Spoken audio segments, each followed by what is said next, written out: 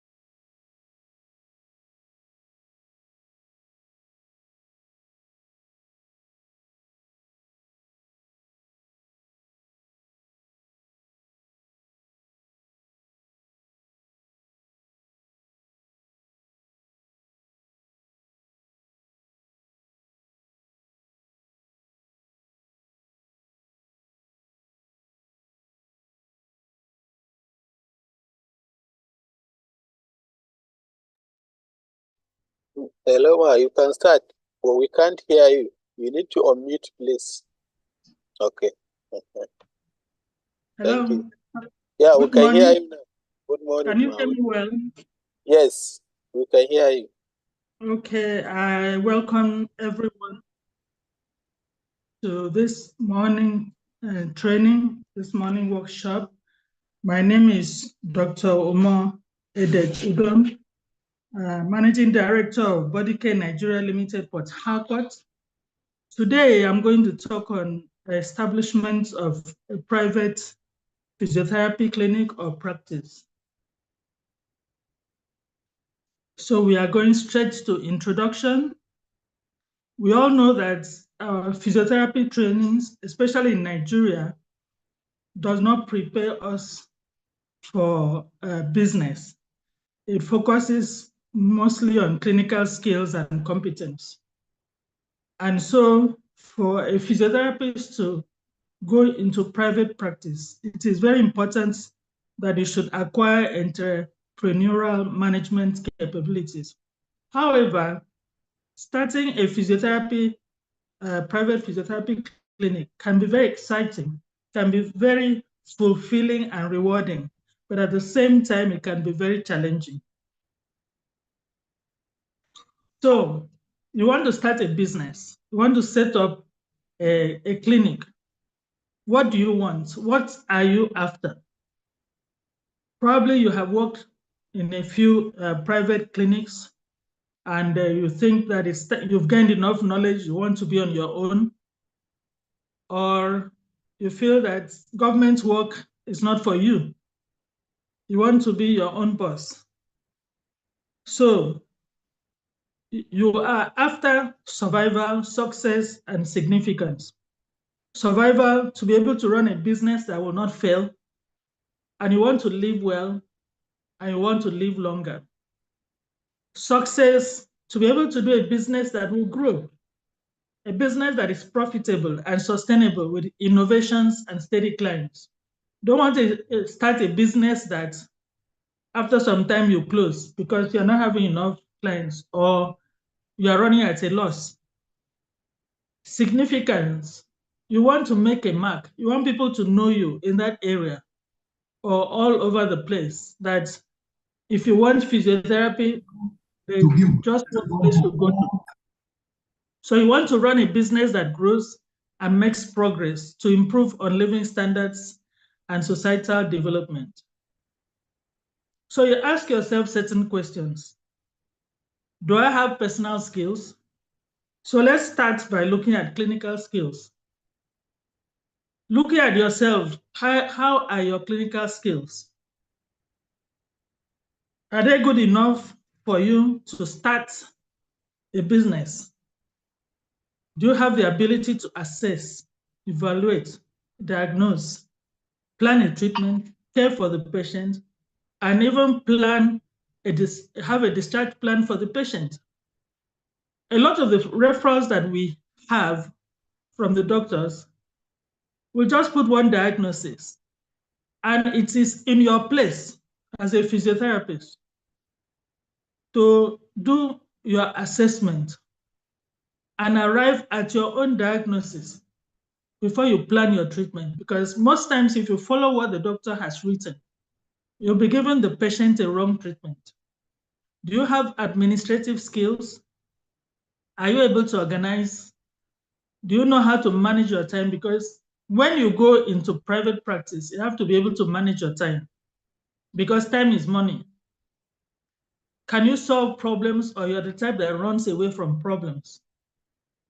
Do you have attention to details, or you are careless? If you are careless, you cannot run a private practice. And documentation is very, very important, both for the patient that you are going to treat and for the running of your business. Do you have technical proficiency? These are the questions you ask yourself. Do you have management skills? Are you a good leader? What kind of leader are you? Are you a dictator? Are you autocratic? Are you a democratic type that will mingle with your workers and they can flow with you? Do you delegate work, or you think that, oh, you are the only person that knows everything? Can you make decisions at the right time and at the right decisions? And then, do you have the ability to mentor those people that are going to work under you? How is your communication? Do you communicate well with your patients and your workers? And do you motivate people to work? So you look at your communication skills. Are you the type that listens to people, or you do all the talking and you expect everybody to do what you want? Are you good at interpreting non-verbal communication? That is body language, facial expression. Are you very good at interpreting them? Because some people might not talk, but from their body language and the facial expression, you'll be able to read their action, or whether it's plus or minus. And then written communication. Are you very good at your written communication? Constructive feedback, you give instruction and you get a feedback, or your patient will ask you for something and you are able to give a feedback. Presentation skills. How do you present things to people? Do you do it in a way that they will buy into it? You must have business acumen. Do you have business acumen? This is a combination of understanding and application. So, are you able to plan, carry out operations, manage finance without losing money, and strategize to make your business grow and to attract more clients? Interpersonal skills. Are you able to allow people to interact? Because when you run a private practice, you should be able to interact with everyone. What I do is that even up to the cleaner, I interact, because these are the people that will be able to tell you, this is what this patient said. This is the improvements that the clients want. This is what the client said, oh, it's not good about your clinic. If you don't interact with your staff, you'll not be able to get this information. If you think that they're just low down there, this vital information that will help you to improve your clinic, you will not be able to get. Do you communicate well with everyone, both staff and patients? Do you work well with others? And there are more questions you are going to ask yourself. What are my professional competencies? Do I have the ability to perform tasks well and effectively? Or I just have this I don't care attitude when you are given a task to do? You can afford to do that in government hospital. But when you come to the private sector, when you have a task, you have to do it well and effectively. And you have to train your staff to be able to do the same. So it's a combination of knowledge, skills, abilities, values, and attitude. Then you ask yourself another question. What is my professional philosophy? You might say, my philosophy is to improve the society through my patients by being a positive influence during our time together. You see that patient that you are treating, you should be able to influence that patient. I've treated a patient that recovered from stroke, and I needed to buy a wooden gym floor from America. It was that patient that helped me to bring it in free of charge, because we had a good time together and I was able to influence him while he was recovering from stroke. Do I have integrity? Are you honest, trustworthy, and dependable? When you run a practice and people see that you are not trustworthy, you are not dependable, they'll go to another place. They will not believe anything you tell them. So you ask yourself these questions. Am I honest? Am I a trustworthy person? Am I dependable? And then the last question is, what are my goals as a professional? Work-life balance. Am I able to balance my work with my life? Do I have time for leisure? Do I have time for my family? Do I create time to go on holidays? Can you balance everything? Or you work and work and work and you stress yourself and your family will be complaining? And then professional network. You should be able to mingle with the doctors, other physiotherapists, and have a network that you can always call on them. And then as an owner of a business, you should be able to mentor those that are under you, the younger physiotherapists that are going to be under you, the other staff that are going to be under you. And then certificate advancements. You've come out of school, yes, but physiotherapy is changing every day. So if you are going to offer evidence-based treatment to your patients, you have to keep reading. You have to keep doing online workshops. You have to do hands-on and get more certifications every year. And then improve your leadership skill. If you know that your leadership skill is not good, you do something to improve it so that you can flow with your patients, you can flow well with your workers. So when you have asked yourself all these questions, and probably your answer is 80% yes, do your research. So before you carry your money to go and start buying equipment or pay rent, do your research, please. Research the potential success of your clinic before investing in it. Let's look at the forces. You're going to research your customers, competition, compensation, and the cost. So we look at the customers. In that place that you want to pitch your tent, that you want to put your clinic, how many potential customers live in that area? I'll give you my own case. I came in from Jos to Port Harcourt to set up a clinic, and I went to OGRA. My experience was that most of the clients that came to my clinic did not come from OGRA.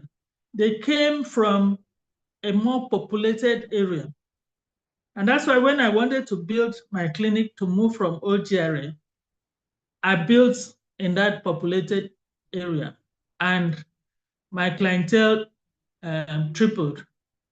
Because I found out that the people in OGRA were big government officials who go and do their medicals abroad. So those were the kind of people I found myself in their midst. So I had to move to where my potential customers live. And today the business has been a success because I took that decision.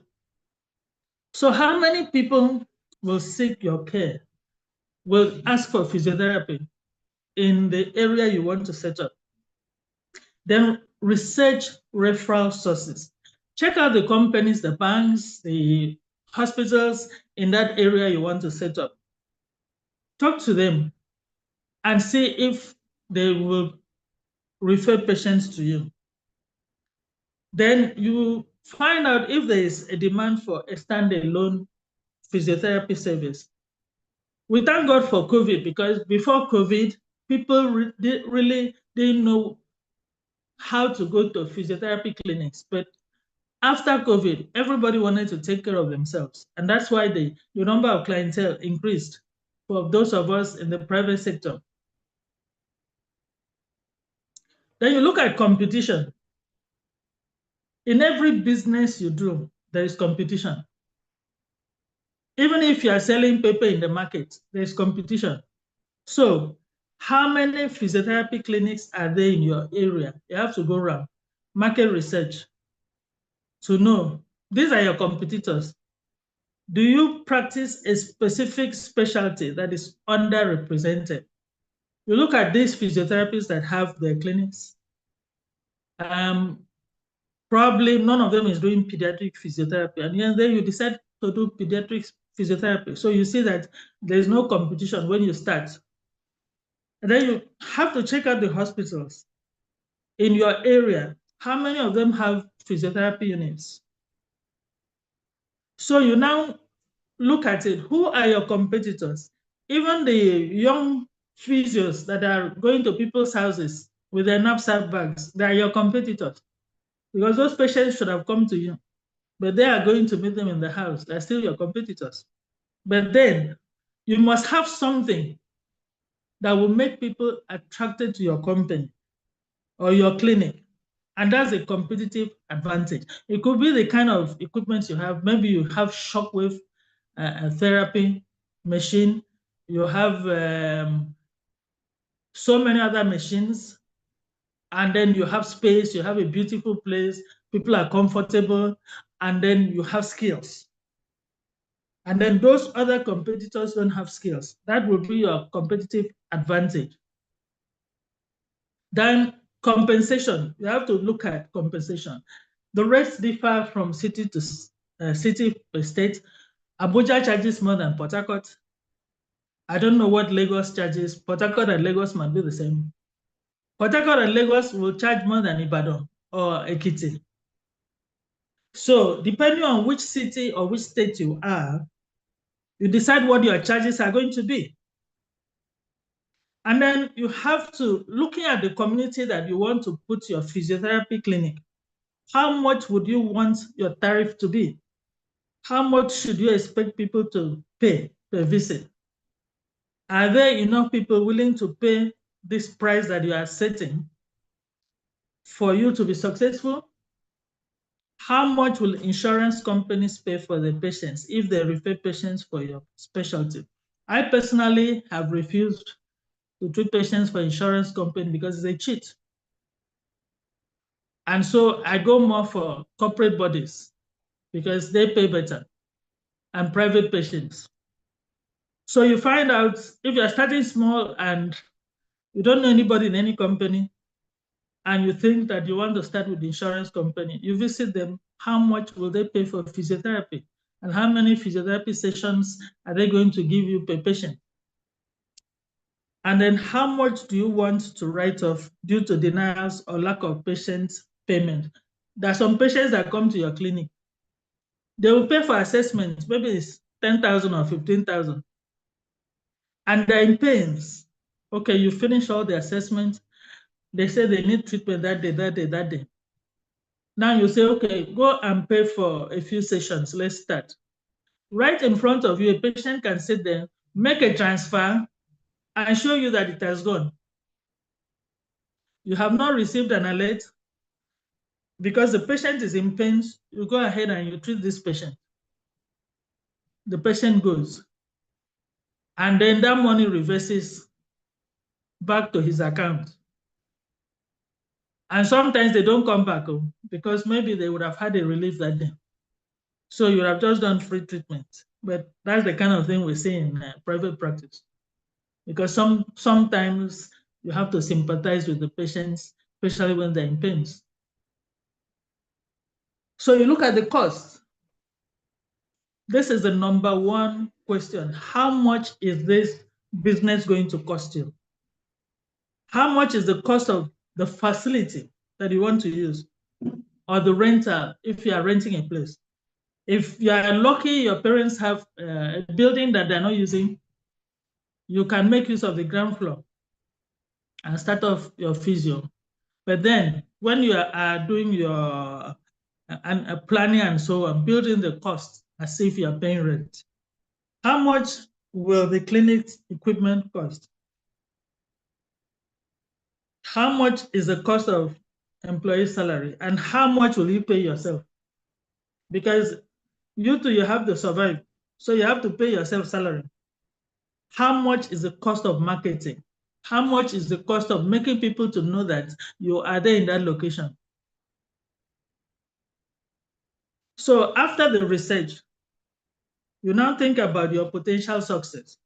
Are there enough prospective customers in that area that you want to set up your practice? How much competition is there? How many of the hospitals have physiotherapy units? We know that some hospitals don't have big physiotherapy units, but they have a space where some physios that are working in teaching hospitals and general hospitals come there in the evening and so on, and weekend and treat patients. Is the compensation good enough? What you are paying yourself, the tariff, what you are paying your staff salary, is it good enough? Now the cost of running this business, of opening this business, the startup cost, is it low enough? How many clients and patients would I need to see on a daily basis to make enough profit? Is very, very important because business is up and down. Some days you see a lot of patients, some days it is low.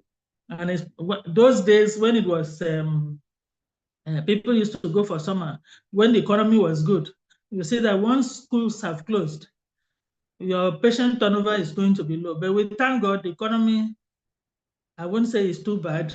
A lot of people are not traveling now with their families because of the flights have gone up. So you see that most of the time now you're having patients. So you now develop a spreadsheet. You use Excel, develop a spreadsheet, put your initial investment, the amount you need to start. Put your ongoing costs, recurring payments required to maintain the practice. For instance, salaries, utilities, inventory, replenishment. And then you do a forecast of your earnings for the next fiscal year, your income, your profits, and expenditure, so that you know if you are going to make profits in the next fiscal year and how much profit, so that you can plan. So you now pick your market. The composition of your clients or patients is very important. I would advise that if you're just starting a clinic, don't narrow the composition of your patients. Broaden the composition of those who will require your services. Be open to having more people in the target market. This will help you pick out the right niche to focus on for your business. So for the physiotherapy niche, you choose the right one, include children. That will be the particular specialty that you want to operate. That's your niche. So you decide if you will enjoy that particular niche. If you want to treat only children alone, like I don't have a flavor for pediatrics, except if that child just has Epilepsy palsy or delayed milestone. When it starts coming to CP, I don't have the patience for it. I'm more of an orthopedic, a geriatric, and a neuro person. So decide what you want. What niche do you want? What market potential exists for the niche? What patients will be available for you to work with? What experience do you have or will be required with regards to the niche? And that's where you have to be doing all these workshops. It is very important. You have to be reading, you have to be researching, you have to go online and prepare yourself for that niche. Because like I treat a lot of big people from corporate bodies. These are people that have traveled abroad, different countries. While you are treating them, they're checking out what you are doing for them online to see if you know what you are doing. So you have to be really prepared. You must have the experience that when you are handling a patient, the patient has confidence that this person knows what she's doing. And then what competition exists in the niche that you are going to? If there are two physiotherapy clinics that are doing the same thing, why should I come and open a place to do the same thing? Okay. By the time the three of you share the markets, you won't have much. But if you are opening what the others don't have, then you have a competitive advantage over them. And then depending on your niche, if you decide that you're treating everybody, then the sky is your limit. You'll have a lot of patients to treat. So these are some niche ideas for those who want to open physiotherapy practice. You can have a general physiotherapy, you can have sports physiotherapy, pediatric physiotherapy, neurological physiotherapy, geriatric physiotherapy, cardiopulmonary, orthopedic physiotherapy, ergonomics, and occupational health. This goes well if you're going to put your clinic in an industrial company or an industrial area. They will benefit a lot from economics and occupational health. Other niche ideas include post-surgical rehabilitation, women's health, back pain clinic. I see back pain clinic a lot in England. They're standalone clinics, only back pain. So you can decide that's all you're going to do. I think I've seen one or two in Lagos. You can have cancer rehabilitation and management clinic. So after you have chosen your niche, you've done your research, you've decided on what to do. You define the type of clinic that you want to operate. Choose an appropriate legal entity. You have two options. Either you go solo and have an unincorporated legal entity, or you have a corporation, you partner with somebody or a group of people, and you have a limited liability practice. So whatever you want depends on the type of service you want. But if you are not sure of the type of clinic you want to set up, you can discuss with a lawyer who has an experience in healthcare sector. So these are the types of clinics that you can open.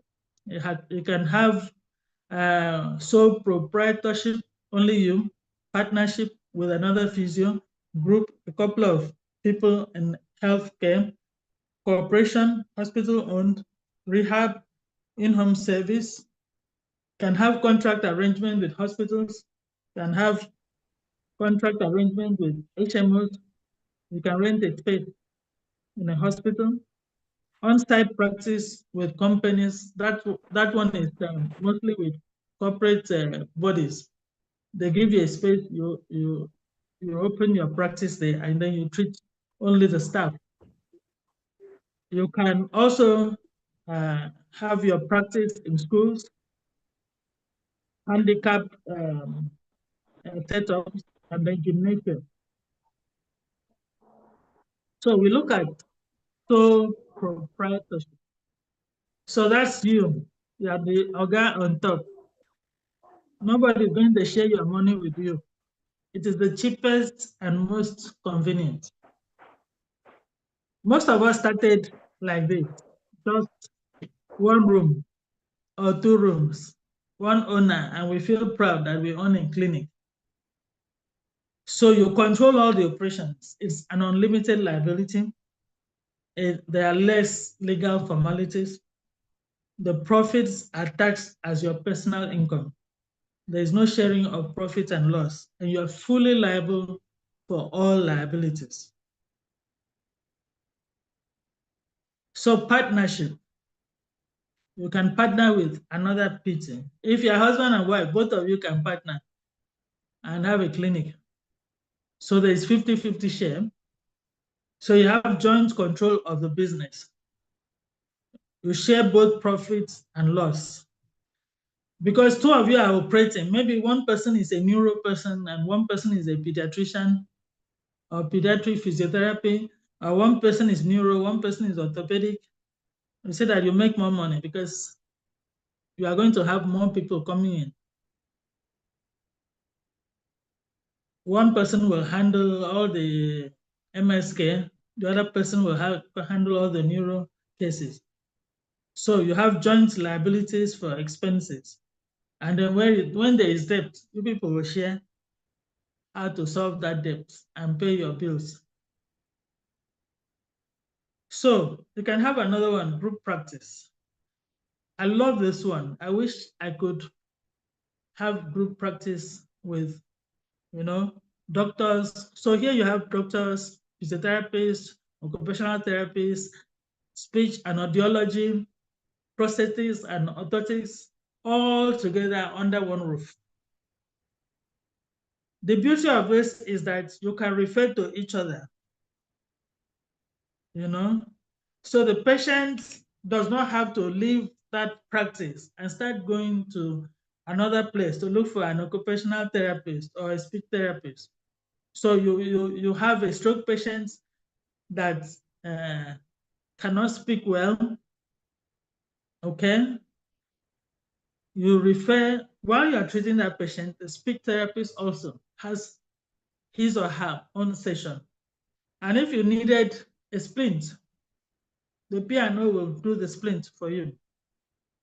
If there is any other complication, the doctor will take care of that. So it's a beautiful arrangement, the group practice. So you share profits and loss. You share liabilities and debts. Very good profits. And it's always a limited liability because you must register this kind of business with corporate affairs so that in your CO2, CO7 document, you see they break down the shares for each person, for each partner. So everybody knows how much the shares is, okay? And then you have your articles of memorandum and of association, everything. So nobody is saying that, I didn't know. When there is problem, you won't say, no, I don't know anything, I'm not liable. Everybody is liable. So, but the beauty of it is that you have improved health outcome through collaboration. So cooperation, there is a limited liability. You can have other people come in and have a corporation, a limited liability company with health providers, including physiotherapists. Or you can just have one with all physiotherapists. So the physios are shareholders, you have joint control, there's higher profit, there's joint liabilities, and the place is well equipped. Sometimes you have somebody that really has good money that comes in as a major shareholder, and he's ready to take care of all the finances, all the equipment.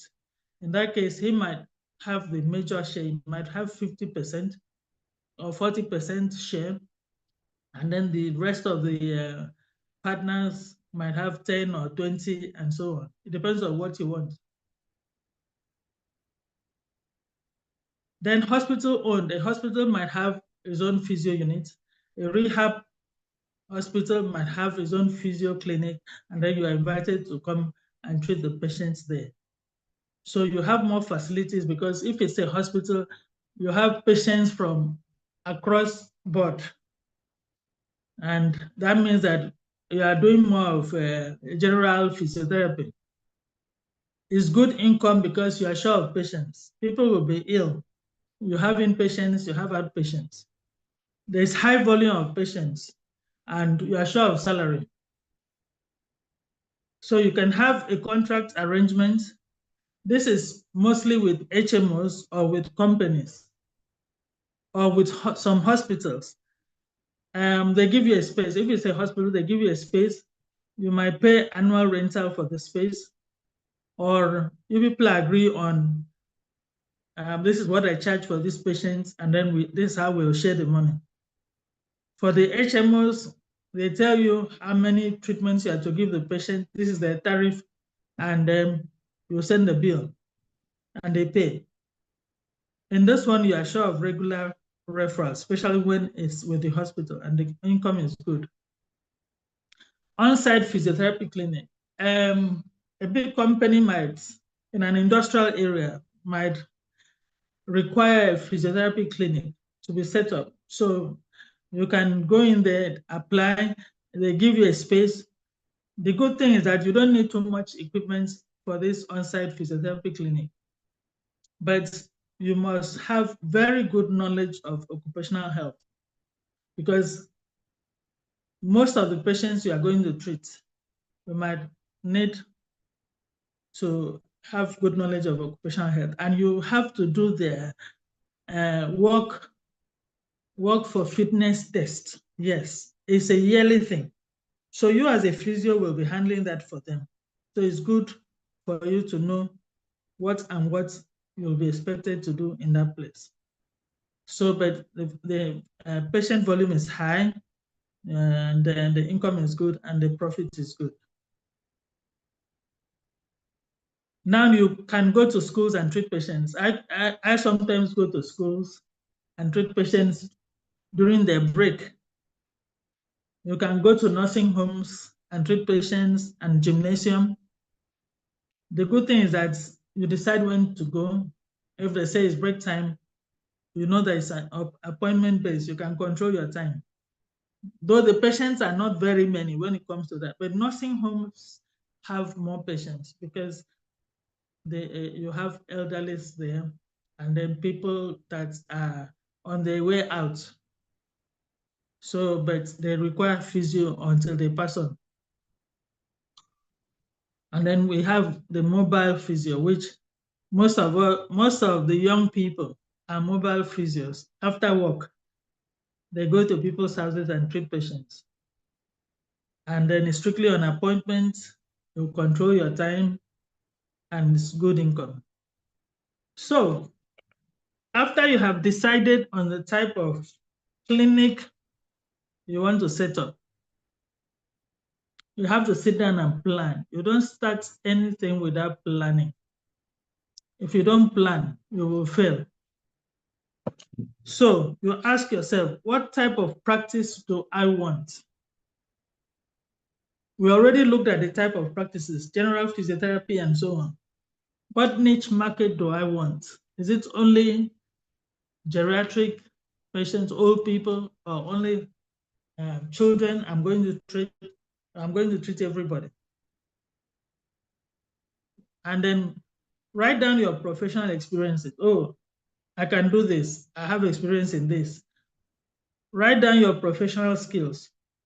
If you don't have, plan to upgrade yourself before you start up that business. And then look at the risk.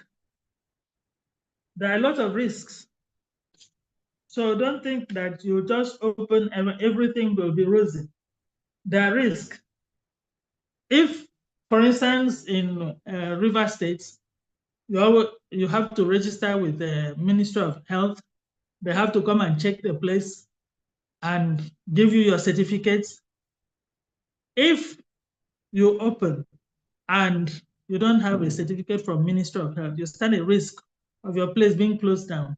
So you have to put in your plan that I have to register with Ministry of Health so that I don't run the risk of my place being closed down.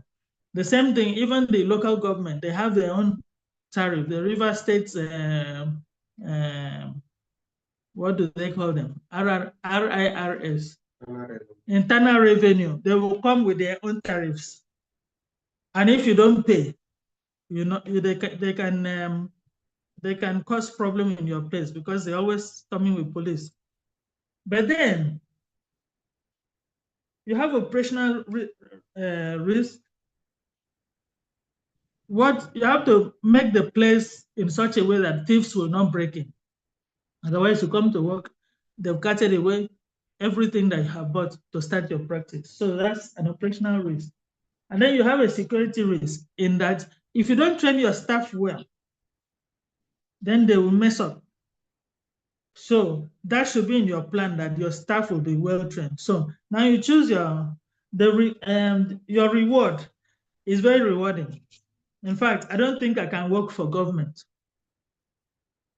Having your own business, being your own boss is very rewarding. It gives you a leadership experience, gives you autonomy, and it enables you to buy any equipment you want that you have talked of probably when you were working with governments.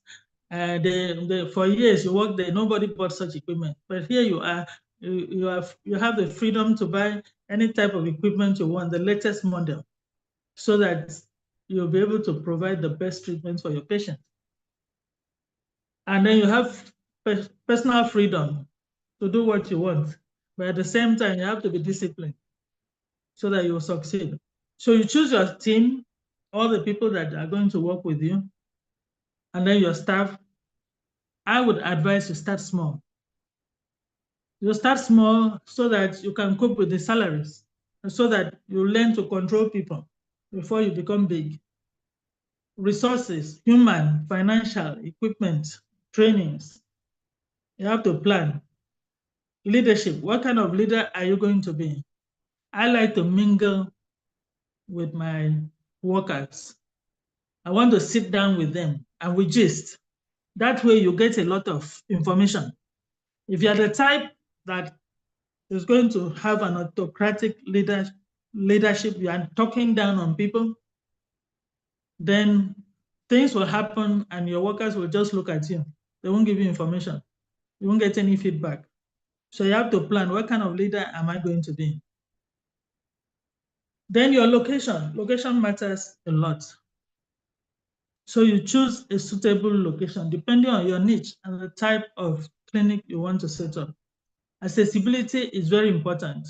If the people that are going to come to your clinic are going to come by public transport, then you make sure that you are not too far away from the bus stops or from the highways and so on, so that they can just take a cab, stop at your entrance and come in.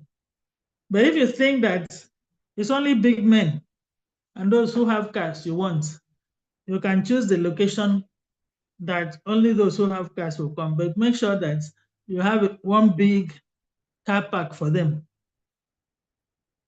Now, it is very important as a physiotherapist that your clinic should be on the ground floor of a building. We all know how our patients are. Most of the patients that come they will not be able to climb stairs. So your clinic should be at the ground floor of a building. And then you look at the space. Any space you need will depend on the size of the clinic you want to set up and equipment you want to put in and other facilities you want to put in. The layout of the facility. It is very important that you sit down and do your floor plan. You can do a sketch. When you do a floor plan, the floor plan will show all the rooms, what is supposed to be here and here and here. Then it's easier for you to plan which equipment, which furniture will be here, what will be here, what will be here. So please make a draft of a floor plan during your planning stage. And then give space for parking. Your corridors have to be wide and well lit. So that, and then the floor should be non-slip so that your patients don't fall. And then there should be ramps for wheelchairs to pass through, or those that are using Zimmer frame or crutches to be able to come in. And then planning stage, you should look at the structure, your treatment rooms. All these are made easier when you have a floor plan. You draw your draft and have your floor plan. Then you can just label all these rooms: treatment rooms, consulting rooms, reception, offices, gymnasium, equipment. I'm going to buy conveniences, staff room. I will advise when it comes to equipment, please start small. Start with the basics, depending on your niche. Depending on, if you are treating only children, then you know that you are just going to, even the gym equipments are going to be the pediatric ones. If you are treating adults, then you go for the big ones for the adults.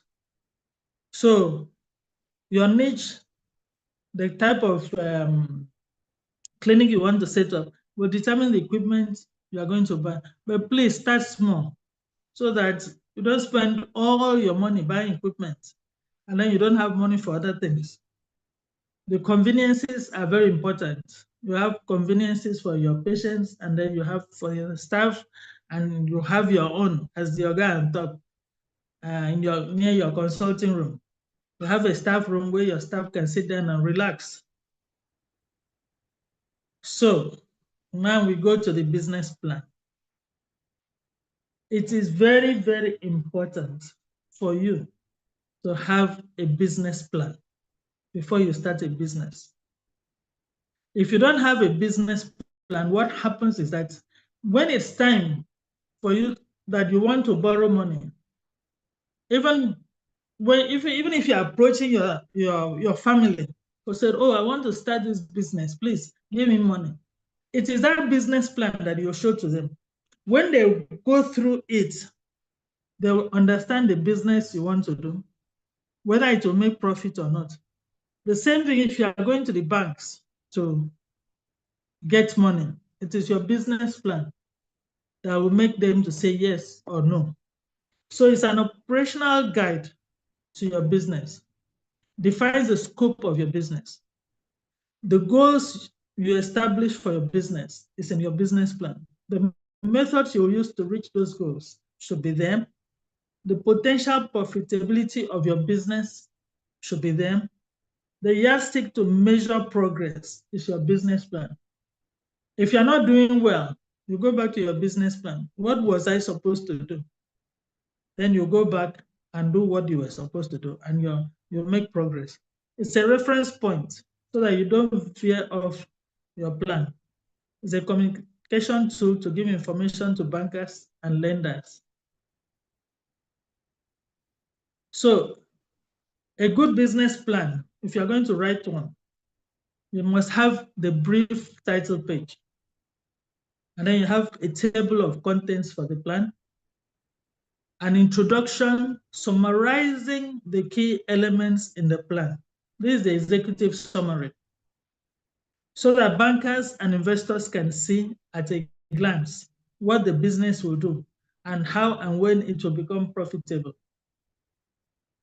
The objectives of the company, a description of the services the company plans to provide and why they will appeal to clients.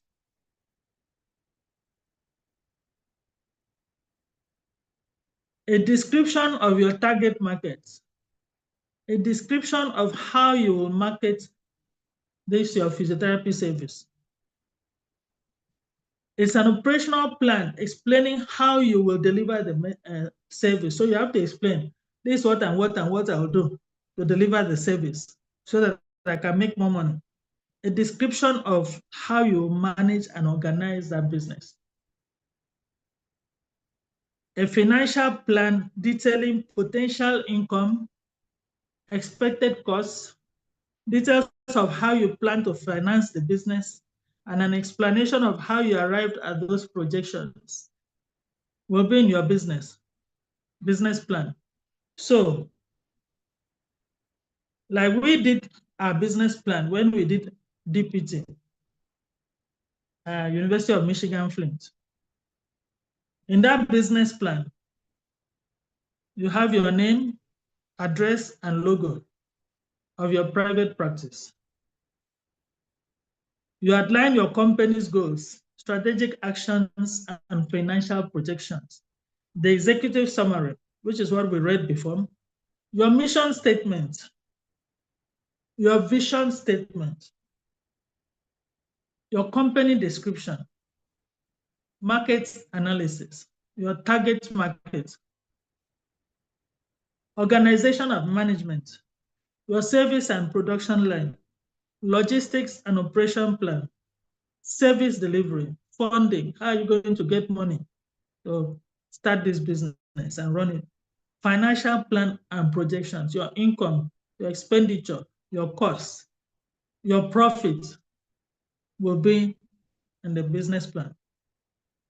Financial analysis, that includes direct costs, indirect costs of your staff, of yourself. Break-even analysis. At the start of your business, you are going to do a break-even analysis. That is to see at which point the total cost will be equal to total revenue, and then you begin to make profits.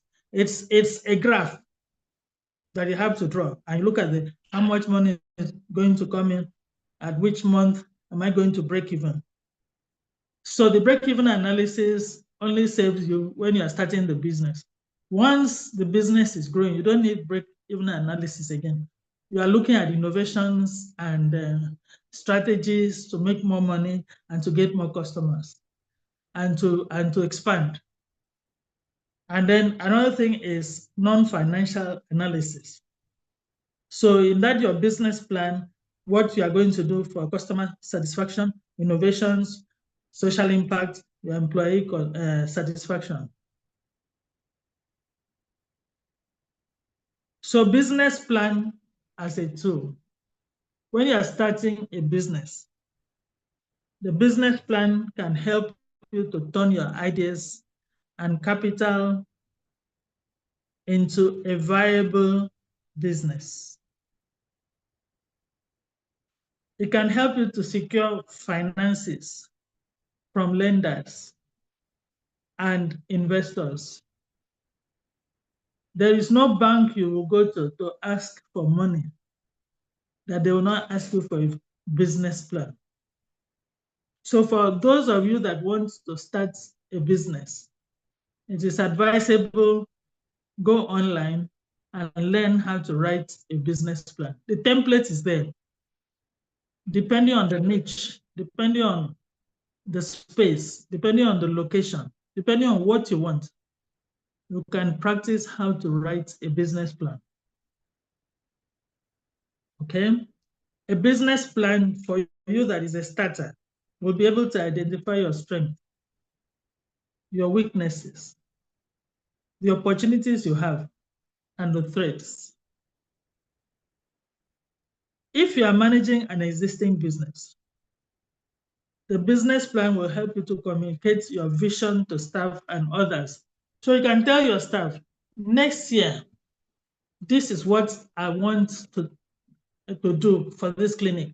And so we have to work towards expanding it. If you want to open another space in another part of the town, or next year, I want to open a branch in so place, probably nearer to where you have a lot of banks, so that I can catch all the bankers. And so you communicate with them and share your vision with them. Write the vision, make it plain, so that others can run with it. If your vision is only in your head, you don't communicate with your staff, then they cannot help you. And then you can talk to others. You can talk to your auditors, your lawyer. This is what I'm planning. And they will advise. When you're managing a business, the business plan helps you to develop accurate financial forecast. Because in the business plan you have in year 1, this is where I'll be. Year 2,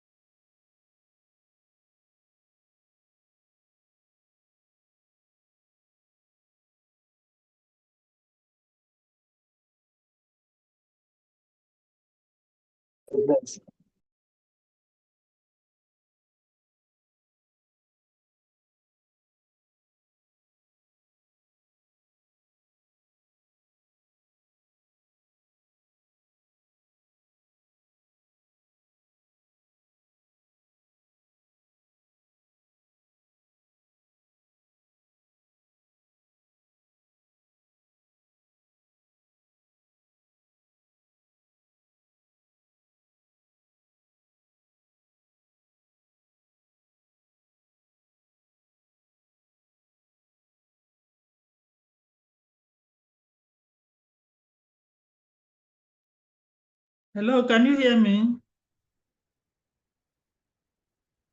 Hello? Yes, we can hear you, ma. We can hear you now. Yes, we can hear you, ma. I hear you Sorry now. about that. The network threw me out.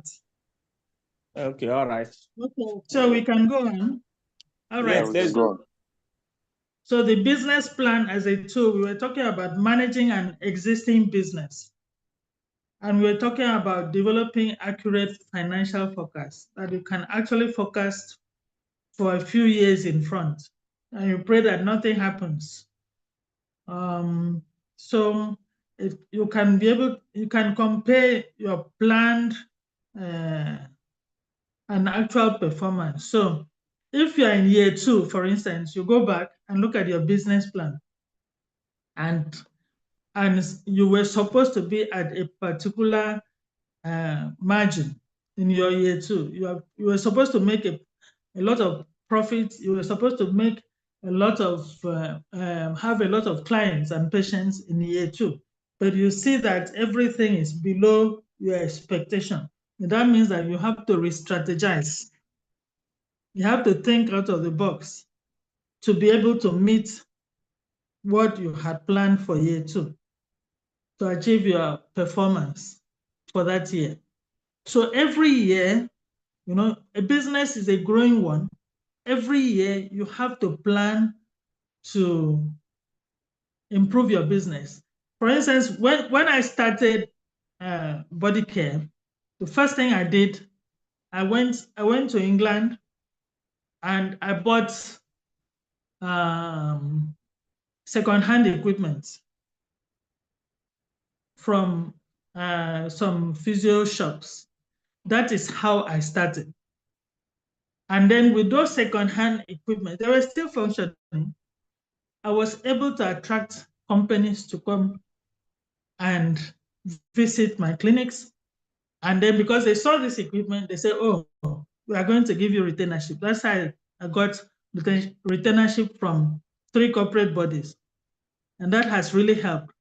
And then when the business started growing, I said to myself, I'm going to give out this second-hand equipment. I want the latest models. So I planned for the couple of years to come. In so year, I'm going to have this equipment in so year. So as money was coming in, I was now buying brand new equipment. Okay, and I didn't sell, I gave out the second-hand ones to other physios. And then every year you see that when you go for World Physiotherapy, for instance, you see new innovations and you want to add. So that's what happens. You keep adding and your business takes a different shape. So this year, patients have seen this kind of equipment. Next year, they come. If a patient came to see you 2 years ago and now comes and sees the same thing, say, they grow. But if a patient comes and says, wow, you are really doing well, your clinic is really growing, you have the latest equipment, word of mouth, they will tell other people and they will come. So the business plan helps you to compare what you planned and your actual performance. Are you performing well? Are you moving forward? Are you growing? Now, when your business is growing and you want to expand and you want to approach the banks, you take your business plan, and it's not a dormant plan. You have to keep changing it to what you want as you grow. And then you take it to the bank that, see, I am at this point. I need to do this. Like when I needed to buy a generator for body care, I went to the bank and they said, oh, do you have collateral? I said, yes. And they gave me money because they were sure I was going to. And when I needed to buy certain equipment, I went to the bank and they gave me money. And I paid within the time that I said I will pay. But if they don't see any documents, they will not trust you that you'll be able to pay their money. So when you are growing, you're expanding your business. The business plan helps you to raise capital. It creates a strategy for you to manage growth. Okay? And then you take advantage of opportunities and mitigate risk. Like I said, when COVID came, and a lot of people were now aware, that I have to look after myself, or I have to go for physiotherapy. We saw that we now had more patients after COVID coming to the clinics.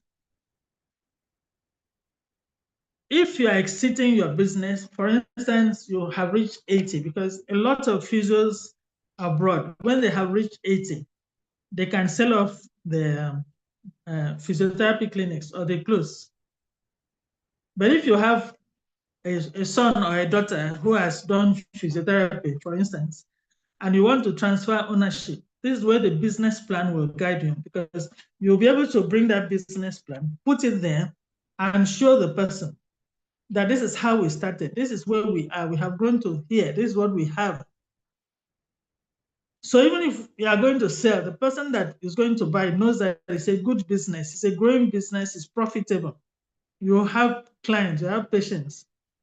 And then even when you want to close the business, you're tired. Like there's some physios, they just want to close the business. If you are 80 and you think you have another 10 years to go, you just want to travel around the world and visit different cities, go to Paris, go to Dubai, enjoy yourself for the next 10 years. Some people do that.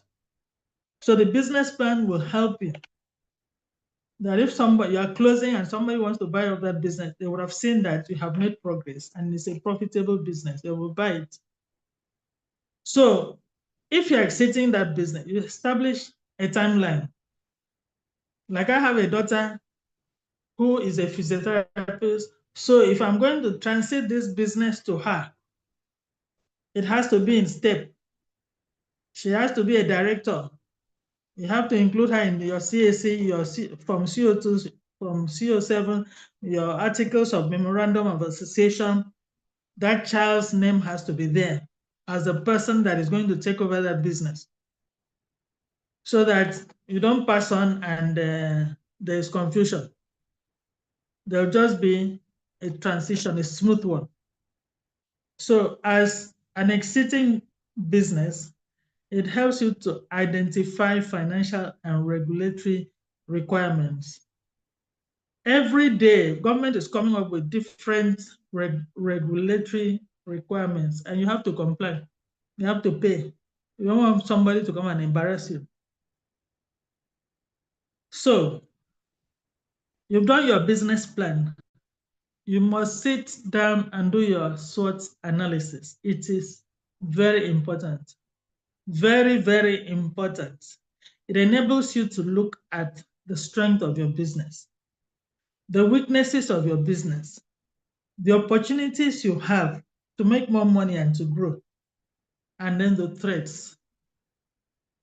You can use it to develop a strategic planning that I must get this. All these companies that are surrounding me here, all of them must come to my place. So you strategize for this company, this one, that one. All these patients that are here, I'm going to get my online business marketing. This is what I'm going to do. It helps you to strategize your planning. It's a framework that is used to evaluate a company's competitive position. It's beneficial and crucial in setting up a business. So you have the internal factors, the strengths and weaknesses, and then you have the external factors, opportunities and threats. So SWOT analysis helps you pinpoint what makes your practice uniquely, where you might need additional resources or improvements. If you see your weakness in a particular area, you don't have skills, or I don't have the latest equipment, then you decide, I'm going to put my resources and train myself more. I'm going to put my resources and buy so and so equipment. And my front desk officer is not receiving patients well, needs training. My cleaner is not cleaning well. The floor is not clean. What agent can I use that is antibacterial, but at the same time can remove stains, has good odor, and can keep the place clean? So everything matters. So it's good to look at your strengths and weaknesses, opportunities and the threats.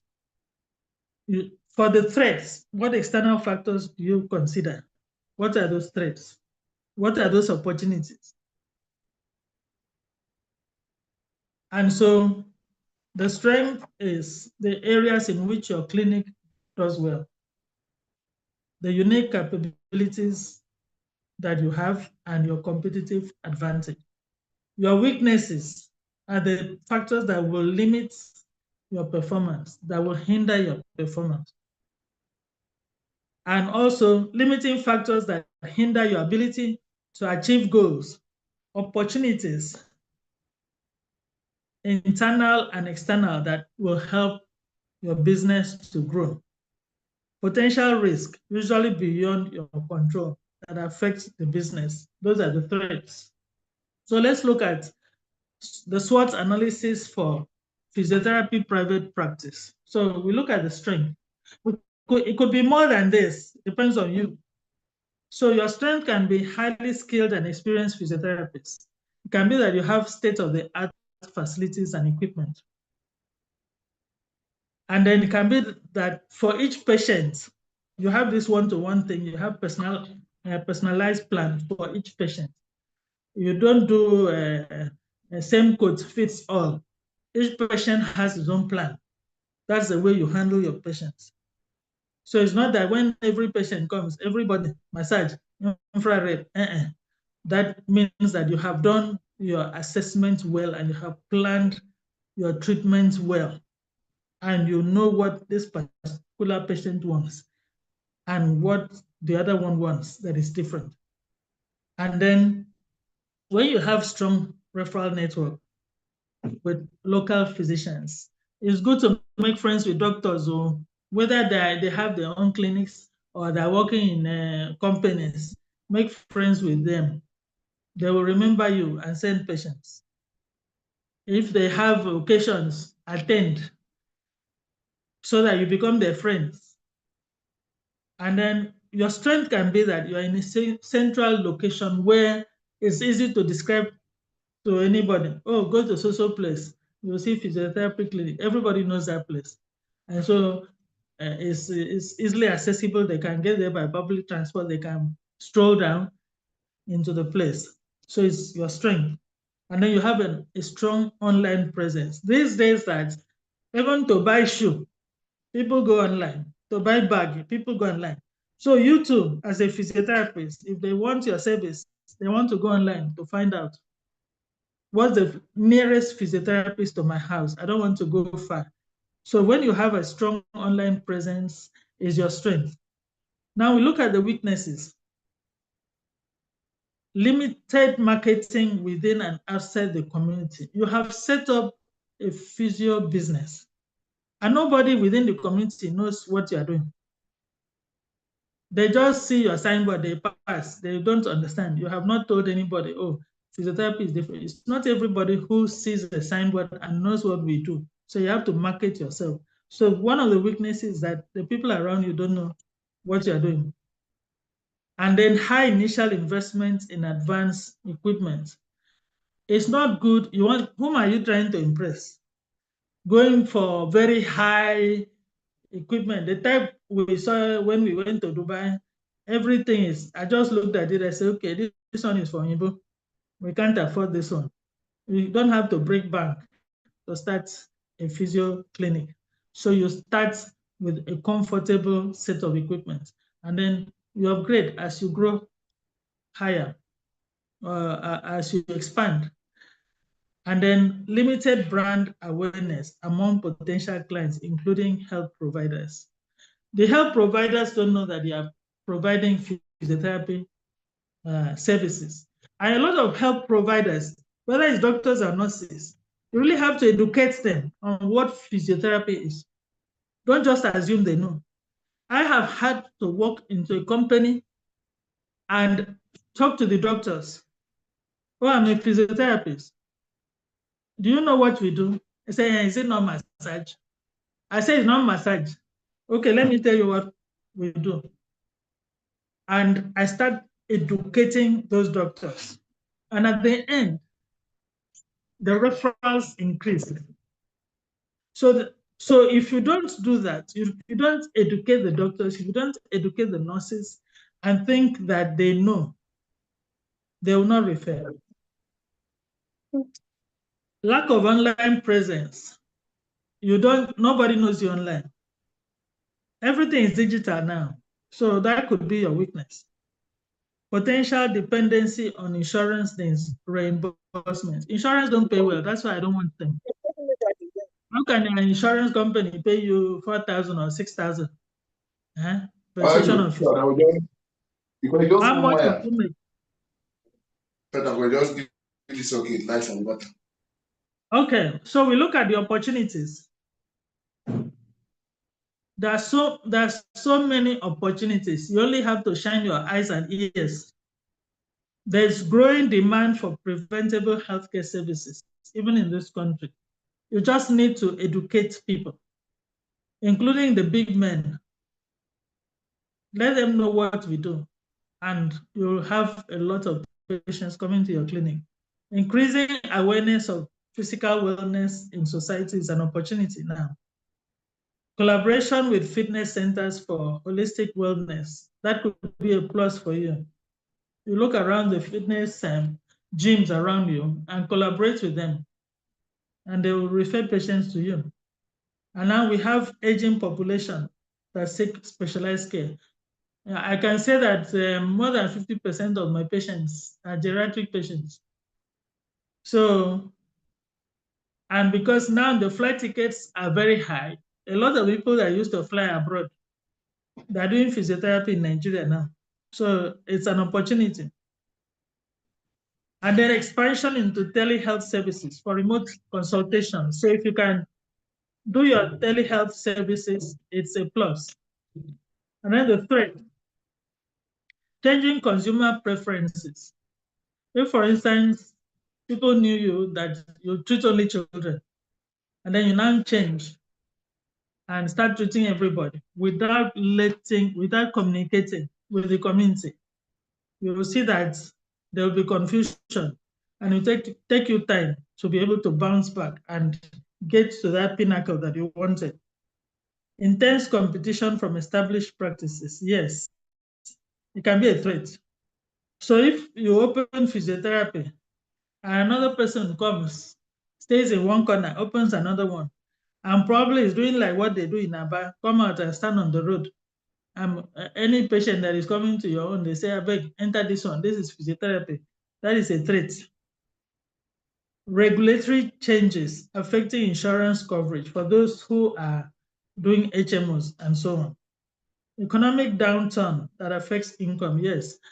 If you are depending solely on private patients, when the economy is bad, they will just, if they have pain, they will just branch one pharmacy to buy drug instead of physiotherapy. And even if before they used to pay for 10, 12 sessions, they will just want to pay for 3 and hope that they'll be well. And that affects your economy. Disruption due to unforeseen public health crisis.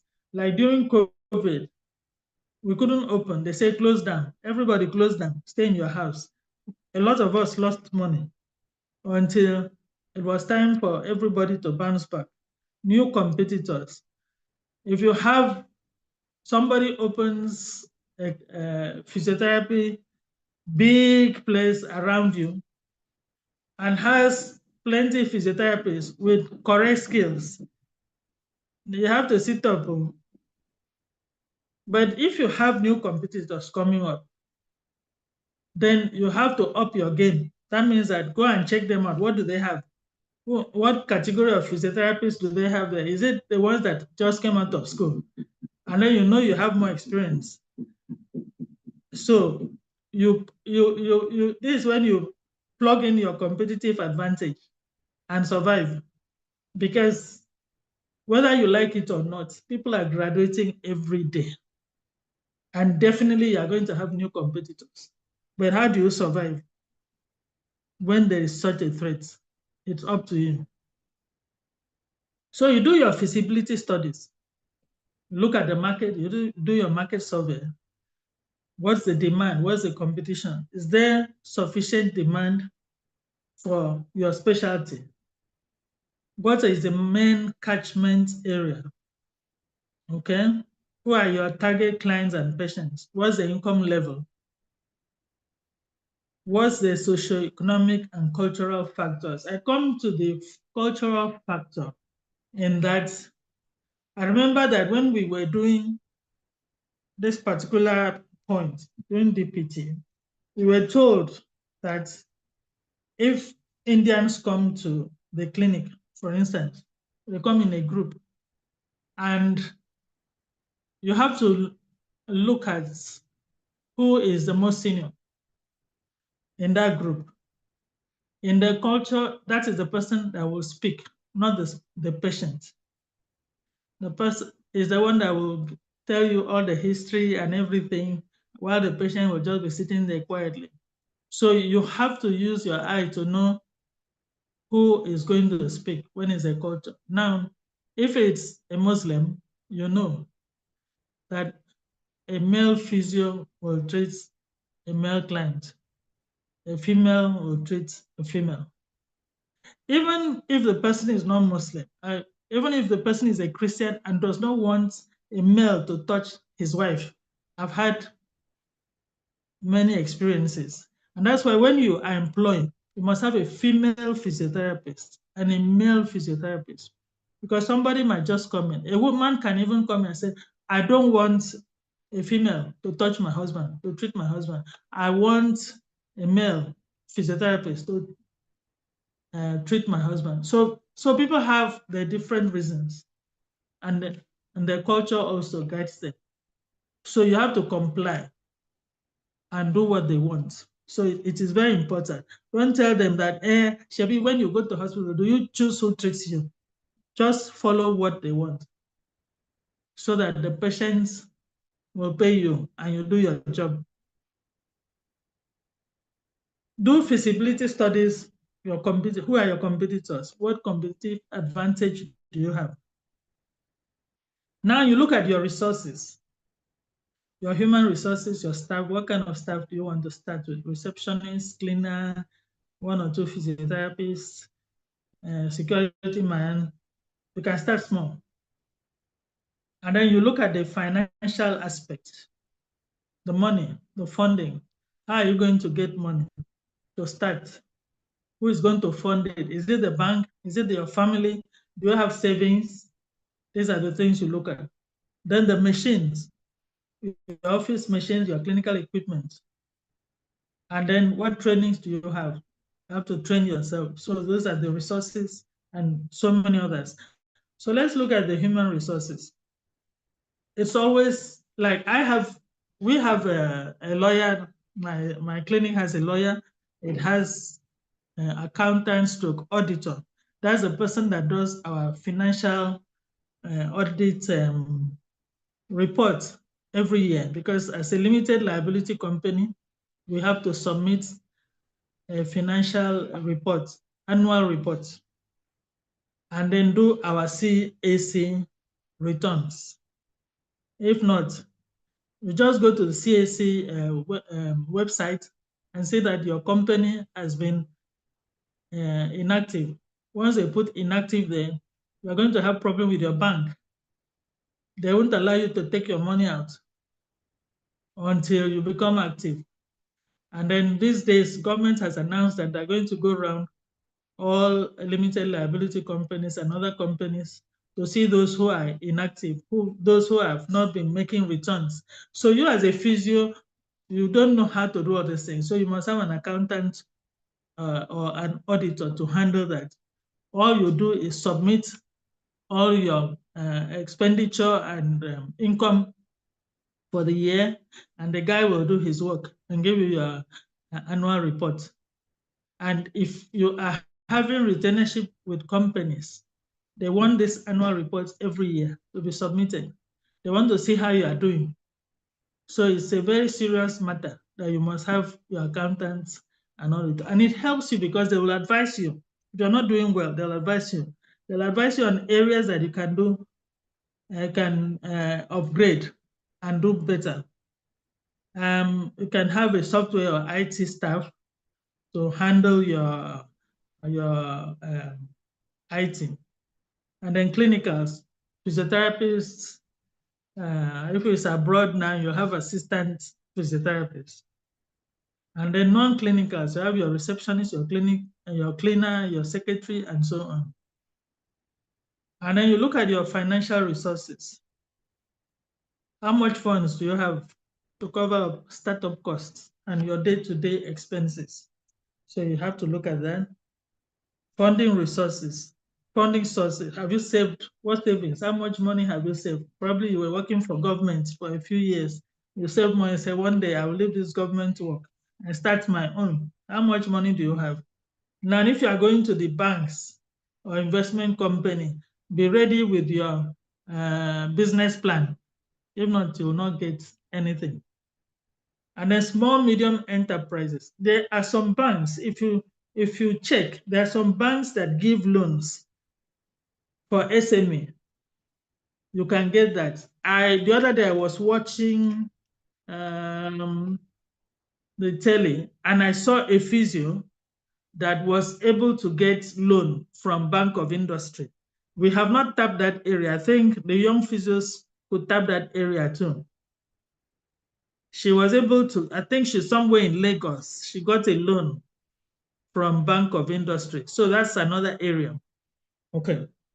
So you can get from your friends and family. If you come from a rich family, then you don't need a bank. Your daddy will just give you a check and you start up, give you one of the buildings and you use and start your physio. But you have to be able to control your income and expenditure. It's very, very important. It's not that money comes in and you spend everything, no plans. And you have to plan for future development and need.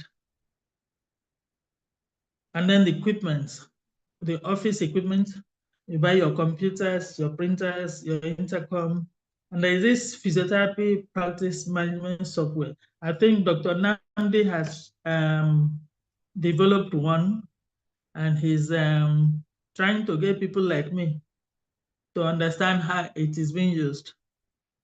But a couple of people have keyed into it. And then you have office furniture that you have to buy, clinical equipments and furniture, stationaries, infection control, and cleaning materials. And then you look at the trainings. What trainings have you done? CPDs. If you have not done enough, you have to up your game. You have to attend more workshops. You have to attend conferences, both local and international. When you go for these conferences, please try and stay put. It's not a holiday for shopping. Try and stay put. Look at the equipments that are being displayed and all the presentations that are being made. Try to listen and improve yourself, and then bring it back and implement in your clinic. And then other trainings are there to maintain and improve professional skills. The leadership and management trainings, just like the ones we are doing now. There are online courses so that you can diagnose better and patient outcome will be better. And then you do your research. So regulations, legalities, and ethics. A lot of people think that they don't need accreditation from MRTB. They'll just open their clinic. I'm going to tell you there's a difference.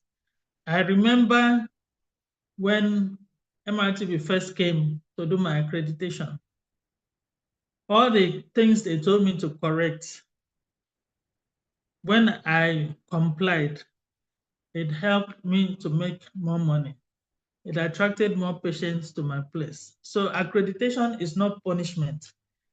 Or I'll say it's only in Nigeria that you open your clinic before you go and do accreditation. Every other place, you have to, when you set up everything, then you call in the board to come and accredit your clinic and give you your certificate before you open.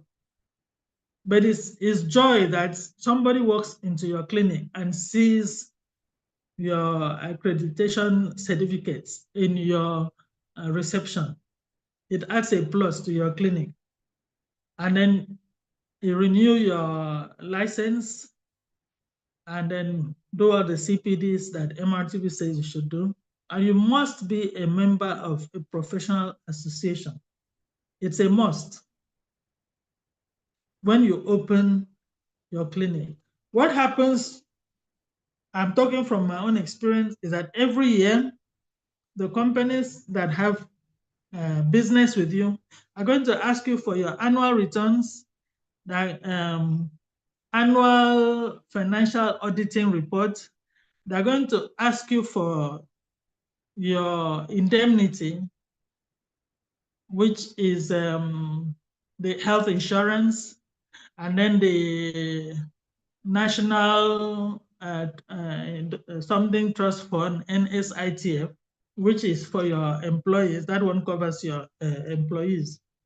And then they are going to ask you, for those of us that are treating patients in all companies, you have your DPR certificate and so many other things.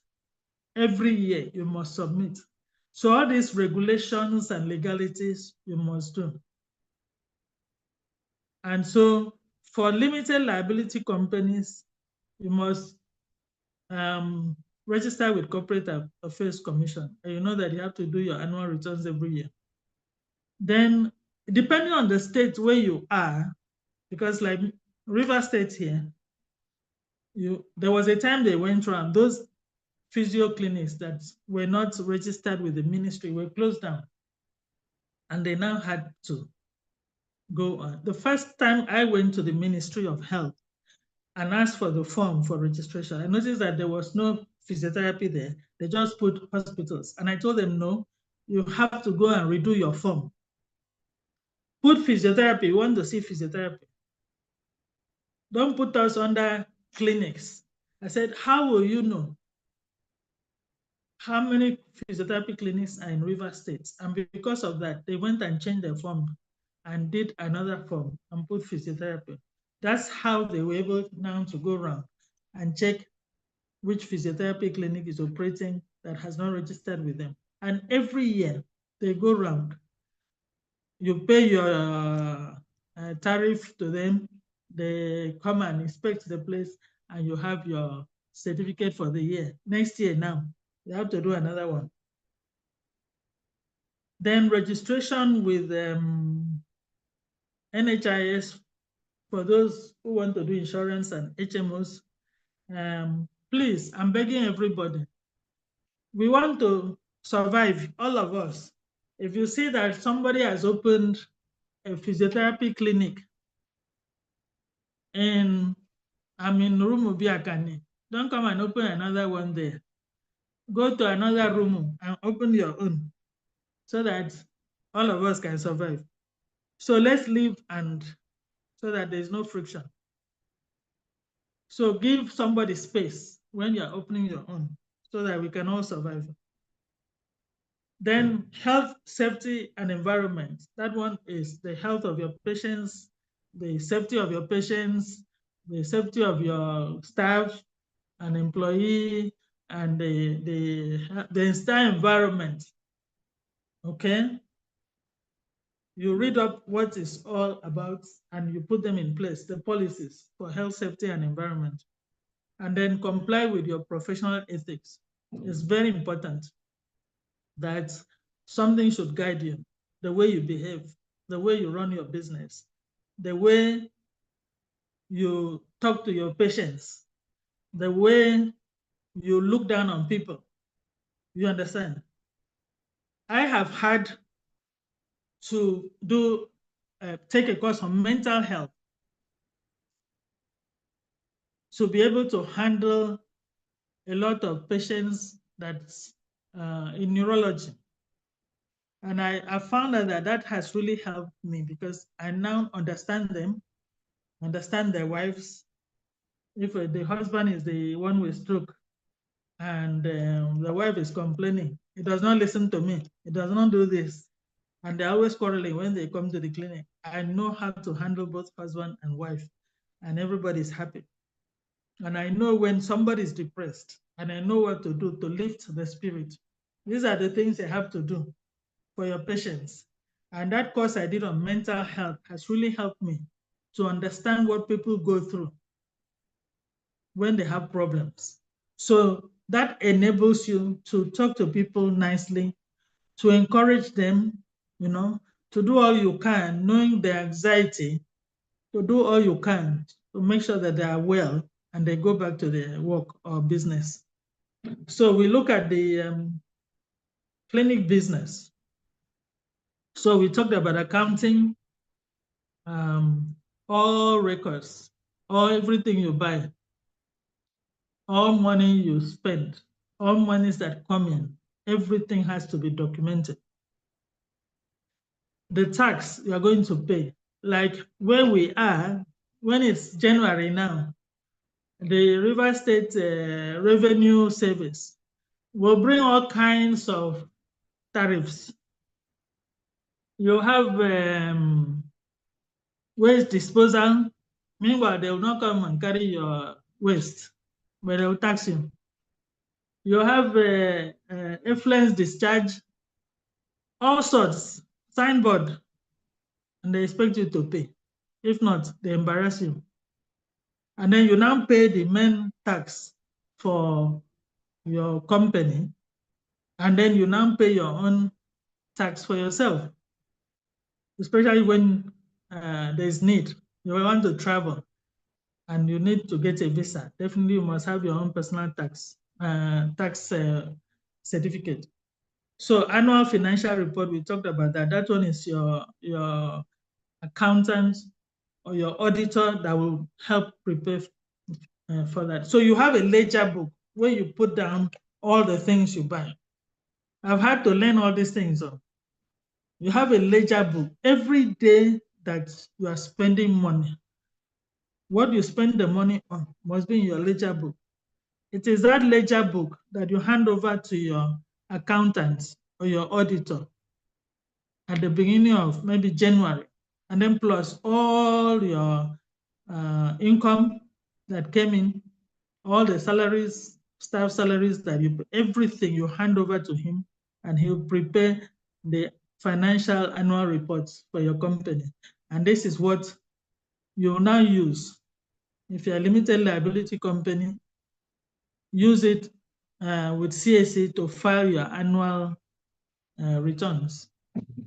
So it's very important, but it's good in that it keeps you on your toes. You know that you're making progress. When you look at your financial report, you'll see that you're making profit. Okay, so cleaning business includes bills that you have to pay, your electricity tariff, and so on, utilities, water, tenement rates, if you are the owner of the building, and then the salaries. And then the work climate should be friendly and conducive. I've had a patient who worked in an unfriendly work climate. What he says is that when he's at home, his blood pressure is normal. When he comes to work, his blood pressure goes up. And so one day he came to work and he collapsed. He had stroke. He didn't know himself. By the time he opened his eyes, he was in the hospital. So if the work climate is toxic, it could affect both your staff and your patients. So your work climate has to be very friendly and conducive. Equipment, you look at equipment purchase, maintenance, and replacement. It's always good to have somebody who did probably electrical electronics, who will be there to maintain your equipment when they break down. Then you look at quality control. The kind of service you provide has to be quality. You are not just there to make money, but it has to be quality. But if not, you won't attract certain kind of people. Then you look at communications. In this business, if you have a missed call, you have to call back. You don't see your patients, you have to call them or send an SMS. Thank God for WhatsApp. You send emails. You have your customer service at your front desk. You communicate with marketing. Even word of mouth is still marketing. You tell this one will tell this one. And then you have your website and then social media. Like I use social media a lot. I use WhatsApp a lot with my patients. A patient can send you a text around 10 p.m. I cannot sleep. The pain is too much. What do I do? We should be able to communicate immediately and tell that patient what to do. So I do that a lot. with my patients. Doesn't matter where I am. Once my patient send me a text, this is a problem, I know what to do, and I tell you. And I said, in 30 minutes, give me a feedback. Are you feeling better? It is very good. You must have a relationship, and this WhatsApp has helped us to be able to mingle with our patients, even when they are not in the clinic. So communication is very important. The payment system. How do you want payment to be made? Is it cash? Is it POS? Is it bank transfer? You have to put that in place. Is it NHIS that is paying you? They have their own payment system. The credit system, you can put that in place. Retainership, some companies, you finish treating patients, you send the report and the bill at the end of the month. They might tell you 60 days, you'll get your money. So you have a bulk payment. There could be delays in payment. The company could tell you that in 60 days you'll be paid. And it could take 6 months before you are paid. So you have to keep money aside to run your business in case there is delay in payment. And then discounting, sometimes somebody will say, give me discount now, I cannot pay this amount. You can do some of those discounting so that the patient will still get his treatment done. Now, billing for payment. When you are billing, don't leave anything out. Bill for registration, for consultation, for assessment, for treatment, for everything you are going to supply for the test. It's easier to use the method of time and modality of treatment. You can code your intervention procedures so that it makes it easy. For this is the code, and this is the amount each time the person comes, and this is the amount for 10 treatments or 12 treatments. So, but our experience is that 90% of the clients, they pay out of pocket, except the companies that pay straight to the company account. And most of the patients, they either do POS or they do transfer, because now the bank does not allow you to take much cash. So most people do transfer and POS. So treatment fee varies, like I said, depends on what you are treating, and it depends on which state you are. And then the number of treatment varies too, depends on the condition that you are treating and how long the treatment is going to be. So your documentation, like you have the patient documentation guideline by APTA, you can use that. You can use SOAP. That makes it easier for you. So your documentation will help you with your charges. But please, if you have not treated somebody for something, or you didn't use a particular procedure or modality, don't put it in your charges and charge the patient simply because you need money and things are hard. So other concerns, patients' privacy is very important. When we were being trained, we were told that patients' information that is given to us is a confidential matter. So, and the case file, that's why when MRTB comes around, they want to see where you put your case file, and that is under lock in one cupboard. So, consent form.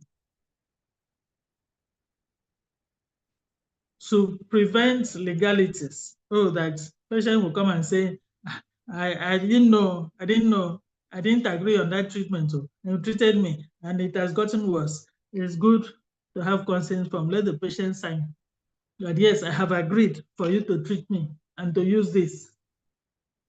So that if anything happens, patient will not say, I did not agree. You will just bring out your form.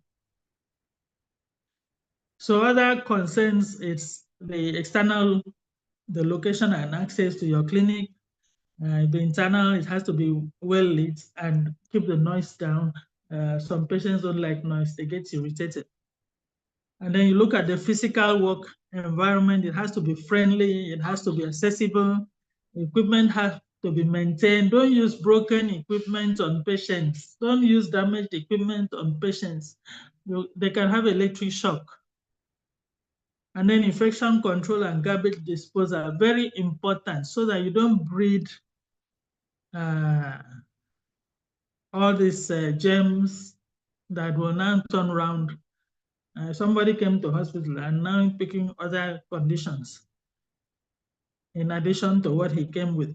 So you keep the place clean, and garbage disposal is very important. And then keep your records well. Documentation is very, very important. Don't postpone documentation. Oh, tomorrow when I come to work, I will do it. No. As you finish treating that patient, you sit down and do your documentation. Or even when you are consulting, be doing your documentation. It's very important. Financial audit, we've talked about that. Professional ethics, we've talked about that. Now, misdiagnosis. Very, very, very important. What is misdiagnosis? Like I said, a doctor will send a patient to you, probably right back pain. Meanwhile, the pain could have been a referred pain from one of your organs, one of the patient's organs. And you just, oh, they say it's back pain. You don't take history. You don't do differential diagnosis. You don't do evaluation. You don't examine. It is very, very important that when a patient is sent to you, no matter what the doctor has written,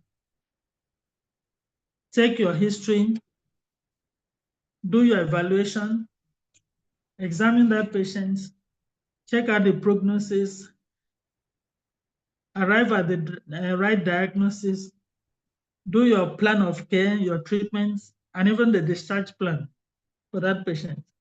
Do your differential diagnosis, systems review of systems, so that from here you will know whether that pain, that back pain, is referred from the kidney or is cancer that is referring pain to your back.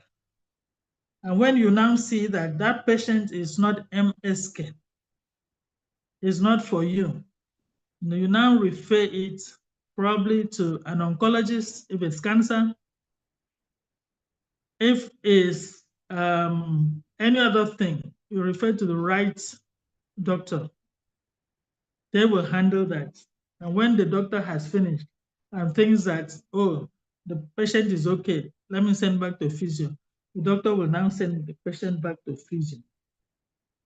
So you use your patient management guideline for physiotherapists. APTA has it. You can go online and you will see it. This will show you how you do your assessment. You do imaging, do your lab tests, you review the patient for medications, because sometimes the medications that patients have can give you some symptoms that are not MSK. The symptoms might just be from the medication. So it's good to review the patient's medication so that you treat the patient for the right diagnosis. Now, we look at malpractice. A physio has a responsibility to be thorough and precise and fully evaluate the patient's signs and symptoms in order to diagnose and treat the patient so that they benefit from physiotherapy. It is very important. Okay? So malpractice can be improper techniques that you are using. It could be that you've dropped the patient while the patient was walking and the patient falls down and fractures the femur or the hand, any part of the bones in the hand. Malpractice can be leaving your patients unattended on an equipment. You put infrared on a patient. You leave, you go and sit somewhere else, and you'll be playing with social media, and you forget that you put a patient on infrared. That patient could get burnt. If it's a diabetic case, for that wound to heal will take time. It could be that you are using damaged equipment. Malpractice could also be sexual harassment, sexual assault, and failing to inform a patient of the risk before you treat. And then you have younger ones. Probably you have interns under your care, and you have very high-risk patients, and you're allowing them to treat without supervision, and something happens. That is malpractice. Negligence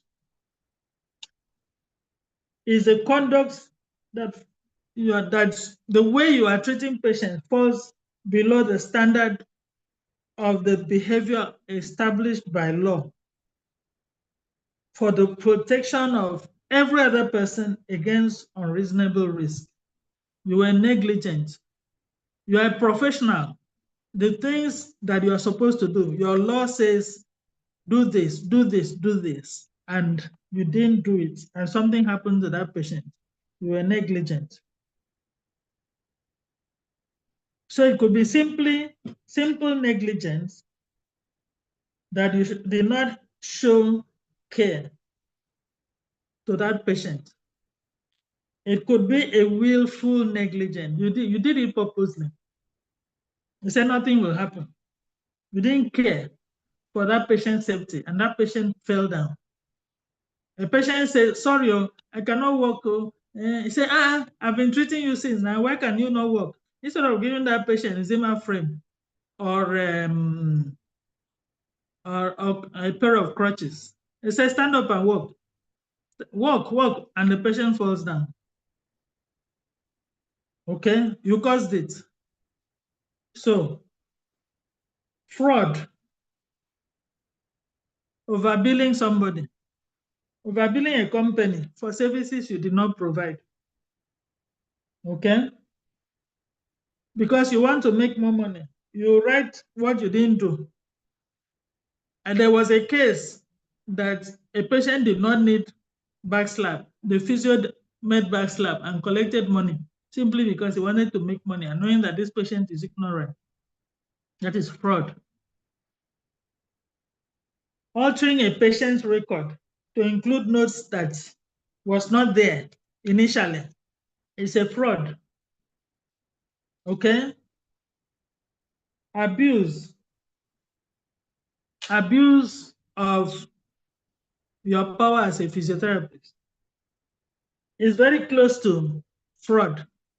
Doing things that you know you're not supposed to know.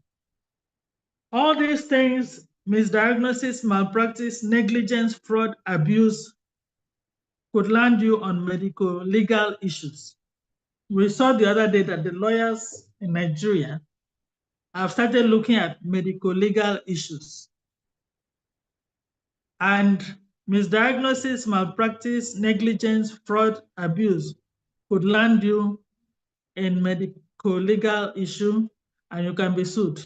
So you have to be careful. So in this, your business, you are going to provide good leadership, quality service. Your personnel is going to be top-notch, and you are going to manage your personnel well. Every personnel define their duties and responsibilities so that everybody knows what their work is. Not that when something goes wrong, this one will be blaming this one. Define their duties and responsibilities so that if something goes wrong, you can hold Mr. A because he did not do his work. And they will know that you hold them responsible. So you should have positive relationship both with the patients and your workers and your attitude. I mean, if I'm a patient and you're treating me and you're frowning your face, what happened? Of course, I will not respond to your treatment. So our attitude, even when we are working, matters. And then you must have prudent financial control, and then right foresight to move when you are supposed to move, to take hold of opportunity when they come. And then you have to have effective brand marketing strategy. So as employer, you have a duty, you have an obligation. So the health insurance stroke indemnity, normally the insurance company will ask for the professional licenses of the physios that are working with you. And then you pay for the insurance cover, and they issue you with an indemnity or health insurance. The NSITF is for your employees. It's like a social trust fund for those that you employ. And then you make sure that you pay your salary, your staff good salary and regularly. There is no point making good money, then you are not paying your staff well and on time. They too have their own responsibilities, both for themselves and their families. So you pay your staff on time and regularly, and then pay your tax on time and regularly. You don't want any embarrassment. Your staff should have health coverage, and then you have policy on health, safety, and environment. And then, of course, if you don't pay NEPA, you won't have light. If you don't buy diesel, you cannot run your generator. So take care of your utility bills, okay? So there are challenges in running this business. Yes, you want to make a lot of money, you want to travel, you want to live well. There are also challenges. These tax issues, like I said, by the time we enter January now, the River State's inland revenue will bring all kinds of tariffs to everybody. Oh, pay in 7 days. But now that we are used to them, we decide how we pay and when we pay. But it's always very annoying because most of these services, they're not offering to you, they're just making money out of you. So, but the government one, definitely you have to pay tax and make your annual returns to the government. That one is you can't run away from that. Then other challenges are expenditure, the wages, the salaries you have to pay your staff, and then yourself, the running costs of this business. The prices in Nigeria, everything has gone up. So the running cost is really high. And then if you are paying rent, for how long do you want to pay rent? You have to plan that in the next few years, I'm going to build my own place. So rents, landlords will increase rent. So it's a challenge. As a business owner, you'll find out that if you're working for government and you used to close at 2 o'clock and then you go and do your PP, this one you will stay and work on because time is money. So you have long working hours. And then another challenge is when your clinical staff, probably you brought in young physios and for 2 years you've groomed them, they've developed skills and techniques, and then the next thing they're going to London, America. It just disorganizes you. So it's a real challenge. Or they're moving to teaching hospital because government pays higher than private sector. It can be challenging. And then another challenge is that you are responsible for your salaries, your bills, and your pension, so you have to work hard. For those who have collected loans, we can see that some years the bank or the central bank changes the interest rate on loans. So if when you collected the loan, the interest rate was 15%, and then by next year they're saying it's 20%. Another year they're saying it's 25%. It's a challenge. It means you are going to pay back more money. And then bills that are not paid on time. You work for a company that says, oh, in 60 days, you'll be paid. And here is 6 months, you have not been paid. So it means that whatever money you have to be very prudent so that you continue to pay staff salary and still run your company. And then sometimes you have low patient volume. So the amount of money that you were thinking you'll make that month, you won't make. So business is up and down. So you have to be ready for this. These are the challenges. So there are some qualities you need to succeed in private practice. You have to be very disciplined. If you are not disciplined, you cannot make it. People will not take you seriously. They say, leave that physiotherapist, it's not serious. You go there, you don't see him. He will give you an appointment. He's not there. You call him, he will say a missed call. He will not call you back. You have to be disciplined. If you're a woman, male patients will chase you. You need to be disciplined and be professional. And once they know that you are disciplined, you are professional, they will not be tempted to try it. If you are a man, female patients and clients will tempt you, will be attracted to you. You have to be disciplined when you are treating them. So you have to be focused. Why did I open this business? Where am I today? Where do I want to go? You have to be focused. Nothing should distract you, whether it's threats. Nothing should distract you. Once you are focused, there is no challenge that you cannot overcome and move forward. You have to be decisive. Make up your mind.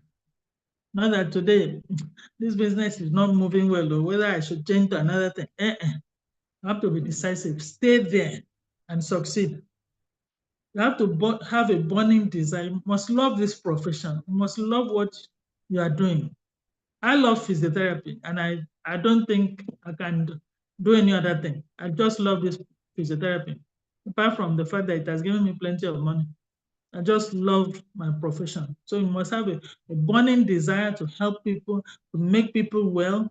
You know, it's always a joy that somebody came to your clinic in wheelchair, and when you are discharging, you are working with that person, smiling to the car park with the person. The person has become your friend. So you must have clarity of values. What are your values? You must have quest for excellence. This thing, I must do it and do it well, not half measures. And then everybody doesn't know everything. So you keep practicing. If it's a particular skill, you practice. If it's a particular procedure, practice until you can get it right, or you are perfect. You have to be proactive. You must also have passion for this work that you are doing, because there are days you wake up and you don't feel like going to work. But that passion you have will make you to leave that bed, have your bath, have your breakfast, and go to work. You must have passion, because if you don't have passion, you can easily give up. It is not easy to run a business. That's where the passion comes in and focus. If you have all these qualities, definitely, and more, you'll succeed in private practice. So in conclusion,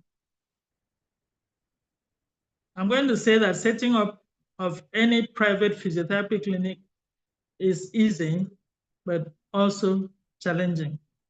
It requires researching, planning, and having professional and managerial skills. For you to succeed, you need to have passion. You have to have business acumen. You have to persevere. Don't give up, and be focused. And so running a private physiotherapy clinic gives you a sense of fulfillment, and it can be very rewarding. Thank you very much. Thank you so much, ma'am, Thank you. for the in-depth Yeah, thank you. Resource lecture. So we maybe we give you some few minutes to rest before we take questions. Maybe some few minutes. You have been talking for 2 hours. I can't believe it. Yes, over 2 hours. Maybe give you some time to take what. Then Okay. we take some questions and answers. Okay. Yes.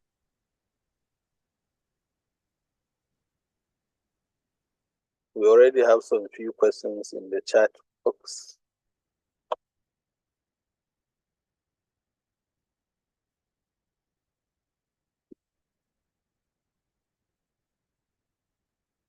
So please, if you have question, you can raise your virtual hand so that we can take the questions in orderly, so that people will not be speaking from at random. So if you have question, you can raise your virtual hand so that we can identify people to speak one by one.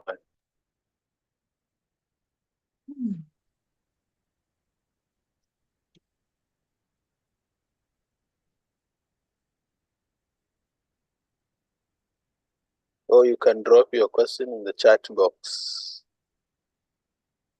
Anyone, it's okay.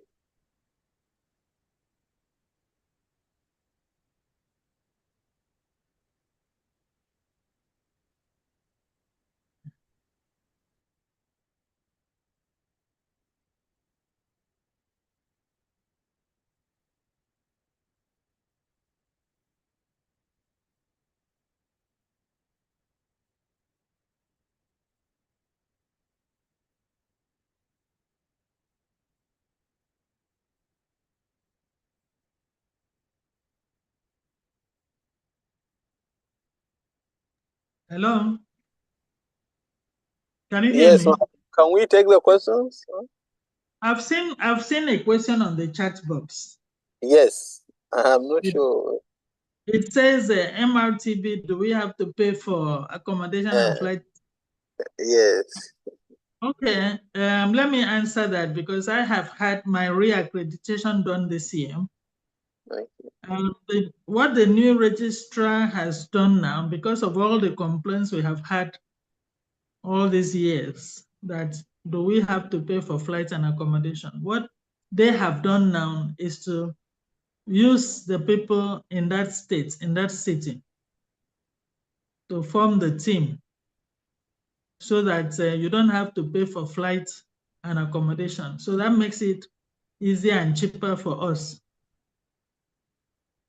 So I hope I've answered that question. Yes, thank you. Then Dr. Huria, you can ask, please.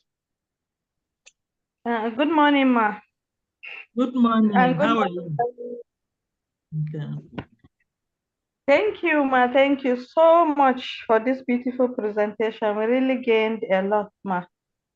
Thank you. So if someone is now planning to open the clinic, how is he going to pay for the IT staff, for physiotherapists, for accountants? How is he going to start with all that? Because IT is very important, staff is important. Then, so how is the person going to cope at the beginning? It depends on what you want. Most of us have trained ourselves in IT, isn't it? Hello. Yes, ma'am, with you. One of the ways to cut costs is to train yourself, because when I got the software, the business management software, that you have your documentation, the patient's name, appointments, and so on. I had to train myself on how to use it and just pay the monthly tariff. That's when the dollar was cheaper. But as your business grows, you'll see that you don't have that time again. Somebody else has to do it. By that time, you'll have the money. So initially, if you train yourself, you'll be able to handle it. Now, if your business is a limited liability company, you cannot do your annual financial returns. It has to be an accountant or an auditor. That is the training. They are trained to do it. They know what to put there. In fact, when you look at somebody's annual returns, annual report, you'll see that we as physios, we can't do it because that's somebody else's profession. Initially, when we started, and we used to pay like 100,000 to the auditor, and he will do all those things. But now we pay between 300 and 500,000, I think, for that report. And then the annual returns for a limited liability company is like 16,000 to CAC, so that your you remain active on the CAC website. Then the physiotherapist, you can just start with only you and one physiotherapist. Do you understand? And then with time you build up, okay? And then the cleaners and so on, you can start with 2 to 3 people. So you don't have to have a full house to start your business. Every business that you're going to start, you must have money. If you don't have money, just stay and work for government. Because it's an investment, you must invest money. You must invest in people and invest in equipment and so on to start your physiotherapy. When I started, we were living in Jos. I only started with 2 rooms. And then within a few months, in fact, by the time the rent expired, I was able to pay for a whole flat. So that's it. So once you have your business plan and you strategize, you know where you will be next year. And then you market your clinic, and then you get your clients to come in. Okay? When I came into Port Harcourt, it was a friend of mine who already had retainership with corporate bodies that came to my clinic one day and said, you will not make enough money or treating only private patients. You need patients from companies so that you can get bulk money. And it's from the bulk money you can buy the latest equipment. So she carried me to, I think she carried me to NMPC. That was my first retainership. And all these companies, before they really come and write a contract with you, they'll test you. They send you a patient, a difficult one for that matter, and see how that patient will recover. And when you have done a good job and that patient recovers, they say, okay, come, let's sign contracts. We'll be sending all our patients to you. Do you understand? So you start small. Yes. And you build up. Talk to other people. Talk to the doctors who have clinics and who have retainership. How do you get your patients? You have to make friends. You have to find out how others are surviving so that you know what to do. Do you understand? Yes, ma. Good. Thank you. Thank you, ma. Thank you so much. We have others from the chat box, but there is Ugo Chukwu. Ugo Chukwu, you can speak, please, so that after you, we now take the chats. Yeah, good morning, ma. Good morning.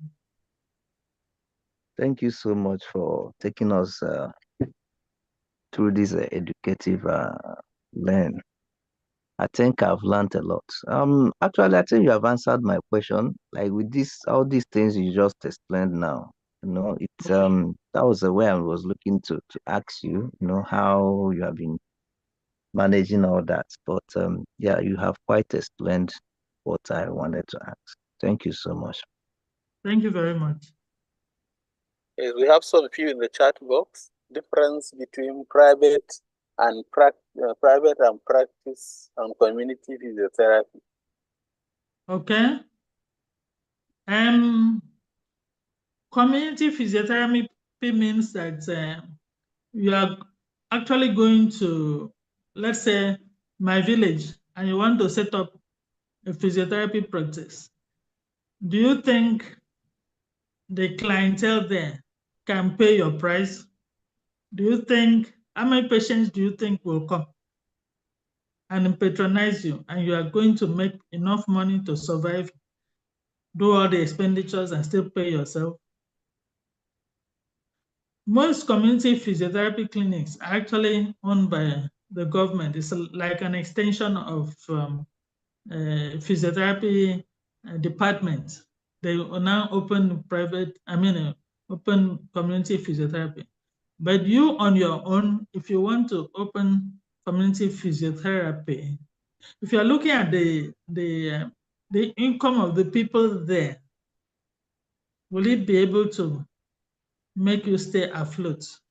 Will they pay? I remember when we went to do accreditation for the University Teaching Hospital in Gwagwalada, one of the complaints we had was that a lot of the patients that come from the community can't even pay good tariff. And so that's why the income was not good enough. And then you have this all over the place that some people can't pay. If not for that, my friend that took me to NMPC for a start, and from there I've migrated to other corporate bodies in Port Harcourt, I don't think I would have been able to make the kind of money that I have made. Okay, and I don't think my daughter that wanted to do engineering would have opted out to go and do physiotherapy, because when she opted out, I said, why do you want to do physiotherapy? She said, because I see you making money every day. I want this one. And it has paid off for her, because today she's a community physiotherapy manager for NHIS in England. So you need to mingle, you need to talk to people. How are they surviving? People from other healthcare providers who have private practice, find out from them how they're surviving. They will give you the secret. They can introduce you to company A or company B. Do you understand? And from these companies, you have good money because you can charge and they pay, and you can have a lot of patients coming in.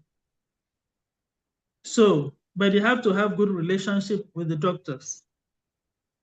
And you have to educate people to know what physiotherapy is all about. A lot of people think we are doing massage, including doctors. So you have to sit down, oh, these are the conditions that we treat. This is what we do, this is what we do, this is what we do. I say, okay, I'll send you patients.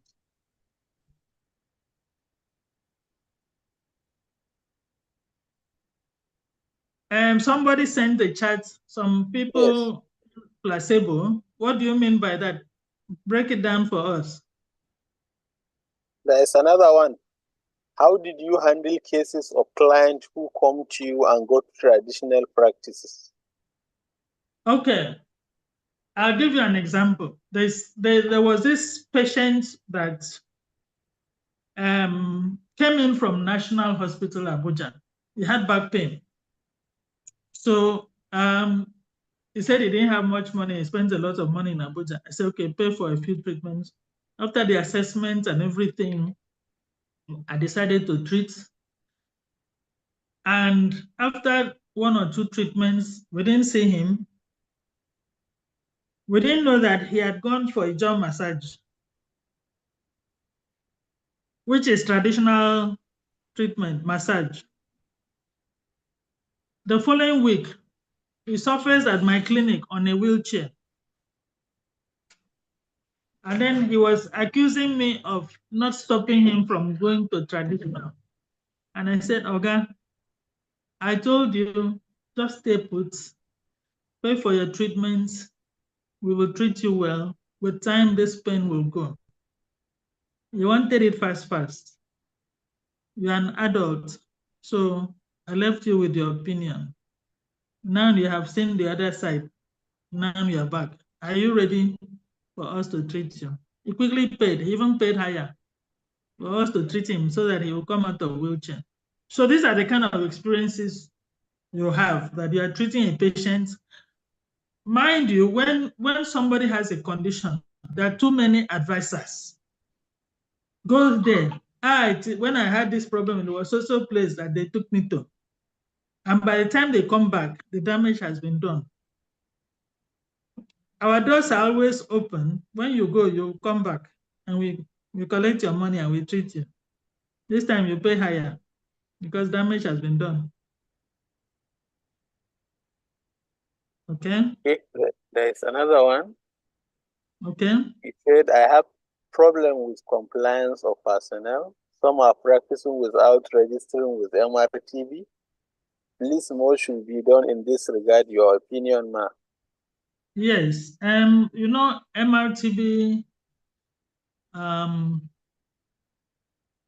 if we look at the MRTB Act and everything, you are actually supposed to have them come and do accreditation before you open your clinic or before you start off. But in Nigeria, most times it's not the case. But you cannot open a pharmaceutical shop without PSN coming to do accreditation. They will close. So the problem we have is that we don't have enough personnel to run around, carry police, have vehicle in every state to go and check who has opened and who has not opened. And because of this gap, people just open clinics without accreditation. And when you go to a lot of these clinics that are not accredited, you'll see that they have not reached the standard of MRTB. So it's always to be lawful. It's always to do things lawful. I have personally gained by getting MRTB to give me half partial accreditation, the first accreditation, and then this year they gave me a full accreditation. And the big top shots who have come from corporate bodies to my clinic for treatment, when they see my certificate at my reception, they give me more respect. It assures them that we are accredited by our professional board and they can trust that we will handle them well. So our prayer is that we'll have more money to have more personnel in MRTB, and like what the MDCN has, they have offices in all the states. They have 37 offices and they have personnel. I think the Nursing Council has the same thing. The Pharmaceutical Council has the same thing, and they have vehicles to go around and do accreditation. So until we have enough personnel and we have zonal offices in every state, and we have enough personnel in each of those zonal offices, we still have quackery going on. But our prayer is that one day we'll be able to have enough funds, enough offices and personnel so that people will see the importance of accrediting their clinics. Thank you.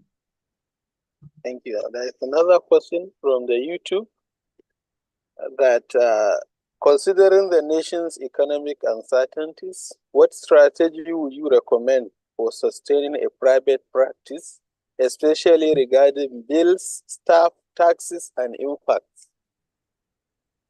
Okay. I would say start small. Start with the basic equipment. You can just, for your gym, you can just have some exercise mats. You have one bicycle. You have your shoulder wheel and a few things. If you can, treadmill is quite expensive now, but trampoline is easier to buy for you to train your patient on balancing. The small stepper is easier to buy for you to use and train your patient. So you just start small and start with the basics. And then as you make more money, then you invest in more equipment. That helps you with your practice and helps you with patient recovery. Because when somebody has come into your clinic and paid money, they want to see recovery. They don't want to hear, sorry, I'm sorry, there's nothing else I can do. They want to see that they recover. And with my experience, I know that when you have very modern facilities, it does a lot of wonders for you. It makes your work easier. And then when you have your staff trained, that's why as I'm training myself, my physios have to be trained. They too have to do workshop.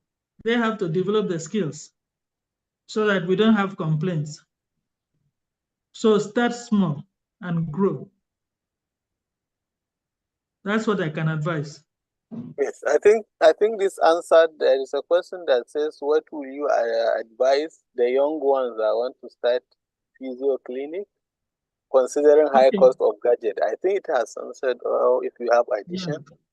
And another thing I want to advise the young ones, we know we all want to buy cheap, but please work like 2-3 years with a senior that has good experience and has skills, and learn, get good mentorship before you come into the private sector. Because the private sector, let me give you an example. There was a time I had to travel abroad to look after my daughter as she was having babies. And I brought in some young physiotherapists into the clinic for a period of 2 months. And because I was going to be away, by the time I came back, I didn't have patients again. And I had to start calling all my patients, please come, I'm back. Do you understand? What was the problem? Why did they stay away? The young physios didn't have skills, they didn't have experience. And these days, with your handset, if somebody is treating you, you can Google and find out whether what the person is doing is the right thing or not. So that was it. So since then, I've learned my lesson that the physios working under me have to be well trained. So I train them and I make sure they attend workshops so that even if I'm not there, they can handle the cases. Thank you. Yeah. This one says some professionals use many placebo treatment to win the confidence of patients in private practice. Do you really encourage that? Give me an example of a placebo treatment. Okay. Let the person give me an example. Okay. So we are waiting an example from the person. Somebody said, can a physiotherapist open a clinic in a private hospital that does not have a physiotherapy service? Yes, we have that a lot. There are some physios that have rented space in a private clinic. And they have an agreement with that clinic that on the sharing formula, either you are paying rent and all the money comes to you, or the patients you treat, maybe the private clinic takes, or the hospital takes 60% and you take 40%. People have that arrangement. But the only danger there is that a lot of these private clinics, when they see that you are making money, before you know where you are, they just tell you, that, oh, sorry, you can't rent this place again. And then you leave, and then they bring in physiotherapy so that all the money comes to them. But it's possible for you to rent a place in a private clinic. I know a few people that have done that in Port Harcourt. The good thing is that the patients, both inpatients and outpatients, you have a lot of patients coming to you. That's the advantage. But the arrangement has to be very clear from the beginning. If you are going to share the amount, the money that is coming in and the percentage, or if you are renting space and you are just paying rent, your money is your money. It doesn't go to that hospital. So that arrangement has to be very clear. Yes, thank you. Someone said, how can we combine our private clinic with our government work to avoid stress?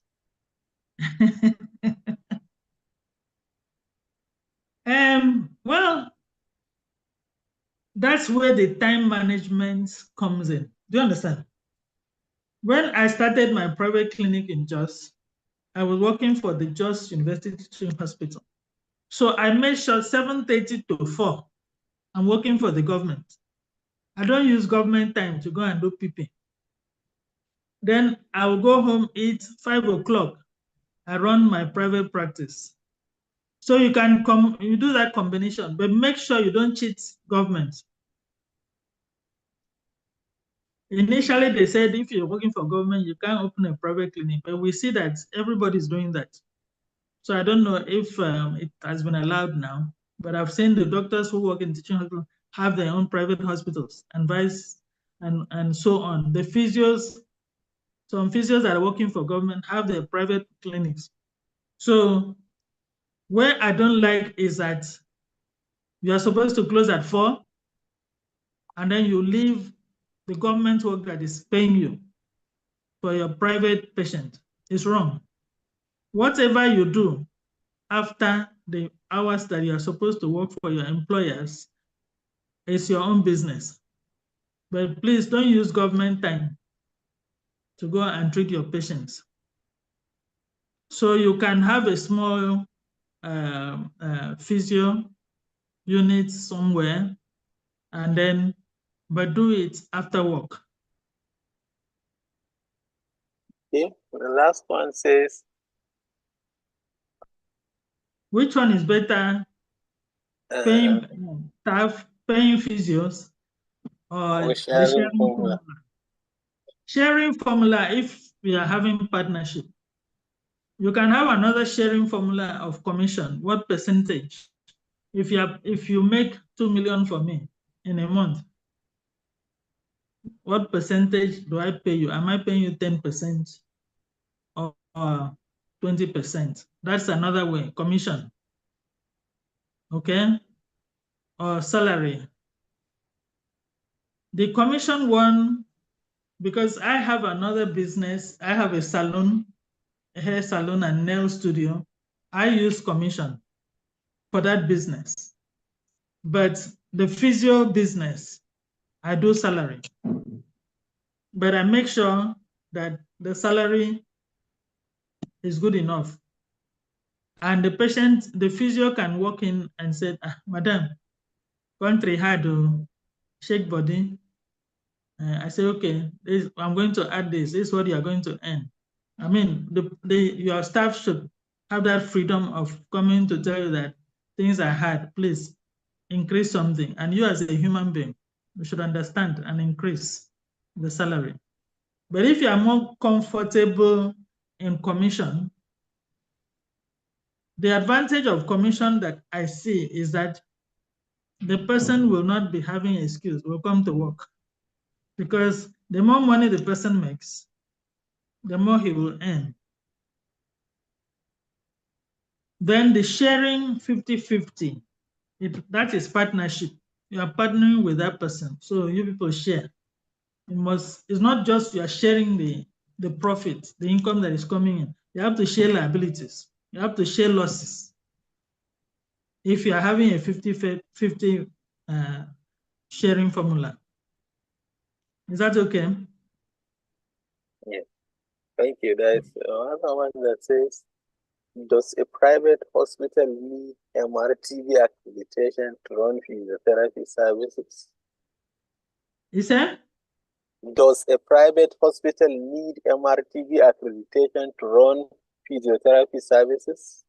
Yes, because if you look at the hospitals that MRTB has accredited, like Cedar Crest and so on, they've accredited the physio units.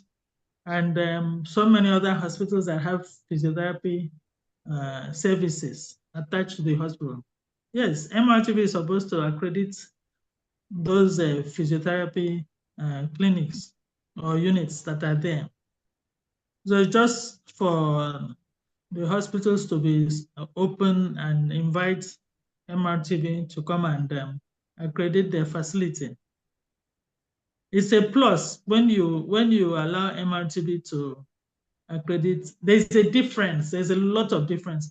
Things that would have benefited you and you did not put even in your plan or you did not notice, and MRTB comes and said, oh, let me give you an example. When Dr. Akonle first came to accredit my facility some years back, she noticed that my signboard was facing a particular direction, and then people coming from the other direction, there was no signboard. And she pointed out to me, saying, why don't you put signboard so that people that are coming from this direction will see your facility and know what you're doing, and then people coming on the side will see. And I complied. Do you know it attracted more patients and I made more money? So MRTB coming to your place is a plus. It's not witch hunt. And it makes you to have quality, you know. You upgrade the place and then you are providing quality service. You put things in place. So if you run a business and there are no checks and balances, you think you are doing well, but you are not really doing well compared to those who have done accreditation. So I'll advise everyone that wants to open or has opened to get MRTB to do accreditation for them so that they can provide quality service and they can make more money. Thank you. Thank you so much. There are many positive commendations, uncountable. I can't read them. There are so many. They are all positives. I think you can see them in the chats. Yes, I can. Thank you very much, everybody. So, any other questions, comments? I think we've exhausted. Okay. No question. No more Okay, questions. there is question from the YouTube. I think last one. Somebody said talking about patients that go away without paying for treatment after exhausting the number of treatment sessions. Please, in business, you don't trust anybody. It is better, you know, what we use, the formula we use is that when you come, we tell you what the registration and consultation stroke assessment fee is. You pay that one. Then when you have seen the physiotherapist and you've done all the assessment and so on and finds out what the treatment will be, what your needs are, the physio will now tell you what your fees will be. Because if you have a patient that is going to need traction and every other thing, and then you just give a general fee at the front desk, at the reception, and then you now come and do assessment and you find out that, oh, I should have added a traction fee to this patient's bill. You've already told the patient how much the bill will be. You can't come and add anything. But when the patient discusses with the physio, and the physio has finished all the assessments and examined the patient and decided on the plan of treatment, and then now knows what modalities are going to be used, then you can now put the fee. Okay, this is you're going to have 12 treatments over probably 4 weeks. These are the days you are going to come, and it's going to cost you this. In addition, because you are having nerve root compression, you have to do lumbar traction or cervical traction. And we are going to give you 6 or 10 of this traction, and this is what it costs. So your total money will be this. And then you give the person your bank account. The person will sit there and do transfer. If the person says, oh, I can't afford 12 treatments, I'll pay for 6. The person will do the transfer, you get your alert.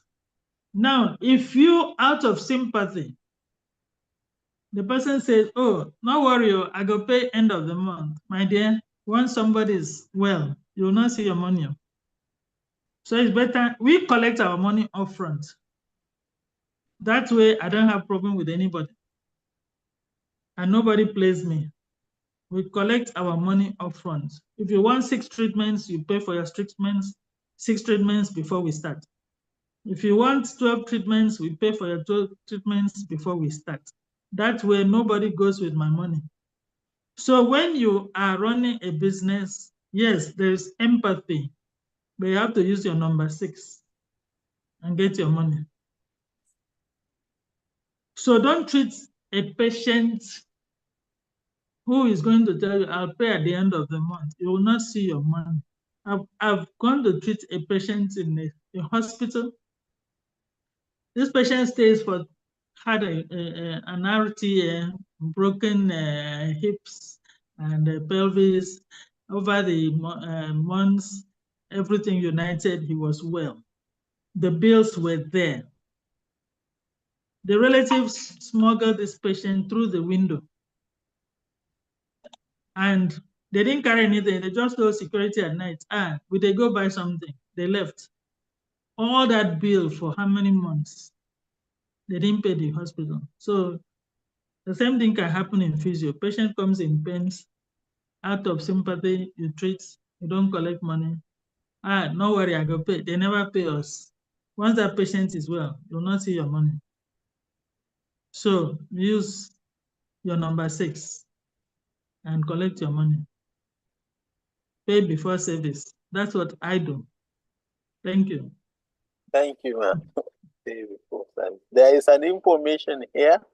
Somebody said, Ma, the law is still there. Government workers are not supposed to have a private clinic based on several reasons about referring patients to their private clinics for treatment in order to make more money off them. Okay. Thank you for that information, because it's a long time I left government. Thank you for that information. The law is there, but when you look around, you see the reverse. And I think because there's nobody to actually enforce that law, that's why they're breaking the law.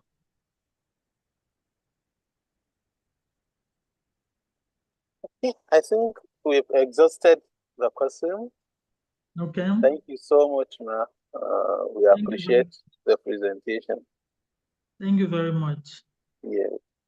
So if anybody has any question, you have my number. You can chat me up on my WhatsApp. Thank you very much. Thank you so much. Okay. Yes. So I think we will have a follow-up. The second session starts around 2 p.m. Okay. So I will be interested in that one too, because I want to make more money. Exactly. So it's how to market the clinic or the practice. Yes. All right. Thank you very much for giving me the opportunity to talk to other physios. Yeah, because I want everybody to make money. Yeah, it has attracted a lot of questions and comments because money is good. It is good. It is good. Yeah. Thank you very much. All right. Thank you so much. Yes. Okay. All right. Yes. So can we take a break? But it seems we will have a long break. I don't know whether people, if are we okay to begin around 1:30 if the next facilitator agrees? I don't know whether the participant thinks, because now we still have like 17 minutes to 2 o'clock. So we can have like almost 45 minutes. If the next presenter agrees to start earlier, like 1:30, if we are okay with that, because we already agreed to start 2 p.m. But if you are okay to start 1:30 and the presenter agreed to start earlier, then I think it's better we start earlier.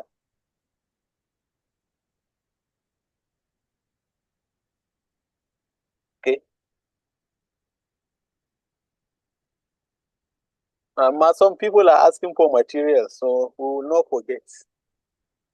Okay. Do I send the slides to you? I think you've already did that, ma. No, this one I've upgraded it. I'll send it to you Okay, now. yes. Okay, ma. Thank you. All right. Yes. Okay, 2 p.m. please. 1:30 is better, so we just have 1-1. We still need more response to be able to take decisions. A decision on whether we start 1:30 or 2 p.m. Okay, 2 p.m. 2 p.m. is okay, please. Okay, I think then we start 2 p.m. 2 p.m. carries the day. For now, we have more people opting for 2 p.m. So thank you so much. We reconvene at 2 p.m. and continue. All right. Thank you very much. Thank you. All right.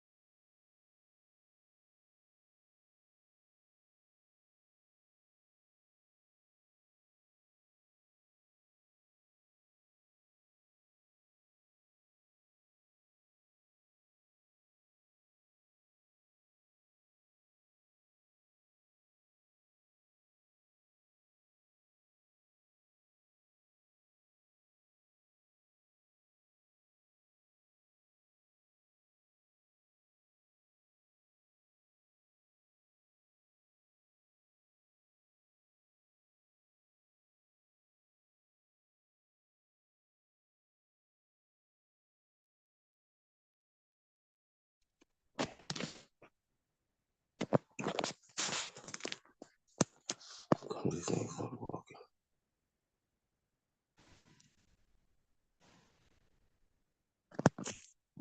Salvation. Salvation.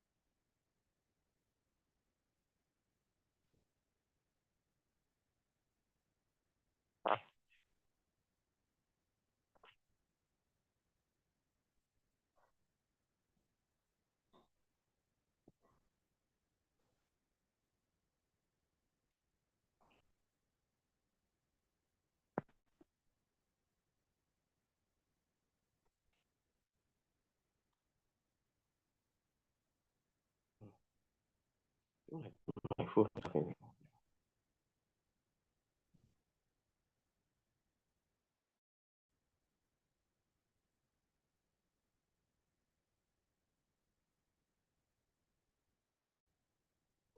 How can it see why? You know me, Mama. When you back, water.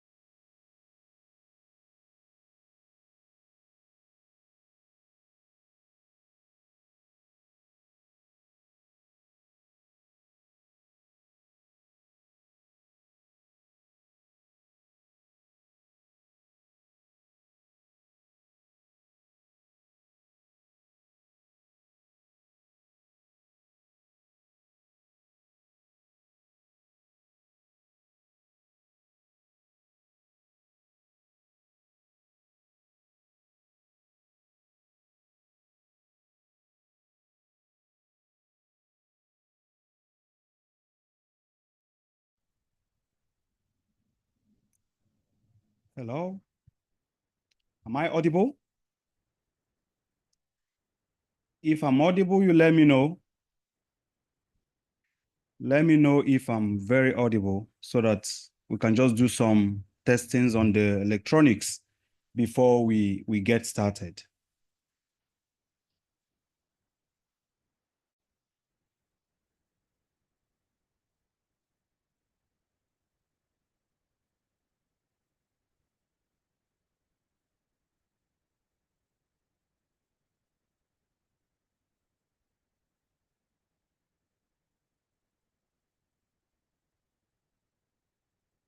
Okay, so I get some level of assurance that I'm very audible, and I think it's something really, really good we note before we get started properly.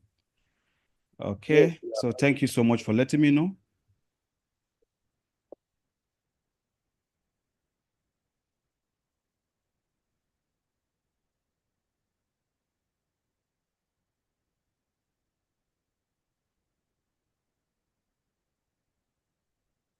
hello. Yes, I can hear you. Am I audible? Yes, yes, okay, then you can start. I think we are okay. You can start. Okay, so thank you very much for inviting me. And I kind of like the time at which I'm speaking right now because, yes, so thank you. I kind of like the time now that I'm speaking because an elder somebody who had started this earlier than we even thought of doing, was the first person to make her presentation. So that typically makes it a lot easier for me. So whatever I'm going to be saying, I'm going to be building up from where she stopped. Dr. Udom has really done an amazing job into giving us the basic necessity and the basic necessary foundations for us if we are interested in building out our private practice. And now the onus is on us, most importantly now, to having gotten all these structures set up, what next should be the question you will be asking.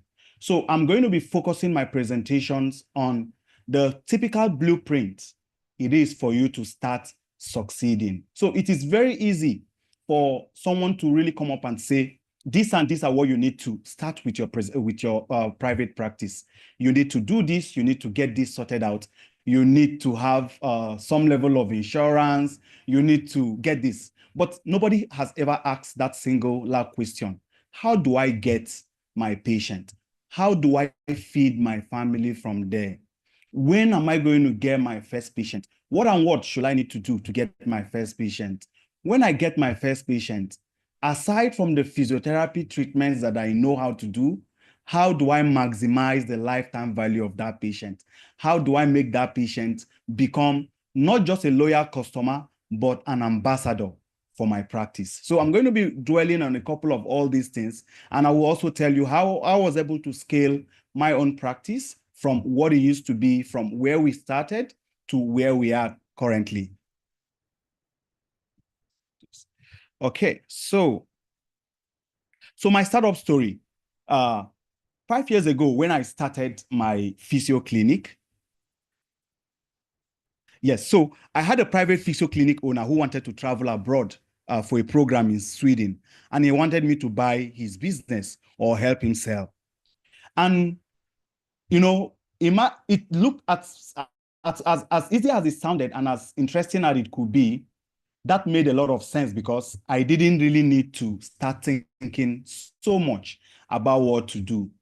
But, you know, looking back, I didn't buy the practice as at then because he wanted to travel for study. So he had his business in a particular location somewhere in Kubwa. I don't know, some of us who are familiar with Abuja, you will understand that there's a place there's a place in Kubwa. He had his practice, one of the satellite towns. So he apparently wanted somebody that will inherit his practice. And with a typical physio clinic, what we do is just the typical day in, day out brick and mortar, whereby you see your patients one after the other. You don't know when your next patient is going to come. You don't know how even that patient came to you, apart from your friends or your doctor friend that referred that patient to you. So looking back to exactly what it is that I should have advised this man do now, from what I have known now as a practice owner who has been working 5 years ago, I should, stand a better chance to even advise this person more. And from some of the things you will gain from what I'm going to be talking about today, you will also understand that it is possible for you to sell your practice for even millions. Then he wanted to just sell his equipment to me. That's what I just understood. But your business is beyond just your equipment. Your business includes your brand name. Your business includes you. Your business includes your patient. Your business also includes the recognition and the achievements you have gotten in a long time. Some of us who are familiar with the tech space, you will wake up and you hear that someone bought an online business for $1.5 billion. You will be imagining, what exactly is it? Did this transaction actually take place? Yes, it did.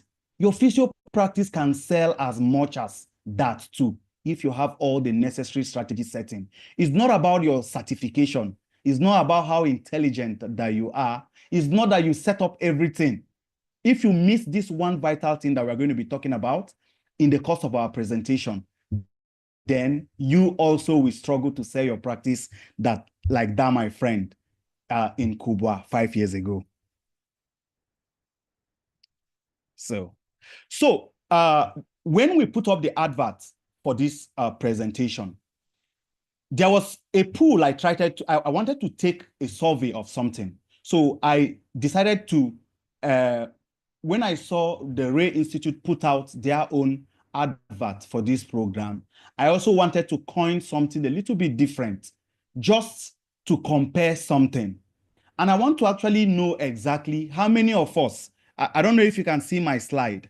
I want to know how many of us took their decision, just by a show of hands. I want to know how many of us took their decision by what they saw on the slide A. Just be sincere to yourself. We want to find out exactly something, and it's also going to help mold our approach to the presentation today. So how many of us actually saw the presentation for establishment of private practice through, and the decision they took to be here was solely based on the content in the slide A? Just by show of hands. So what slide A has is the establishment and marketing of a private practice clinic, module 1 out of 1.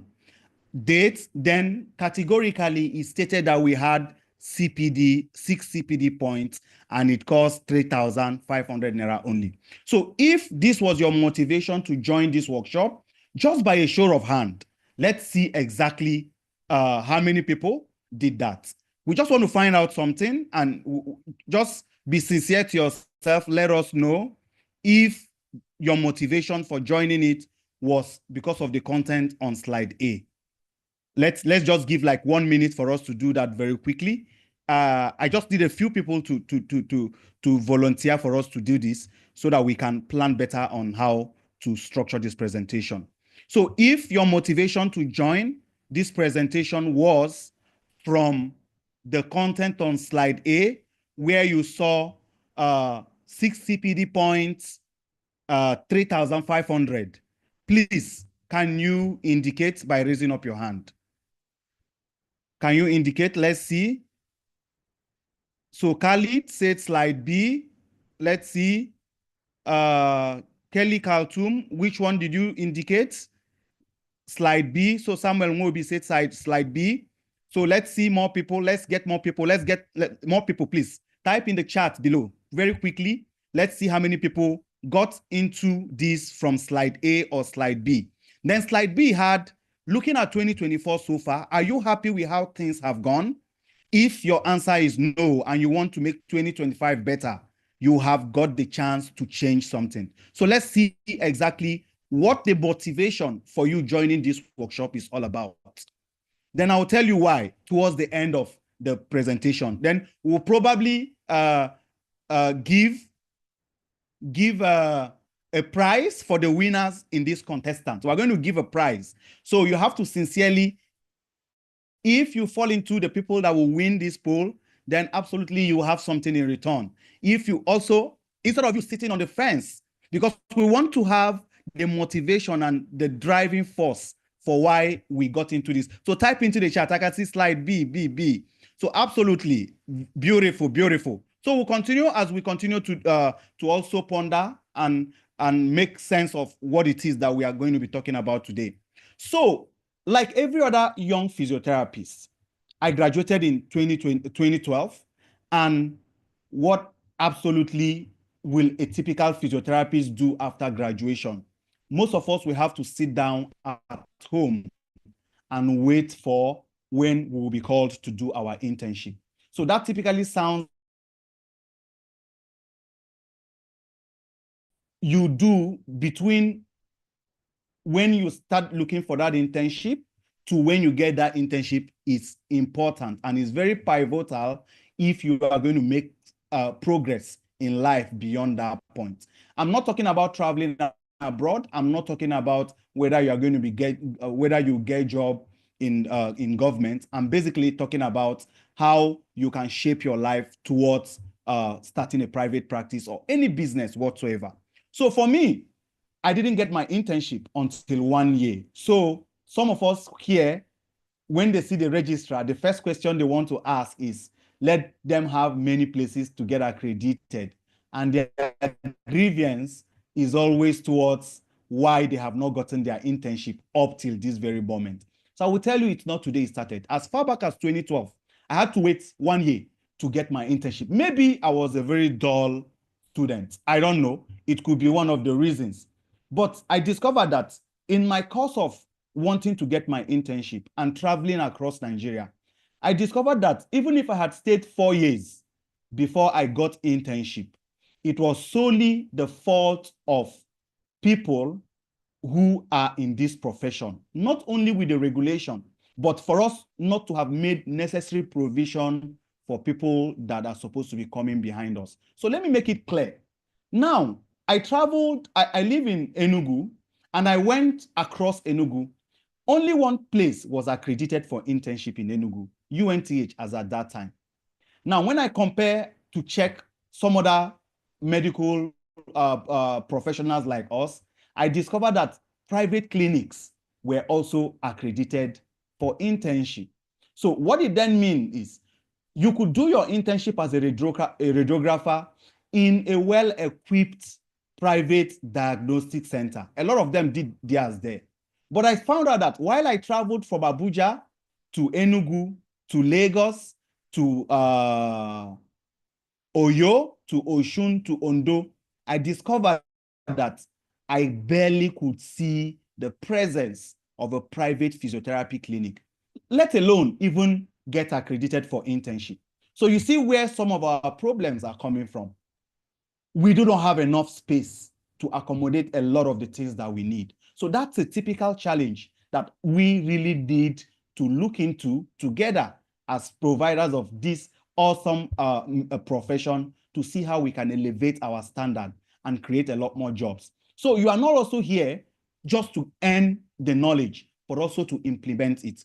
So shortly after my internship, I thought of what next I could do, because within that 1 year, what I was doing for the benefit of the young physios, I have not said it out there a lot of times, but I found out that I could not just sit down at home, but I could easily go into some medical establishment within my area and volunteer to even start, making use of what it is that I learned in school back then. And of course, as you could have it, there was no physiotherapy present. So I was the only physiotherapist who was around within the area, the entire Abaji local government area council that I lived in at then. And I was providing, the little I knew. And fortunately for me, I started to see results. People started getting better. It moved from somebody dashing me 1,000 naira. Some people will even bring yam. Some people will bring beans for me. As young as I was, my motivation then was not really about money, but for me to practicalize exactly what it is that have been taught all over the years. And it made a lot of difference to me. And in the course of also searching a place for my internship, I actually struggled to understand why when you walk into hospitals, it's very, you could find out easily that there has not been provision for physiotherapy services.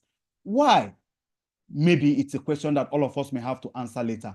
But my driving force was that I saw the need for the service in my area, and I actually quickly didn't want to wait, but I quickly went on to see how I could fill up that space and continue to create value and provide services to people within our area.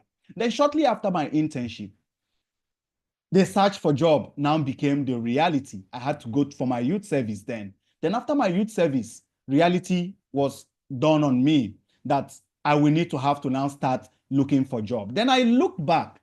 If it took me 1 year to get internship that was supposed to be a compulsory clinical rotation for all of us, how many years will it take me to get a job in Nigeria? Nigeria now is different from Nigeria maybe probably in 2015, when in 2017, when 2016 thereabout, when I finished my 15-16, when I finished my youth service. So you will agree with me that a lot of things are different right now. Then I saw a friend of mine who was just walking down a path, and I asked him what exactly is it that he is doing currently. So he told me that he's employed in a hospital. This guy is a radiographer. And I asked him if they have physiotherapy clinic in their hospital, and he said no. Then I thought to myself, if a hospital can have a radiography department, an X-ray unit, an MRI unit, and they don't have a physiotherapy, that means this is a big gold mine for me. And as luck will have it, immediately I went to them. Maybe unfortunately or fortunately for me, they turned down my request quickly because they didn't see the need for me to come, because they felt that maybe they don't have a lot of stroke patients. Maybe they don't have a lot of cerebral palsy patients, as people will always want to think that's all we do. So they said, we don't have a lot of stroke patients, so we can't employ you. We can't employ you because if we employ you, we don't know what you'll be doing. So what I told the MD that really changed the course of everything that we did was, I told her that I have my patients, I just need a space, and I will be getting a lot of patients to come in here for your service. Not that I had any patients, but because I desperately wanted to get in there. And I got into that clinic, and we started moving from 1 patient to 2 patients. You could see me, basically harassing all the doctors around in the hospital for them to refer patients to me. And it made a lot of sense, because some of them who had patients who were taking lots of painkillers now had somebody who was, genuinely interested in wanting to make them better clinicians, and also their patients less reliant on painkillers. So I got that opportunity and I continued. So I worked with them for 1 year. We moved from 20,000 naira a month. We had a sharing formula, to when we got to about 1 million naira a month. And one day on the 4th of July, 2017, the doctor, the owner of the hospital, called me on phone and said he wanted to see me, that he wanted me to have a meeting with the HR. So I thought it was one of all those engagements on how we could have our services better. So immediately I walked into that HR's office. The HR, we finished discussing, exchanging pleasantry. The HR handed me a letter. And what was the content of that letter? Ladies and gentlemen, it was a sack letter. Now, what's that sack letter? The sack letter is, we no longer need the services of a physiotherapist in this hospital. We want to use that space to provide care, because our spaces are short. Doctors needed to have more consultation space. So I thought to myself, I said, I was generating money, and the space I'm using is quite small. And this is a hospital of about 3-story building. How is it on earth possible that my space is the only space that needed to be collapsed for them to thrive better as a hospital? But I didn't get the typical handwriting. The handwriting was, they wanted to employ their own physiotherapists. So it made a business sense. Why? If they will be paying me, maybe if I'm generating 1 million naira in a month, and they will be paying me 70%, which was 700,000, and they will be taking 300,000. Why not we generate the whole 1 million naira, get a physiotherapist that will probably pay 150,000 naira, then we'll keep the remaining 850,000. So it made sense. It was a business decision. But on one side, it hurt me, because now I had to start looking for what to start up again. But on the flip side, there was something that I took away from that hospital, and that was every patient that was sent for physiotherapy actually was their patient. Every patient that was referred to me was their patient. I did not have any absolute control on how best to get a patient as at then. Then I said, I'm going to invest so much knowledge, invest in learning how to actually run this private practice. So then I said, I'm not going to partner with any hospital again because this thing is all going to end up in disappointment. I'm also happy when I heard Dr. Udom talk about it, and I said I was going to grow my practice independently of any doctor referring patient to us. And till today, I can tell you that in the entire history of our practice that we've been able to grow, we've grown our practice across multiple locations in about 4 states in Nigeria: Lagos, Abuja, Port Harcourt, in Enugu, and 13 locations offering inpatient and outpatient service. And we rely minimally on doctors referring patients to us. And I'm also going to talk about how we've been able to do some of all those things in the slides below. So the anatomy of a typical private practice. So what does a typical private practice look like? So we're going to talk about the anatomy of my practice because that's what I have experienced and I've grown with over time, to show you what is possible for yours. So you may have an idea for something completely different, like you may want to do home health, you may want to work with pediatrics. I know a lot of people who want to start treating only pediatrics. You may want to do women's health. So some of all these areas are interesting areas. You may even want to do online or telehealth rehab, which I'm also going to talk to us about some softwares that have made this aspect of care a lot easier for you. But understanding and knowing and seeing what other people are doing can help you create a practice of your dream. Okay? So our patients, when I left that hospital, so some of the patients that I was seeing there, I thought they will easily follow me to my new practice. So I also learned a new lesson. None of them followed me. The reason, I didn't know that I was working under the umbrella of that practice, that hospital, that was, giving me the credibility. So now I have to build my own credibility by myself. So I thought, well, you people sent me packing. I will just talk to a few of those patients that were my friends, and I will tell them to come over to my new practice.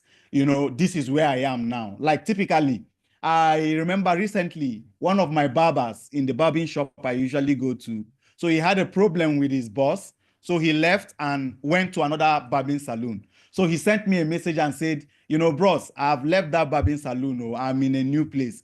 Come to my location. Till today, I never went to his location. Why? There is something about credibility and creating your own brand. Up till now, I've not been able to patronize him, even though I didn't have any reasons to do that. But psychologically, everybody just wants to feel that they want to associate with something that is working. So I feel like their brand is something that has served me over the years, so someone else cannot just whisk me away. So in our clinic, because we really wanted to start really very small, frugality was our watchword. So we have a low overhead clinic and we maintain a small clinic. We do not use expensive equipment. And expensive may be subjective to a lot of us. And again, this is actually very timely, especially in this stage whereby everything around how to start life in Nigeria has become really very difficult. The other time I was sitting down and asking myself, imagine a young man who just graduated or left school and he wants to start life in Nigeria with the cost of so many things. How can you actually start?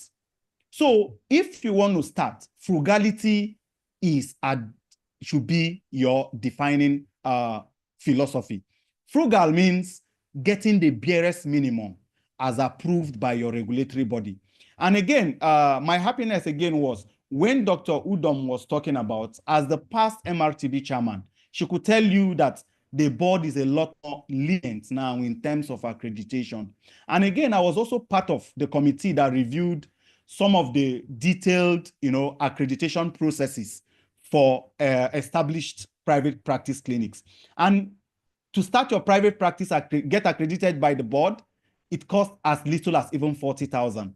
And we've been able to work out how not to compare every level of private practice with one another. We've been able to come up with different tiers. So we have like tier 1, we have tier 2, we have tier 3 as part of the things we worked. And some of them included things like what it's enough for you to even see patients at home. A lot of us see patients at home with just TENS, maybe and ultrasound, and you were getting results. So we thought it wise and said, why shouldn't you be accredited if you can get results from using some of all these simple modalities? Why should we now say you should have a swimming pool, or you should have hydrotherapy, or you should have this? Even me, that have been in business for a long time, the last accreditation exercise that took place at my facility, I actually failed.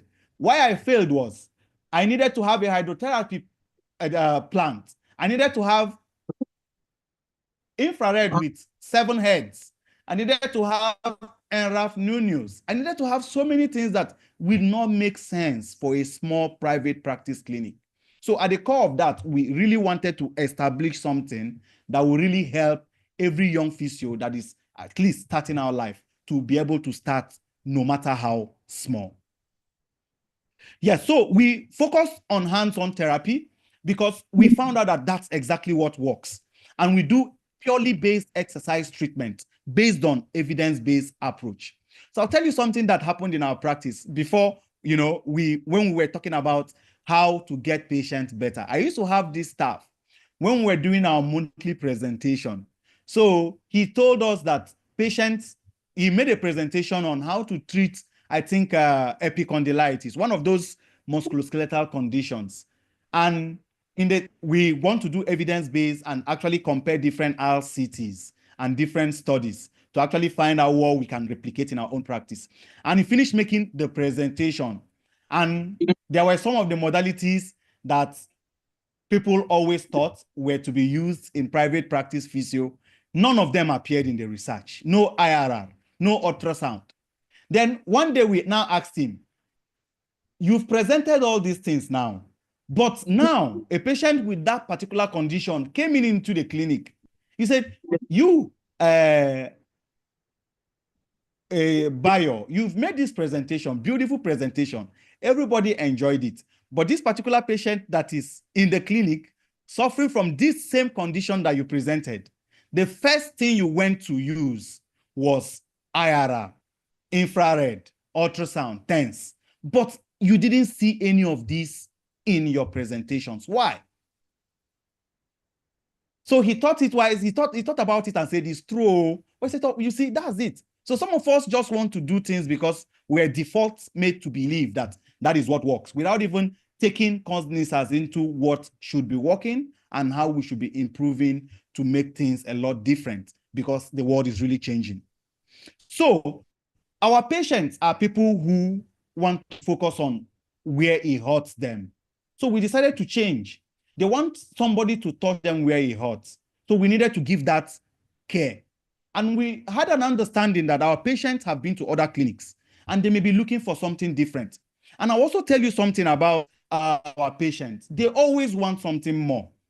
In Abuja, that's where I started practice. So Abuja will have people who maybe have certain level of standard of living compared to people in other states.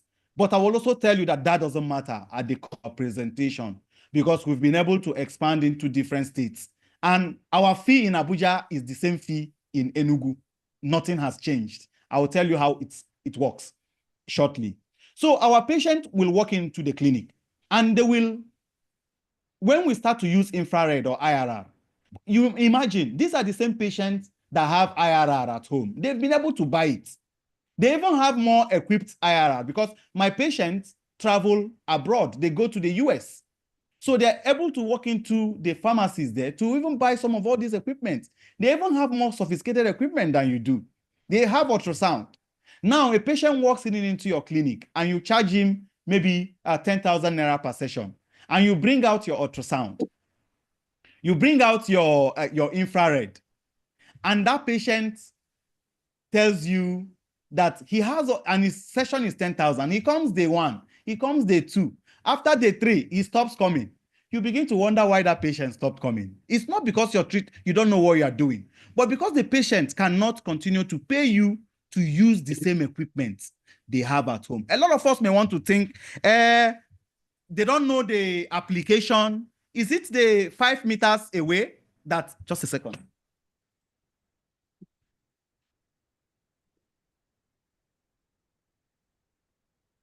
Yeah, sorry, my network.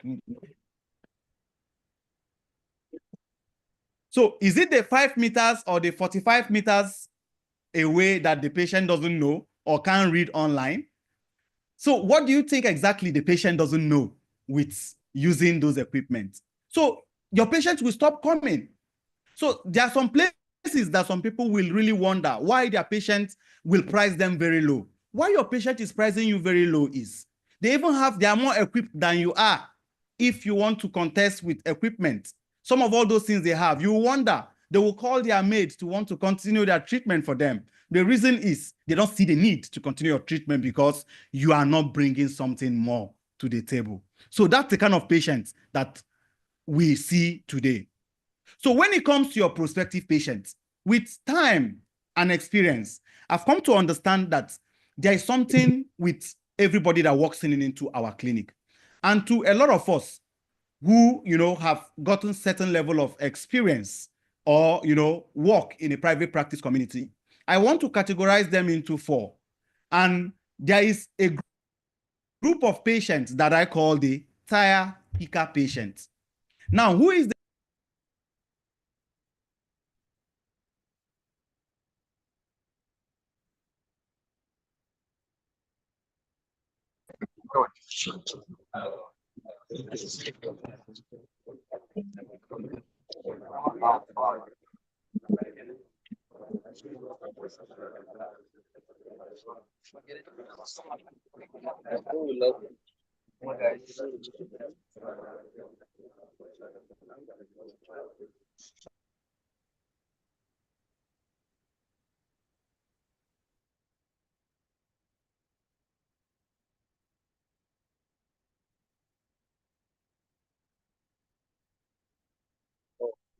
there?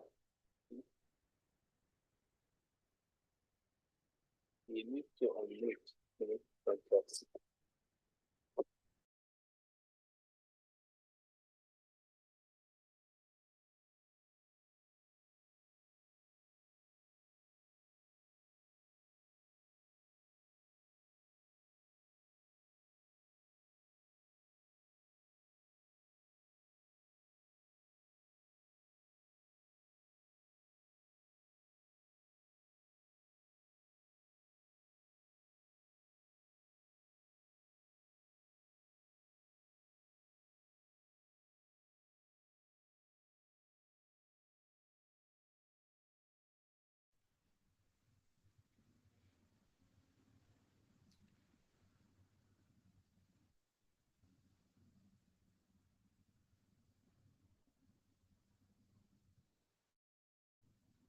Is it better now?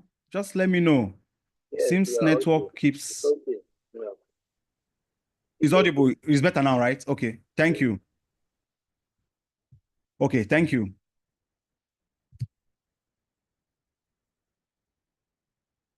Okay. So we have the tire ticker, as I was saying. So the patient walked in, called our office representative and wanted a description of our clinic. And the patient, called and we said, okay, are you driving? If you are driving, use this distance. You can use the map. And the patient just told us that he's not driving. He was entering along, that he will enter from one along to another along. And, coming from where he's coming from, he will enter like 5 or 6 alongs before he gets to our practice. And we thought it wise, and we said, okay, my office secretary decided to play along and say, okay, no problem. When you get to Garki, you can take it along from that to Banex, and it should be about 200 naira. So the man said, no, it's not it's not 200 naira. It should be like 150. That he can immediately. That conversation was going on. I told my office secretary that this patient is going to be a time waster and is going to be a tire kicker patient.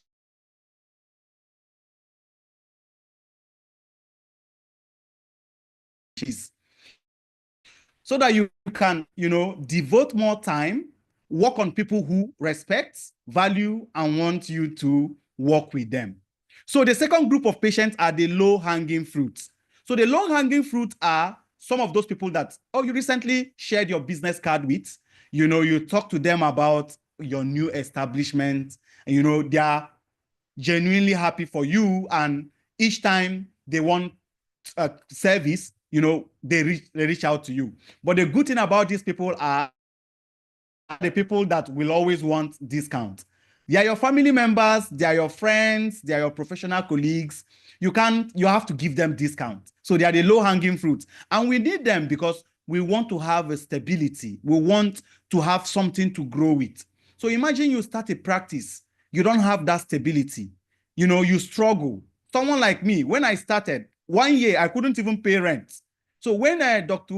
Udom was talking about after 1 year, she moved to a bigger location. After 1 year, I couldn't pay my rent because I didn't understand how these things worked. And I didn't even have money because the money I had was my personal savings to start up the space that I was using then. I didn't have money. So we need some of all these low-hanging fruits. They can come as many as possible. Some of the low-hanging fruits could also even be some insurance patients that are coming into your practice.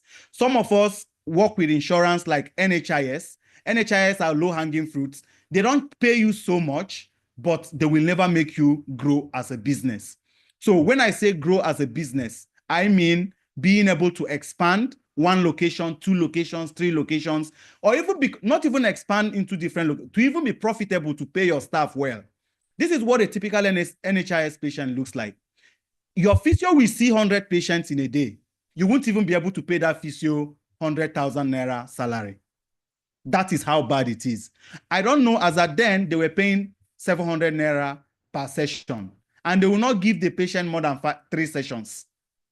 And the problem with some of all those insurance patients, when they even come and after the sessions that they've been given to them, and you want them to maybe transition to paying you cash, at the end of the day, they are not even willing to do that. So there could be low-hanging fruits, but you should know when you will pivot as quickly as possible to move into people who are more standardized, people who are more, credible, that could guarantee your practice. So now the third group of patients that will walk into your practice are what I refer to as the blue chip patients. So the blue chip patients are the patients that will give you stability in your practice. These are the patients that will take a little bit of time, to get converted. These are the kind of patients that once they agree with you, they are willing to pay even 50,000 naira per session. And how does it work? I will tell you about a study that was carried out by Fritz and Child et al. In the United States in 2012 on the utilization of physiotherapy by physicians for patients who had low back pain. You will be shocked that a country like United States, you may be thinking that you'll be shocked because a country like United States should understand the value of physiotherapy, but you will be shocked. Some of us can Google it. Fritz and Child et al. 2012, utilization of physiotherapy practice by physician for a condition like low back pain.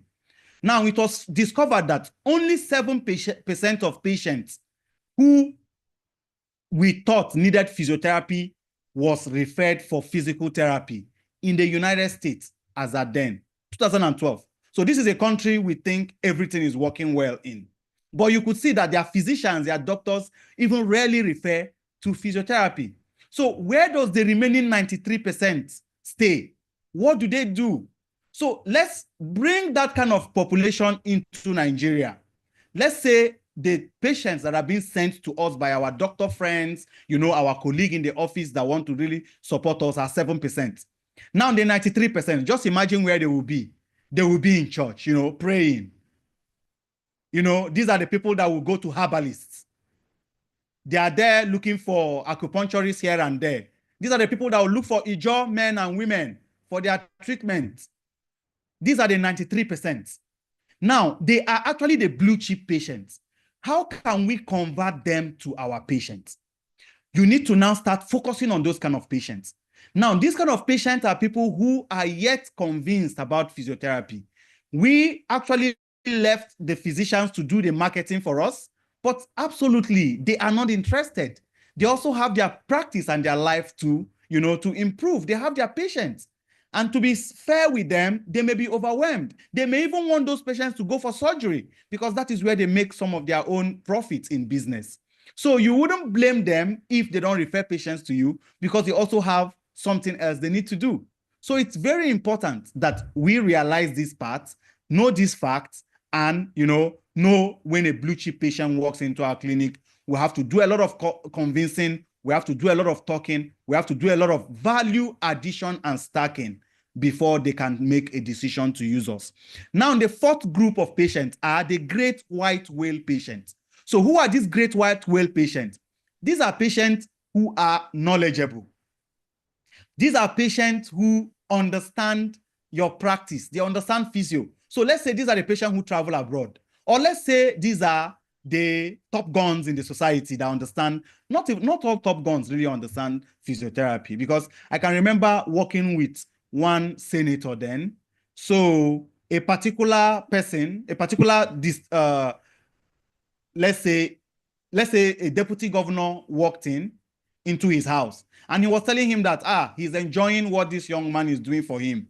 So when the man said you should get some, he said, well, no, this kind of a thing, I think I need a woman. Is a woman, so when she's doing it for me, I will be sleeping. And again, they say if men do it for you, it's dangerous. So just imagine the misconception that people have about physiotherapy. He's not even looking at it and when his friend, the senator, was telling him, but you said you have neck pain. He said, don't worry, when I travel to the US, they will check it for me. You see, physiotherapy is dangerous. I will go and meet my doctor in Dubai and in US, they will look at, that is the level of experience we think some of our, the knowledge that we think some of even people that take decisions for us make. So now, tomorrow when we have a bill to establish something about physiotherapy, we take it to this kind of people who don't even know what it is all about. So you see how things are done. So it's unfortunate. We need to do a lot of work as a profession. So the great white whale patient, these are patients that will call you. You say your session is 100,000, they will pay you cash. You will say your session is 50,000, they will pay you cash. So these are the people that enjoy physiotherapy and are willing to commit whatever amount it is. But unfortunately for us, they are only 3%. So 3% to go around. So maybe in my practice, I maybe see only 4 of those patients in the whole year. The rest are either tire kickers, people who come and waste my time, or the blue chip patient that I have to focus on. I will tell you how we can focus on those blue chip patients, how we can work and convince them so that they can become our patients to make us profitable as a business. So your clinic environment, in the choice of where you want to establish your clinic, Dr. Udom talked about a few of those things. But now I want to advise on something like what we've been able to do in our practice. We want to target what I call the 5 sense organs of your patient. So when your patient walking into your facility, you should be able to target their 5 sense organ. So when it comes to your treatment room, you have to keep it simple. That's my best advice. So people should walk into your environment, make it feel like a home. So now, what sense organ have you targeted? Their skin, their sense of touch. You've targeted their skin. You've made your space look like home. Now, ask yourself, do I really need this or that to provide the best treatment possible for my patient? What do you need? You need to have a well-lit environment, a place that is clean to the barest minimum. Your staff should not be eating amala before your next patient walks in, because that thing can turn somebody's stomach if the person does not like that kind of food. Your staff should not be eating beans or aku, because it could mess up your whole environment. Your patients could walk in and that is what they get. Let's not even say your staff. It could be you. You may be eating even granules. Some of those things you think are not there, it may not even cause those pungent smells, but they do. You have to make your space as sacred as possible. Instead of eating in your clinic, why not go out? Maybe go to a restaurant and eat. Some people just want to bring food into their clinic. So you have to target your patient's sense of smell. Now, do you need a duplex or just one room? When I started, in fact, very interesting, because when I started, I didn't have a lot of funds to even start a clinic. I relied solely on the savings that I had post my internship. Now, I used to have this father figure while I was doing my internship. He told me something that till today had been the foundation of my practice, which is when you are earning money as a young physio, you end up seeing that you have a lot of money to spare, and people in the village will call you. You will become Father Christmas. You will dash everybody your money. This person will complain. You will buy hair for one of those your girlfriends that you don't have plans for. You will buy iPhone. You will do this, you do that. He said, no, that Nnamdi, listen to me.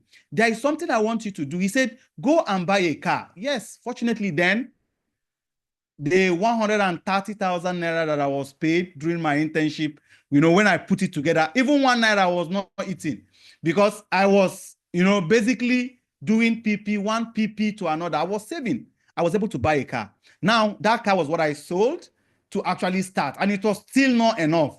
I had just 1 room and parlor. The reception was my clinic. The reception was where my patient will stay, and I had a few equipments there. Then the other room was my treatment room. So you really do not need a duplex. You just need something small. There are people who even start from the boys' quarter of their house. You can start from anywhere. Look, it's all about starting. Every other thing can come in place later. So you don't need this struggle of luxurious doing, just target the barest minimum. So now, what are the equipments you need?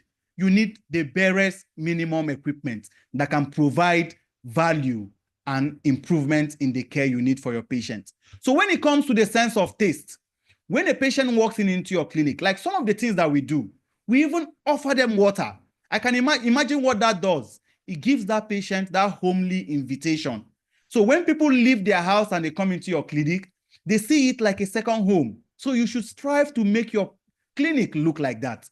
Now, you should have good air freshener. Those things are not very expensive, so that your environment will be attractive, both smell-wise. So if you target their 5 sense organs, now they are hearing. You have low music that you can use in your clinic. Play gentle sound music. Have that installed.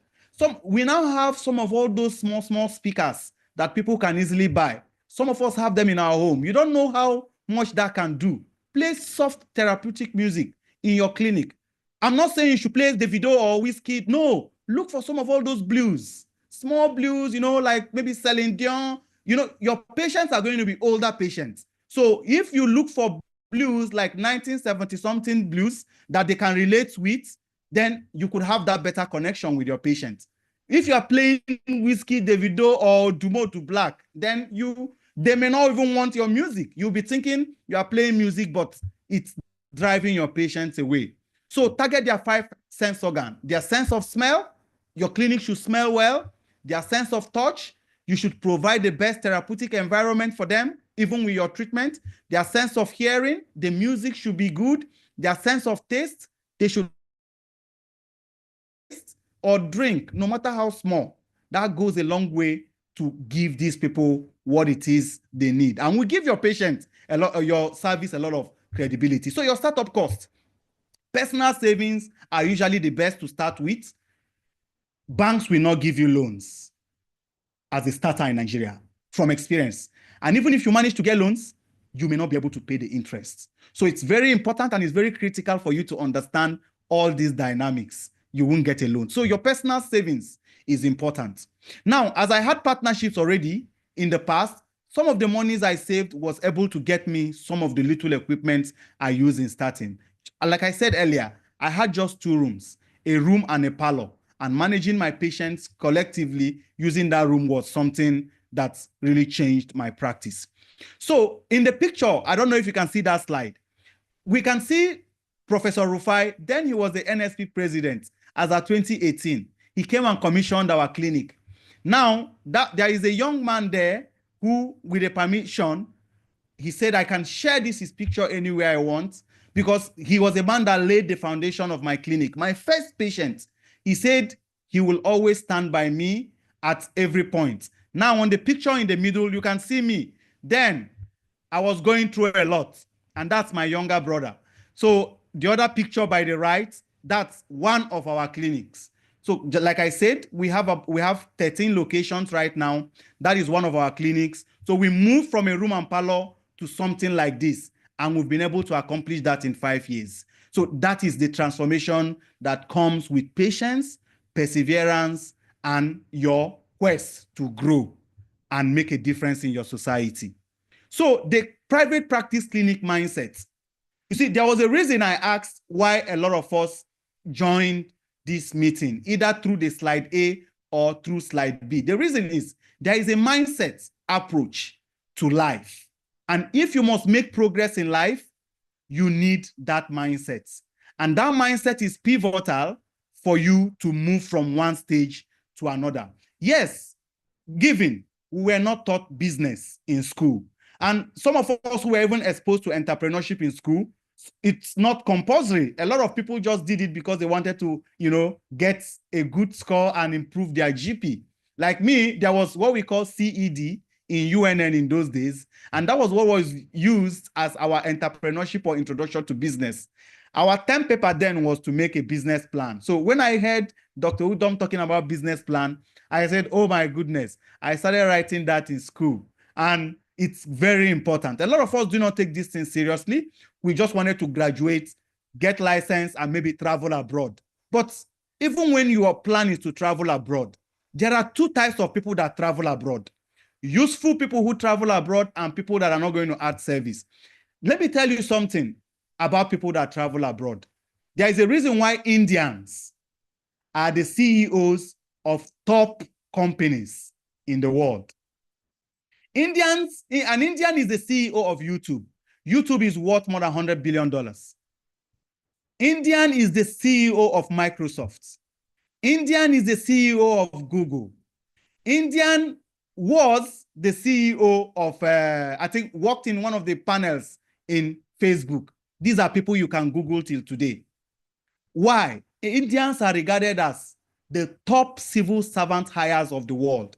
When you are talking about customer representative, some of all those expanded, you will see a lot of Indians. In the UK, Indians have better representation. Indians are more in UK. But whenever they are banning people that are coming into the UK, Nigeria will make the list. Whenever they want to ban people that are coming into countries, why is it that we make the list? The reason is we travel with a mindset of go and collect. We don't want to give. We should go with, if you travel with a mindset to give, you will become a more useful employee. But if you travel with a mindset to collect, you will not make any impact, even in your life. The greener pasture that you're looking for will be shaky because you'll be wondering why some people are doing well while you are not also doing well in the same environment and the same country. Some people in abroad wished they didn't even travel. Why? Their consolation is that Nigeria is very bad. So imagine your consolation to look for greener pasture is that after all, Nigeria is bad. That shouldn't be your consolation. Your consolation is that you can make an impact. You can change things even in Nigeria. That should be your consolation. So when you want to travel abroad, travel with the right mindset. And private practice also has a mindset. Very, very important. So now, I tell you a story. I used to live in a community that had one of the, my community, we call him Onyishi. He's very intelligent and he lives in the mountain. So 2 young boys wanted to know wanted to try this man and wanted to know exactly where he gets his wisdom from. So they said they were going to trick him. They got a bed and they went with the bed to the top of the mountain to meet Onyishi. And Onyishi told them, and they wanted to ask Onyishi if Onyishi could guess if the bird in their hand was dead or alive. So they told themselves that if Onyishi said the bird was dead, they will let the bird fly just to discredit him.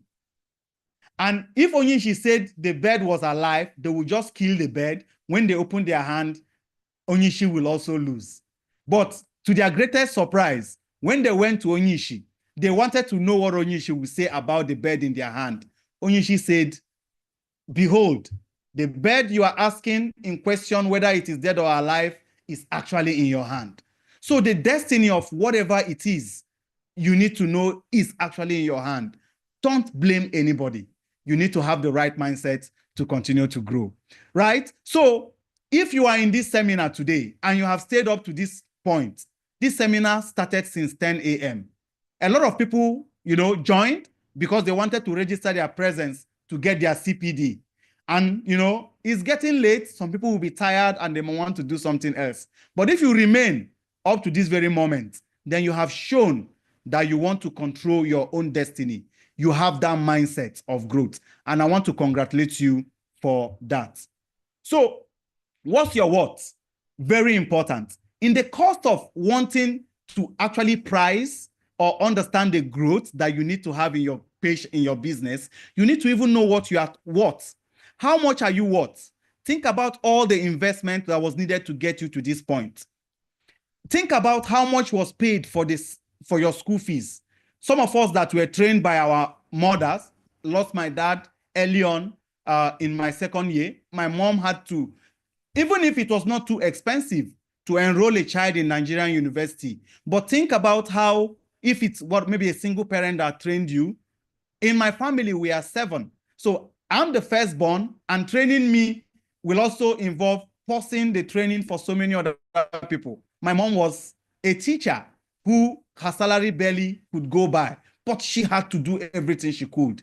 That is a significant investment. That is what we are supposed to do, right? Now, think about the last patient that you have treated that told you, you changed my life. So think about what you are worth as a physio. Is 1,000 naira per session or 5,000 naira per session is it your worth? I will say my worth is even 100,000 naira per session. For a start, it can even get to that amount. It gets to a stage where you should also be able to charge dollars. It's not only online influencers that charge dollars. You should also be able to do that as a physio. So when you think of how you have changed a patient's life, when you think of how you have saved the patient from surgery, when you think of how you have helped the patient sustain their living, and when you also think about how much you should pay your fellow physiotherapists, that will go a long way to tell you that you are worth something more than what you currently believe in. So you need to have a worth mindset. Recently, one of the insurance companies, our top insurance company, was having a conversation with me about, we told them that we needed to increase our tariff, right? That's what we do. Like, if we feel you are not paying enough, we'll tell you that we don't want to work with you. So that is the level we have gotten to as a clinic. So I told the insurance person, a very top insurance in Nigeria, I said that we are going to quit if you don't increase our money from so to so. And he said that they have checked that Amazing Physiotherapy is the clinic that has the highest pay from insurance. I said, I'm listening. If we increase it, it's going to be beyond. I said, I'm listening. And when he finished, and I told him, there is a problem insurance have that I want you to learn from us today. Think about physiotherapy and Amazing Physiotherapy as a service that can help you save money.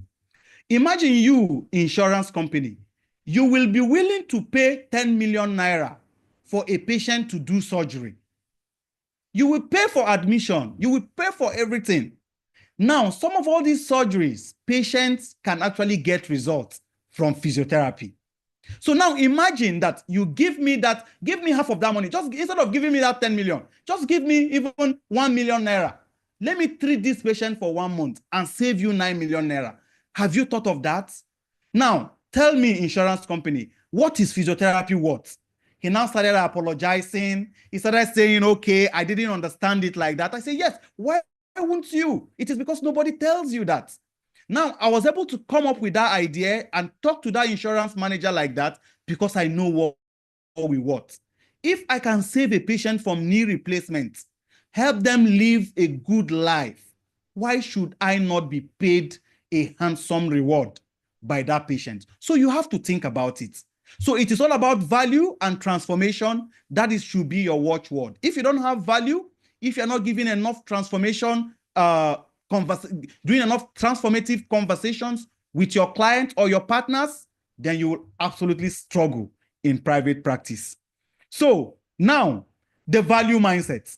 So you have to lead with value and provide value to patients. You also need to value yourself. Sometimes we think that you value yourself is just because you dress properly. Yes, it's part of it. It's good. You need to really dress well. In my clinic, we don't even know who dresses well or not because everybody wears the company's shirts.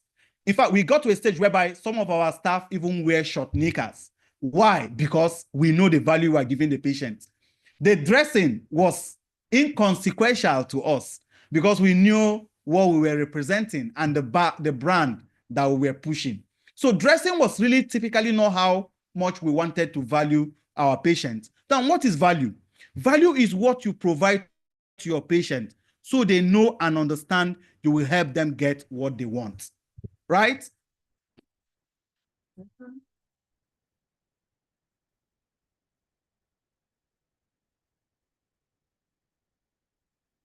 So I say again, what is value, right?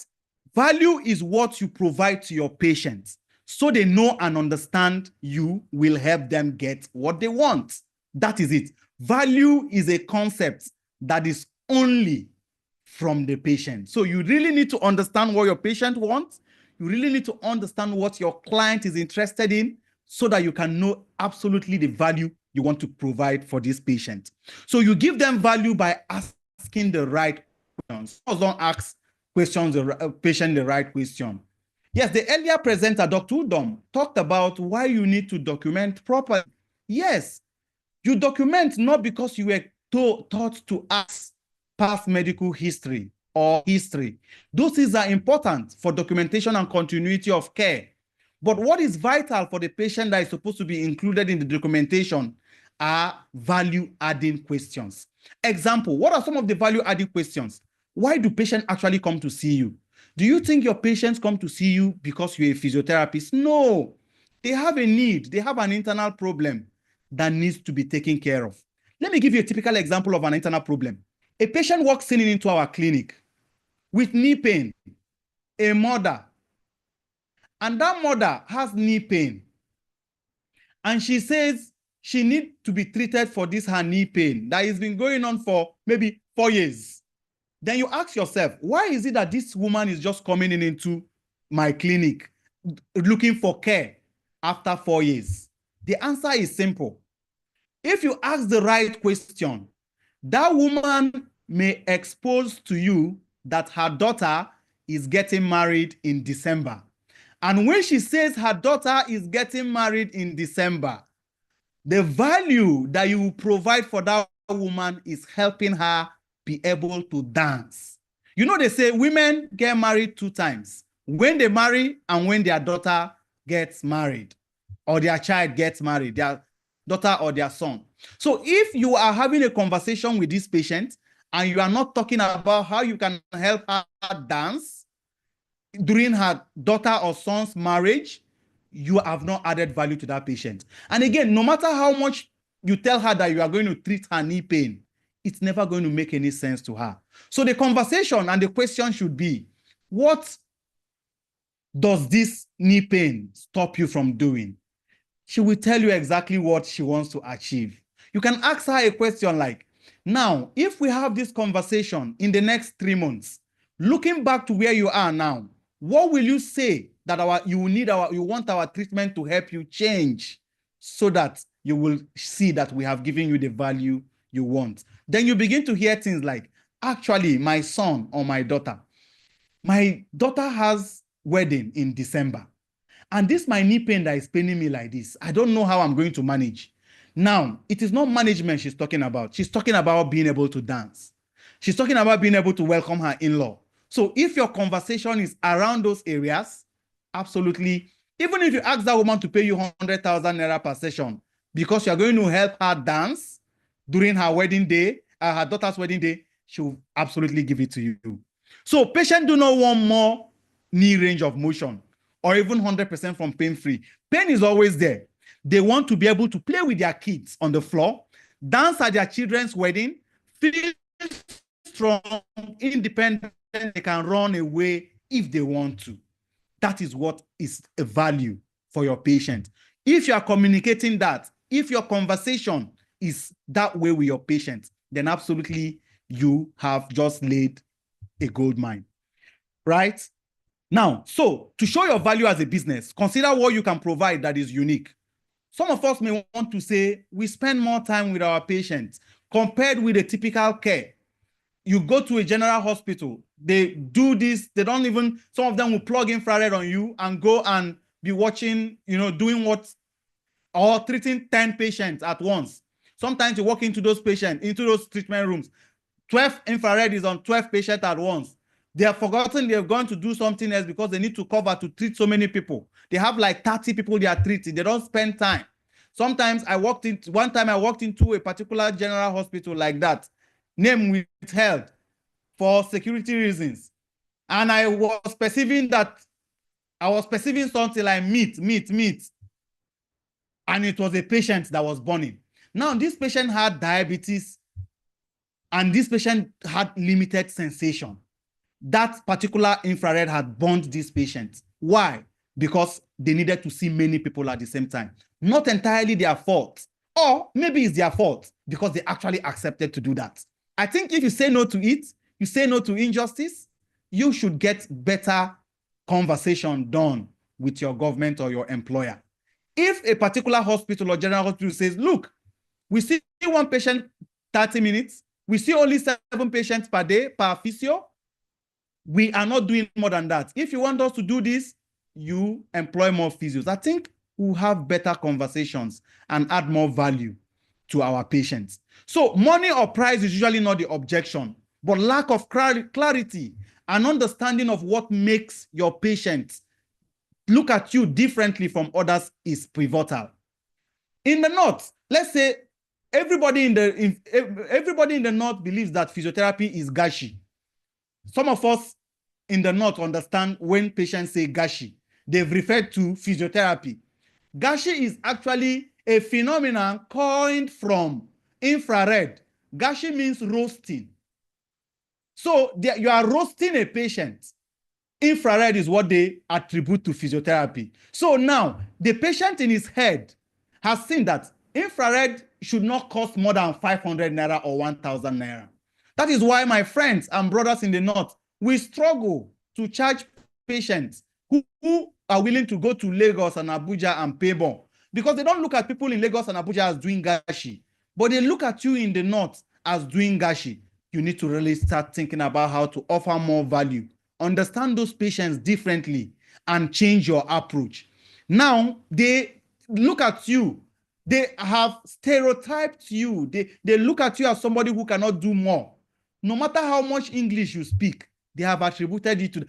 But when you start talking to them in what their internal problem is, then you begin to see a lot of difference in the way they want to attribute your care. So now you need to have a primary care physiotherapist mindset. Yes, a lot is changing. I will want to salute the innovations from the current registrar. He's doing a lot in terms of how physiotherapy can get into the primary healthcare setting. But that is not just that. We need to be at the forefront of that. So if I view myself as a primary care physio, I am that person that people come to see first when they are hurt or having issues moving. A lot of us in the hospital, we only get patients when the doctor has seen and decides whether they will see us or not. That is a minus for the existence of physiotherapy anywhere in the world. People are talking about direct access. We need to start that conversation again, and we are not going to stop until we get direct access in the hospital. But in private practice, absolutely direct access is there. Because if patients can go and see their pastor for things like neck pain, imam for things like back pain or knee pain, herbalist for anything, why shouldn't they come and see you? Did they need a doctor's referral to see those people? Didn't. We have to make ourselves available. We need to know how. It's very important. So we are at the point of entry in healthcare. We should be the ones referring patients to doctors. We should be the ones to evaluate our patients. That's why I love some of all these CPD programs that we are doing. But unfortunately, a lot of us just come here to get certificates. That's the problem. A lot of us come here. So when you learn, you understand what is being taught, you should be able to know, be able to differentiate and triage your patient into different levels of care to be able to give them the best. I understand that what makes you a specialist is not being able to treat everybody, but understanding that this actually is not my jurisdiction, and this is not the kind of care that I can provide. This is not the kind of customer that I can provide a particular service to. Then you refer to someone else who do a better job. That is who a specialist is. A specialist is not somebody who believes that he can treat everybody. Absolutely no way you can be a specialist like that. So marketing directly to patients is part of claiming, owning, and taking responsibility for their care. The decisions should be for the patients. Let us be at the forefront of providing them that information. I tell you something about a particular drug company. You know, drug companies, a lot of us, we see pharmacists walking into hospitals and want to chat with doctors. Some doctors demand money so that they can with their medications. Some pharmacists will do that. Doctors, you come and give them food, buy lunch for them, and even give them commission for recommending your medication. But a particular pharmaceutical company thought it wise and said, you know what? We are going to focus on educating our patients. We're going to focus on educating these people so that they understand that we are the medication of choice. They had their strategies, they had their plan, their systems planned out, they had their approach that was absolutely geared towards providing value and communicating the patient's pain directly to them. So it's, you know, some of the publications came out on flyers and on newspapers just to educate these patients. Now, that patient that needed this level of care, when they're walking into the hospital, the doctor wants to make a prescription of probably the drug that maybe another pharmaceutical company or pharmacy rep had bribed them or given them something to do. The patient will bring out that newspaper and say, no, doctor, I want you to recommend this medication to me. The doctor does not have any choice to recommend the medication the patient needs. We can do the same for physio, providing them more information, equipping them. So even that direct access you feel that you can't even get in the hospital, it will become by force. Patient will go into the doctor's office for back pain, and when the doctor wants to write medication, they say, doctor, no, hang on. It has not gotten to that. I can't take medications. Refer me to physiotherapy. You will never hear that a doctor said no to a patient. If some of them can be very mischievous, for lack of better word, they can say, is at your own risk, oh. Go to physiotherapy at your own risk. A particular doctor had told the patient that physiotherapy was dangerous. A doctor had done that. A particular doctor had told a patient that, those people, they are very dangerous, so you have to be careful with them. Then I keep wondering, what is in this doctor's mind? So imagine the people that our patients have to go through before they come to us. So now, these same people that we see a patient with just muscle spasm in their back, maybe from bad posture, take them to theater and do a nerve decompression and bring this patient worse than they met this patient. Are these people the people you want to allow them to refer patients to you? Things have to change. I will tell you how we've been doing it differently and how things can change. So the decision should be for your patient. The decision should be for your patient to make, not the doctor to make. Educate your patients, give them the information, train, let them know the right information so that when it's time to make a decision on who to choose, they will remember you first. A lot of us have never done that. So the doctor's mindset. So if I ask, what did you say when you ask a patient who referred you to me? A lot of us, even when we get a doctor refer patients to us, we always want to ask, what did the doctor say I do? Some of the doctors are right what you do for your patient. Now, if the doctor charge the patient 5,000 naira per session, do you think you'll be able to charge the patient 10,000? No, because the godlike figure, the doctor had said what should be done, because the patient it didn't come to you directly. It was the doctor that referred the patient to you. So the God, who is the medical doctor, had to say what should be done, and you will never charge more than the medical doctor. So you need to understand all those aspects. So patients usually are not ready to come into the clinic and pay us more, especially if they already paid the doctor a certain amount. They would rather want us to take less. Why? Because we have denigrated ourselves. The doctor's communication had made us look like subordinates, and the patient is looking at us like technicians. Why? Because the patient was referred to the doctor, referred to us by the doctor, and who knows whatever conversation they've had with the doctor. Some doctors are excellent, but to be honest, when 90% are not good, you can't say 10% will make any difference, my friends. We have an inpatient facility in Abuja, and currently we have a patient who is on inpatient admission. That patient was underwent a spinal decompression surgery. This patient cannot walk right now. After the surgery, this patient, in fact, to make it fun, the patient, the theater was second floor. The patient told us that he walked upstairs to the theater because he didn't know the theater was something, you know, really, he just felt, okay, he walked upstairs, second floor. He said he exercised that morning because they told him that they just wanted to do a procedure just to decompress the neck. You know, when he had decompression, you know, everybody had told him that something was compressing. He just had a little neck pain, nothing serious, nothing to go by really. The doctor said, don't worry, he walked second floor, exercise. And today, this man cannot walk. This patient had been paralyzed from that surgery. We are trying to do rehabilitation for this patient. By the grace of God, 3 days ago, the patient walked for the first time, unsupported, after 2 years. Unsupported after 2 years. So it was a big celebration for us in the clinic. We took the video of that patient walking and sent to the doctor. Now, this is no longer neck pain. This is fighting for your life. Imagine a patient is not able to take care of his family. Imagine a patient is not able to do anything because this patient went to this doctor first. This doctor decided that it was a surgery that this patient needed, and the patient has been paralyzed for 2 years. Thank God the patient is walking, but life may never really be the same for that patient. So I think we are doing a disservice to our patients when we don't communicate to them properly.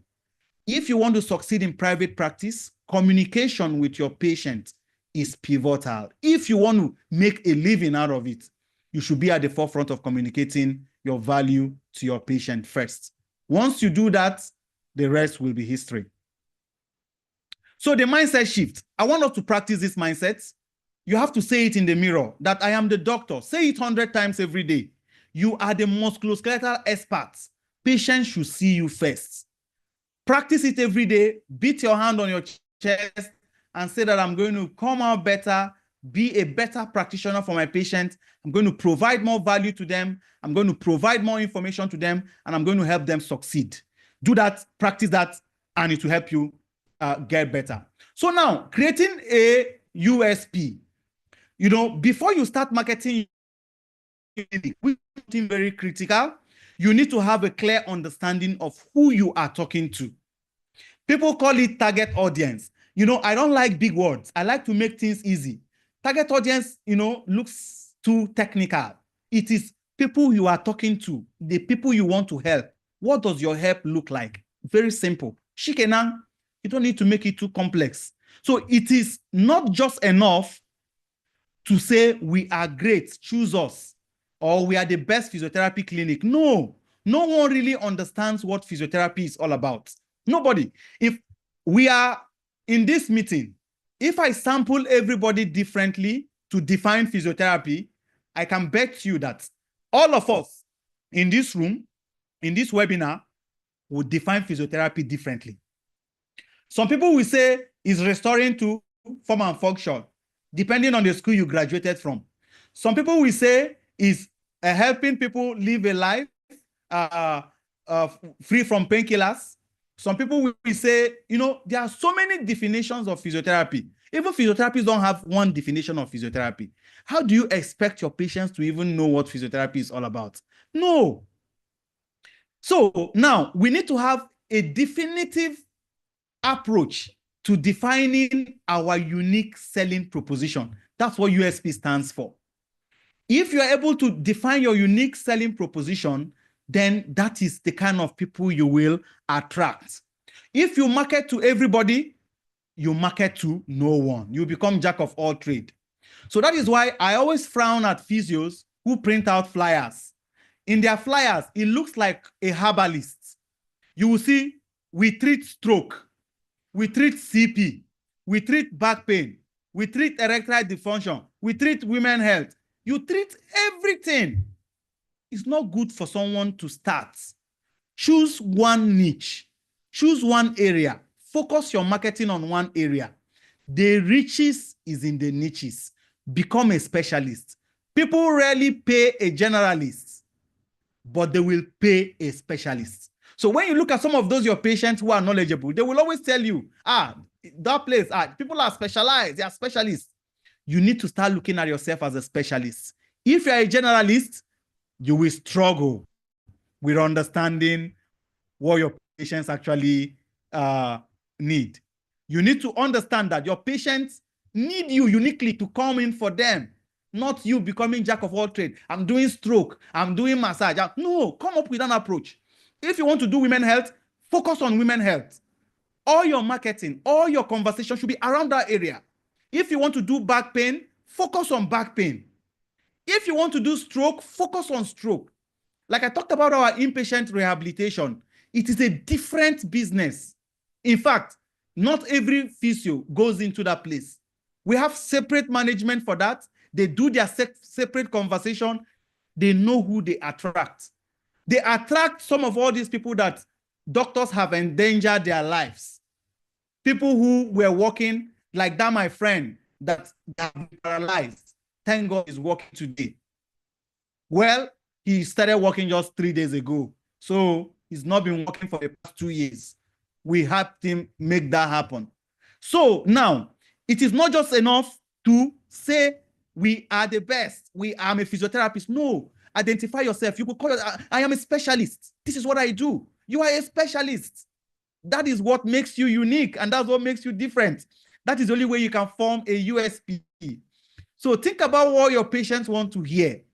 So to do this, you need to create a marketing message that is about the patient's problem. So how to create a USP is a clear statement that describes the benefits of your offer to your patients. How will you solve your patient's problem?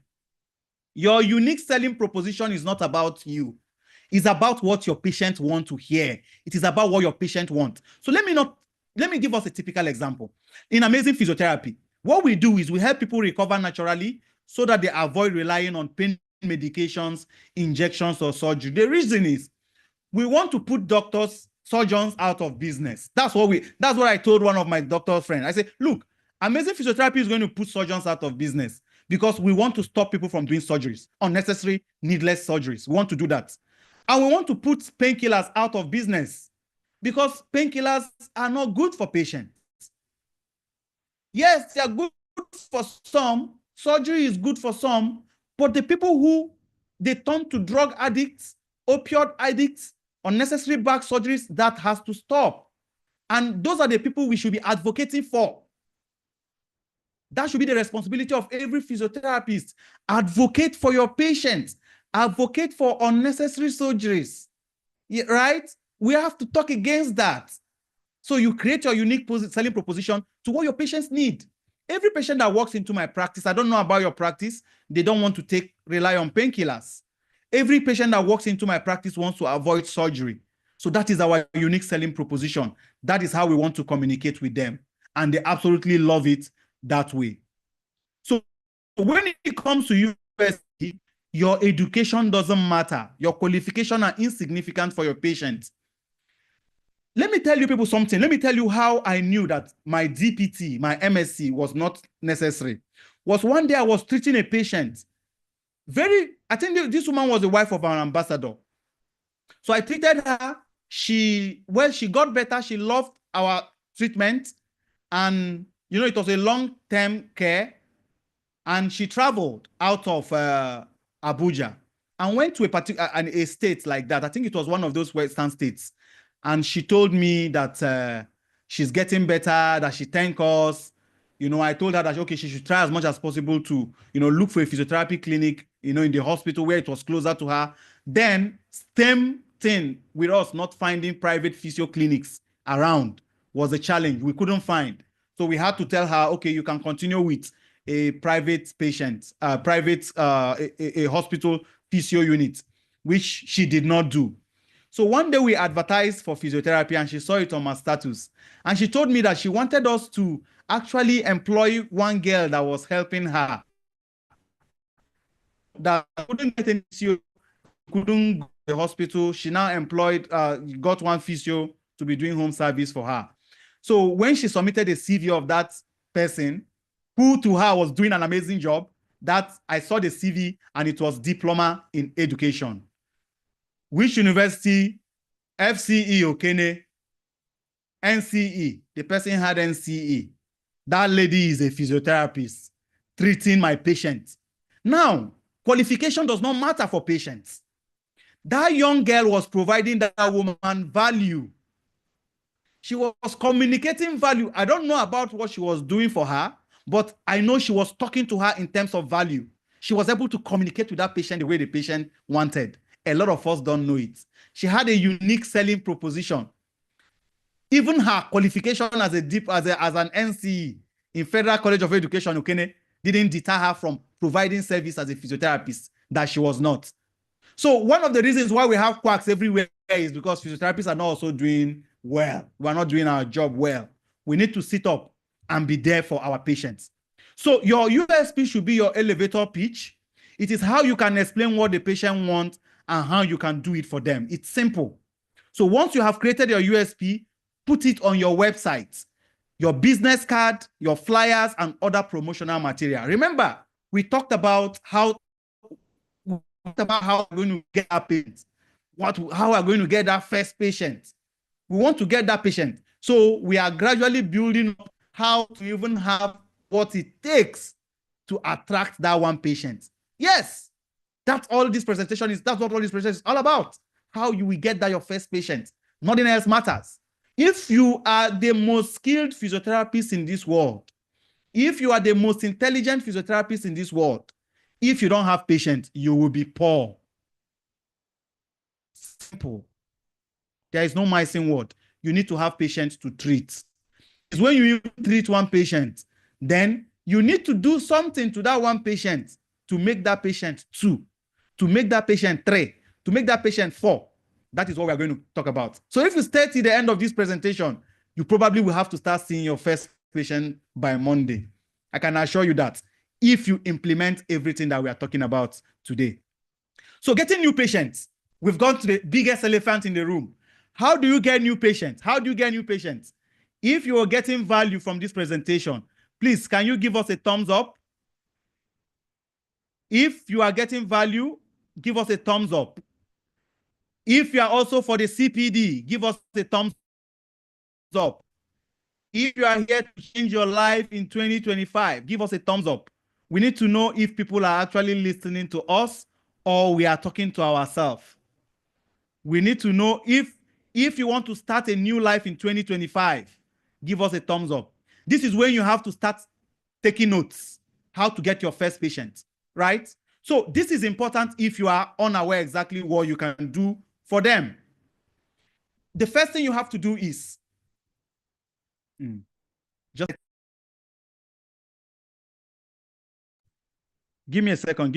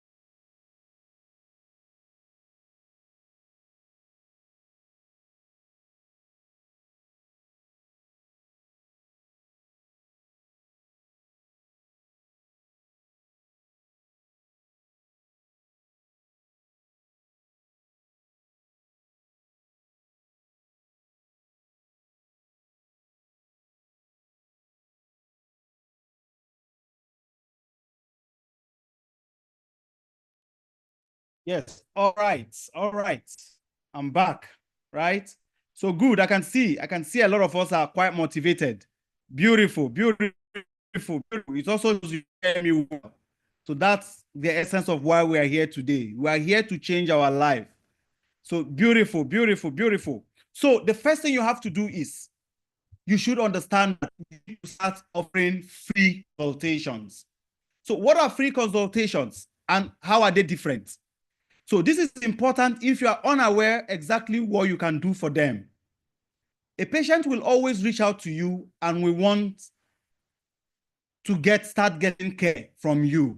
But you need to have a low barrier of entry so that this patient can come into your clinic and into your space so that you can start even doing that amazing job on them. So to describe a little about what you plan for them, it will make your patient ask for more, so you make it worth it. It will help you get clarity on what's important to your patient. It's an opportunity to come and window shop you a little. With your free consultation, help your patient understand and discover what is going on. What's the concept around the free consultation? I want you guys to look at it as an MRI. That's how I want to equate it on. A patient has back pain. Maybe he sees you in church. You remember we said we are going to have business cards. We're going to have flyers. We're going to have promotional materials. And we have created our USP. So we have to start handing our business cards to our friends, to our colleagues in the church. I recommend at least 20 business cards should leave your hand every day. When you go to an event, you hand in your business card. When you go for an OWAM, this period, hand in your business card. So after this presentation, by Monday, you have started printing your business cards. You have started printing your flyers. You have to be specific with your flyers. Don't be a generalist. If you are in women's health, you can choose simple things like women's health approach to management of certain things. If you want to do neurology, you can also choose approaches where neurology can help with, so and so. You don't have to be that generalist anymore. So with a free consultation, what you intend to do is like an MRI. Sometimes patients walking into our clinics and always want to ask us if they need to get an MRI. Well, doctors will always recommend MRIs. Why? Because it makes money for them. MRIs will always be too sensitive, but they are not specific. They are not going to be as specific as your musculoskeletal tests. They are not going to be as specific in determining what's wrong with your patient. Like an MRI missed out a patient that had piriformis syndrome. The MRI said the patient had degenerative disc disease. The patient went into the theater, did a surgery. Till today, the patient is in a lot of pain. The patient walked into us, we identified it was piriformis. We're able to go to that piriformis and treat that piriformis. Yes, we've solved one aspect of the patient's pain. Now the back pain that was never there started. The patient told them that she was having radiating pain. Now they have caused back pain for the patient.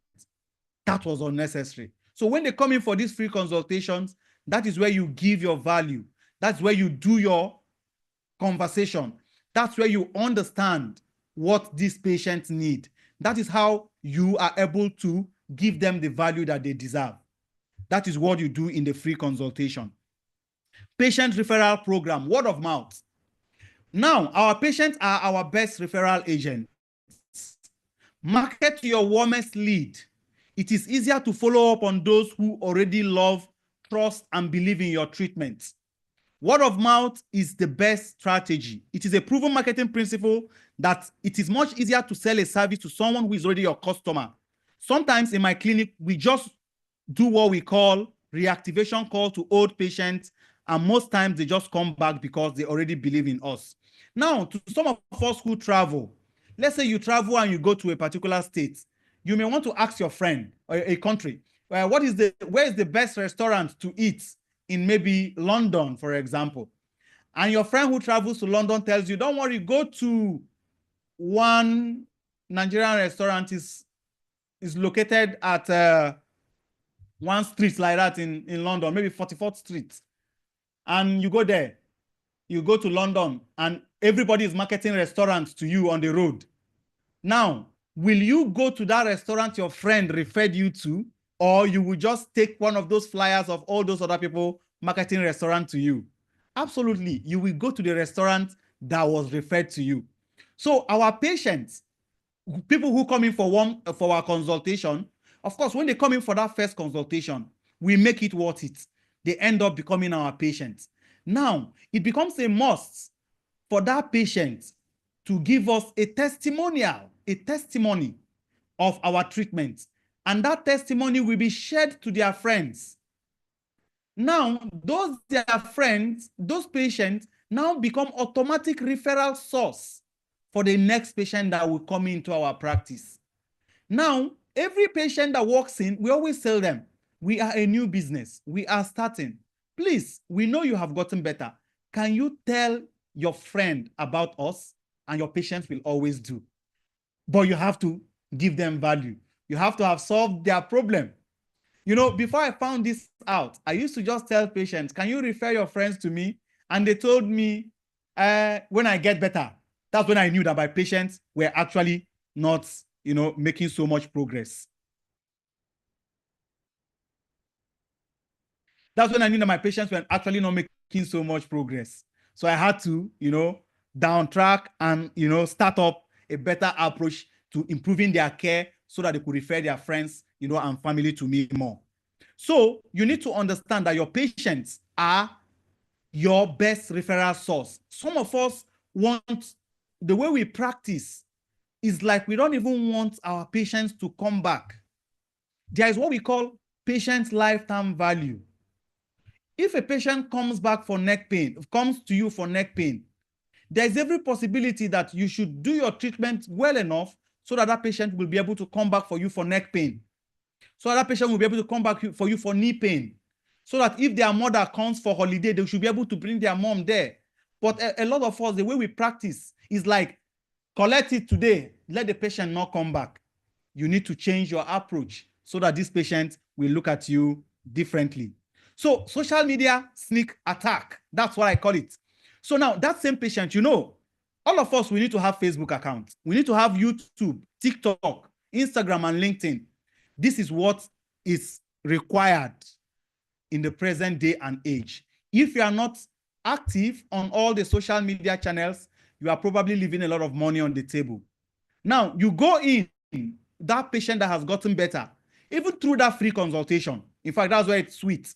Sometimes when they come in for that free consultation and they don't pay, I always tell them, you need to give us a testimony about what your outcome with us is. Then I start to, I take their permission and I do a video. They talk about their experience. Then we share it online. So you target everybody who likes and comment on that post. So a lot of them will, when you post, sometimes people will comment. Most of the time, people who comment, let's say they are not your friends. These are people who are likely in that same shoe with that patient. There is something with some of all these social media algorithms. They only show some of all those contents to people who are already in those contents and have mentioned something like that in the past. So this is how it works. If you're on Facebook searching for back pain or treatment for back pain, and you post on a clinic or someone, a physio practice, post a testimonial of a patient and you mention back pain, they will automatically send that video somehow, the way their technology works.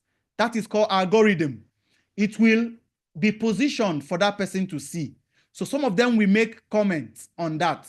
Now your responsibility is to follow up on those comments and those likes. You see likes. So sometimes you go to a particular post, you see that someone has 1,000 likes. I'm not saying you posting your traditional wedding and you now get 1,000 likes, your patients are not there. Or you posting a picture of you doing come with me. No, people don't, that thing doesn't give money. Post picture of your business. Even if it is 2 likes you get, maximize the impact of that 2 likes and get the best out of it. It could be that your next patient is in just one of those likes and comments. You need to engage with them, reach out to them, and talk to them how you can fix things. Now, after today, we have to start getting comfortable on cameras. You take your phone, instead of record your dance, you dancing on TikTok. Well, people succeed dancing on TikTok, so I cannot dance so I can't even dance to save my life. So I will never even dance on TikTok. I heard they pay people money. I don't know, it's possible. But why not just record a video of an exercise? Every time I am on one group, I think one young physiotherapist group like that, neuro rehab, each time a Proco doctor makes a video, you begin to hear derogatory comments like, this guy is he trespassing on another territory? I always laugh. I say, instead of you complaining about another person who is trying to grow his business because you have not, why not take a camera and start doing the same video to see if you can promote your own too, like he's doing? Each time we see other people doing things, we are always the first to condemn. These people are doing business. You will see people online doing chiropractic, people who did not go to school. You are complaining. Why wouldn't you complain? Because you are there at home. You don't have anything you are doing. You only have complaint to make.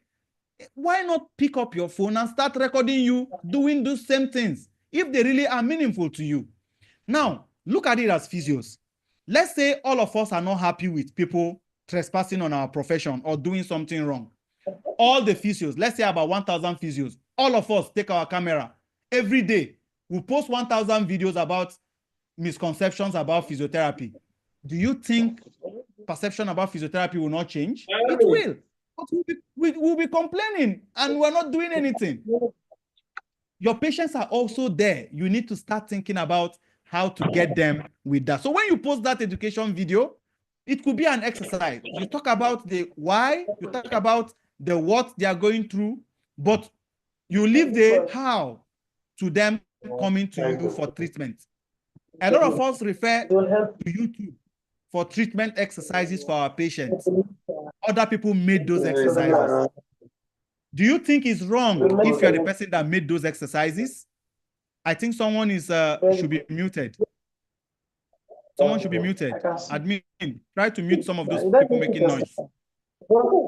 Right? So the level of progression. So the next thing you can do is what we call community workshops. So what are workshops? This is one of our powerful strategies for getting new patients. Starting from today, you reach out to gyms, religious organizations, offices, other health-related businesses, and workshops. If you are interested in having, you reach out to those businesses, you talk to them about what you do as a physio.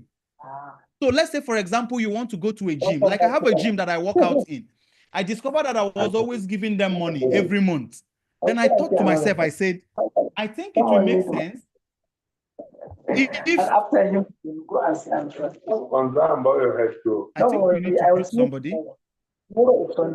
I don't usually go out. Musbahu Sani, please, can you mute yourself?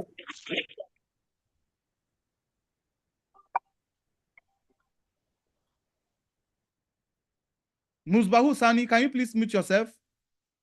Abdul Majid, good. It was disturbing everybody here. Yeah, so this one powerful strategy for getting patients, workshops. So I was in the gym, every month I give them money. And I said, okay, I'm giving these people money every time, but I have my potential patients, they are here.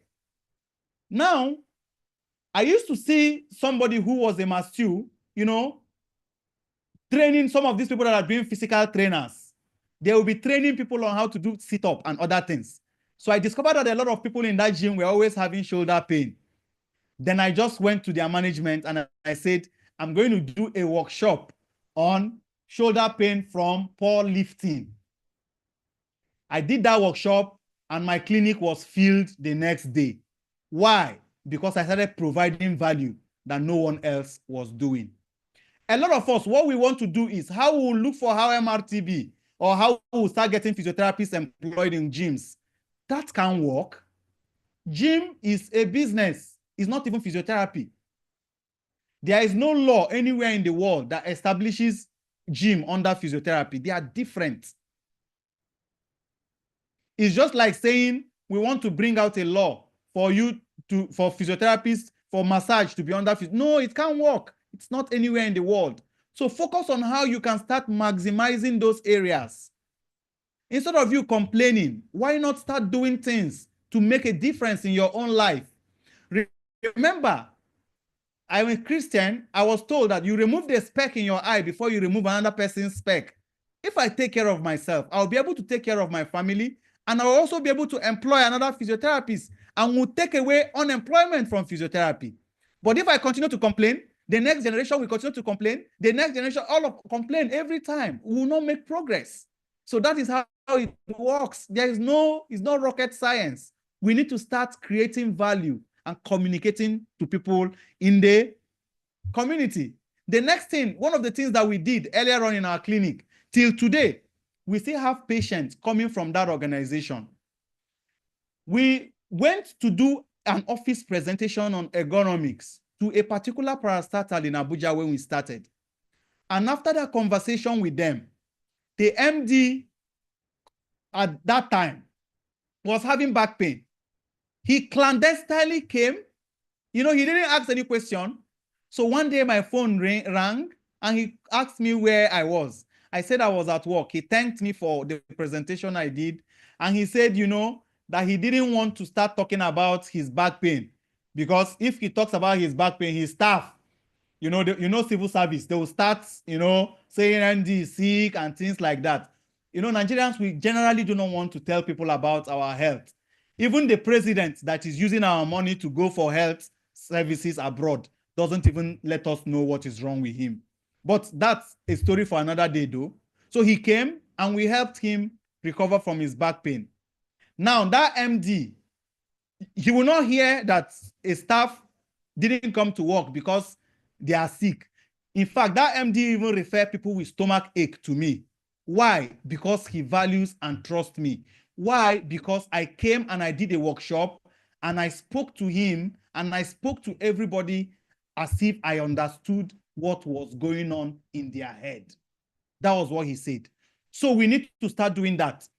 After this workshop, starting from Monday, start looking for offices around your area. Write to them. They will never say no. If you have a gym around you, talk to them. I want to talk about shoulder injuries in the gym. I want to talk about back pain from poor lifting. I've gotten more than 20 clients from the gym I go to. In fact, I don't pay for my gym anymore, because the clients I get from the gym, when I see them limping, pay me the money I use to subscribe for my gym. So I gym for free right now because I provide value to people by reaching out to my community. You can do that in religious organization. So maximize patient value. The number one thing we want to do is to maximize the impact our patient get from us.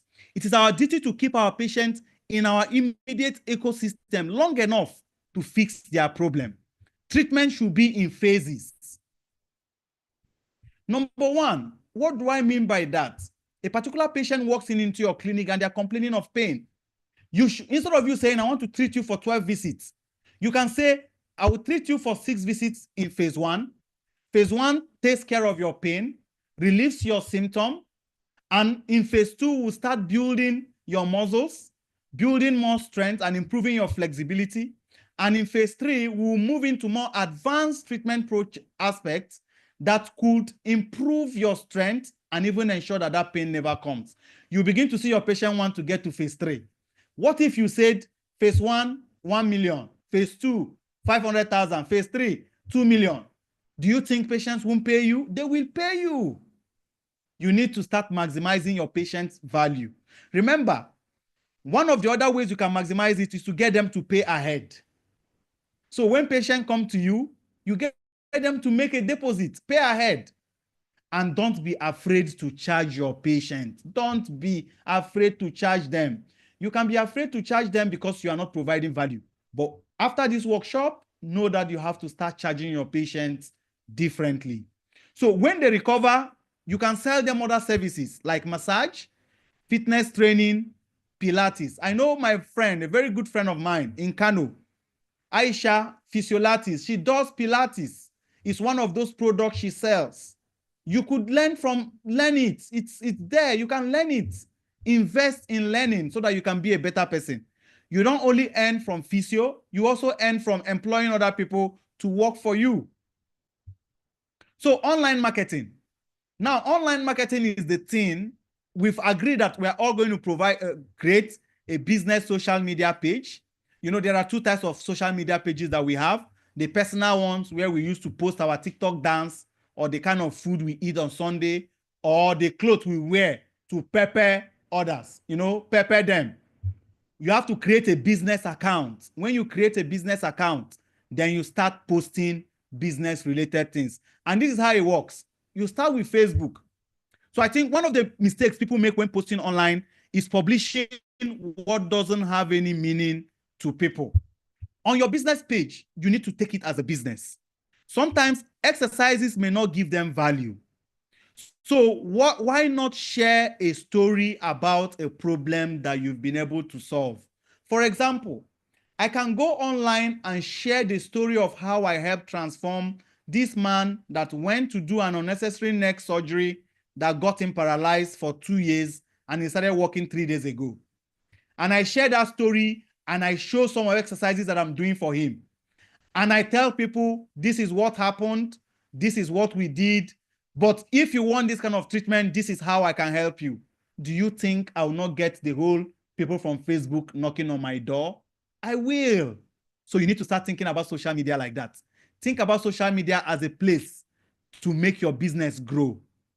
People say when you post on YouTube, you make money. But people who really make money on YouTube are people who are actually selling a business. The greatest YouTuber in history is Mr. Beast. Mr. Beast sells festivals. He has over 200 million subscribers. He has a company. That company generates way more money than the viewers or the followership he gets on YouTube. He only uses YouTube to penetrate his audience to buy his product. So 2 is better. So if you are somebody who is fortunate enough to even be an influencer because you dance well on TikTok and you post half-naked pictures online for some girls, some people that do that, you know, professionals don't do that. Some people do that. Why not maximize it and start doing something really better by getting people from your post to view your business? So I created a business page. Recently I even started doing something on my social media, and all the links there are on my business. So if you're in this workshop, please ensure that you subscribe to my social media channels so that we can always share more information about business growth and strategies, from time to time. So website is very, very important. If you don't have a website, start planning on how to get one after today. Why websites are very important is you write a blog and you post it on your website. This same story that you talk about, that's what gets listed there. Now, how do you make this post go online? I used to advise people that videos are better. With videos, you can multi-repurpose. When you make a video, you can export the audio. It becomes a podcast. The video, you can, get a 9:16 view, post it on Instagram, cut some sections. You have another content. You can transcribe it into writing. It becomes a blog. In that blog, you can post it on your website or also post it on a page like LinkedIn. So now imagine one social media content, one video content, you have been able to post it in different social media channels. You know it's very difficult that you are making contents every day. So that is why you need to work smart, maximize one content to reach multiple channels. That is how you get to communicate with your patients so that they can see you as somebody who is prime to take care of their needs. So feature other businesses on your blog posts, make a list of questions and send to them and post their answers online. In my practice recently, we started inviting our patients to come on our podcast. We now have podcasts. If you are wondering, if you go to Amazing Physiotherapy on YouTube, you could see videos of our podcasts. We invited a dietitian one time. We also invited a guest. So we are inviting so many people to come on our podcast. So these are they come and they share their own personal stories. That is how to reach people. In fact, nobody has the right to be poor. No physiotherapist has the right to be poor, friends. No physiotherapist has the right to complain that they don't have money. You must not travel abroad. In fact, if you travel abroad, you will be of more use to the UK or the US government. You will not be a dependent. A lot of people travel. Their salary is the only thing they know. They cannot think of something else. So when you travel being better equipped on how to survive like this, you will even become more useful to your potential employer. We are not saying you must establish a private practice. No, you don't have to. You don't have to. Everybody will not be able to do that. But imagine if, let's say, for example, you have ideas on how to grow a business, but because you are scared and someone employs you to work for them, and you now come because that person has given you a leverage, he has taken away all the risk, he has done all the heavy liftings for you, and you now come and now start helping that person grow their business. Don't you think your salary will be better than the peanuts you complain that people pay you? In fact, nobody has the right to complain about how much another person is paying. If you don't like how much they're paying you, you leave. You leave and can start your own life. It's not a must that you must work for somebody. So let's make progress. Let's make progress. So social media.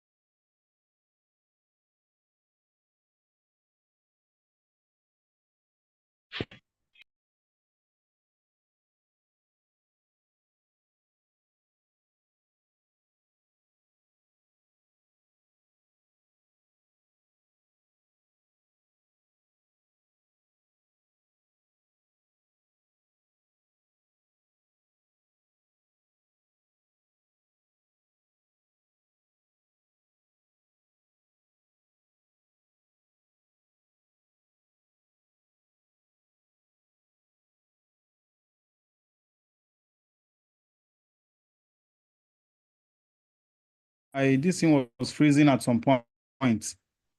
So we are back, right? Good. So create a post on Facebook, do a video, like as we are doing now. People prefer video. You will take that one piece of content, you will repurpose it into other platforms, right? You can upload on YouTube. I talked about this. These are strategies on what you can do starting from tomorrow. Tomorrow is Sunday. Take your phone and start. Don't wait for anybody to advise you further. You've gotten all the knowledge you need. So let's talk about lead generation, ebook content. So this is something that has really changed how I did things. Some of the things I did earlier on. If you look at that book, it looks like I am an author. I am not. What I did was I put up 7 must-ask questions for people who want to take care of their pain. And I put it online on my website. So it positioned me like an expert in management of back pain. What did I do? I just typical questions people ask. For example, do I need an MRI? For example, how long does it take? For another thing, does physiotherapy work? Some of all those little questions that patients may want to ask you. So when you put it in a paper, how does it work? You can just type all these things on Microsoft Word. Get images, get good pictures. If you have social media, you can link up all those things there.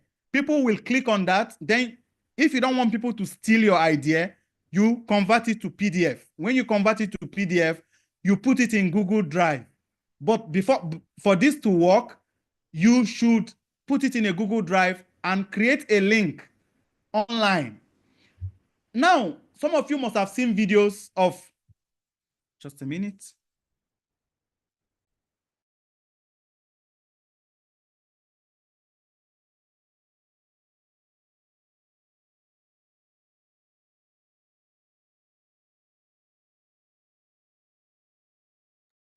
Yes. So some of you must have seen videos of people when they talk about this, they will now say, click the link below. I don't know if some of you have seen some of all those videos. You could do that same thing. You could talk about back pain. This is what is causing back pain. This is what happens. If you want to know more about back pain and how to treat back pain, click on the link below or click on the link on my bio.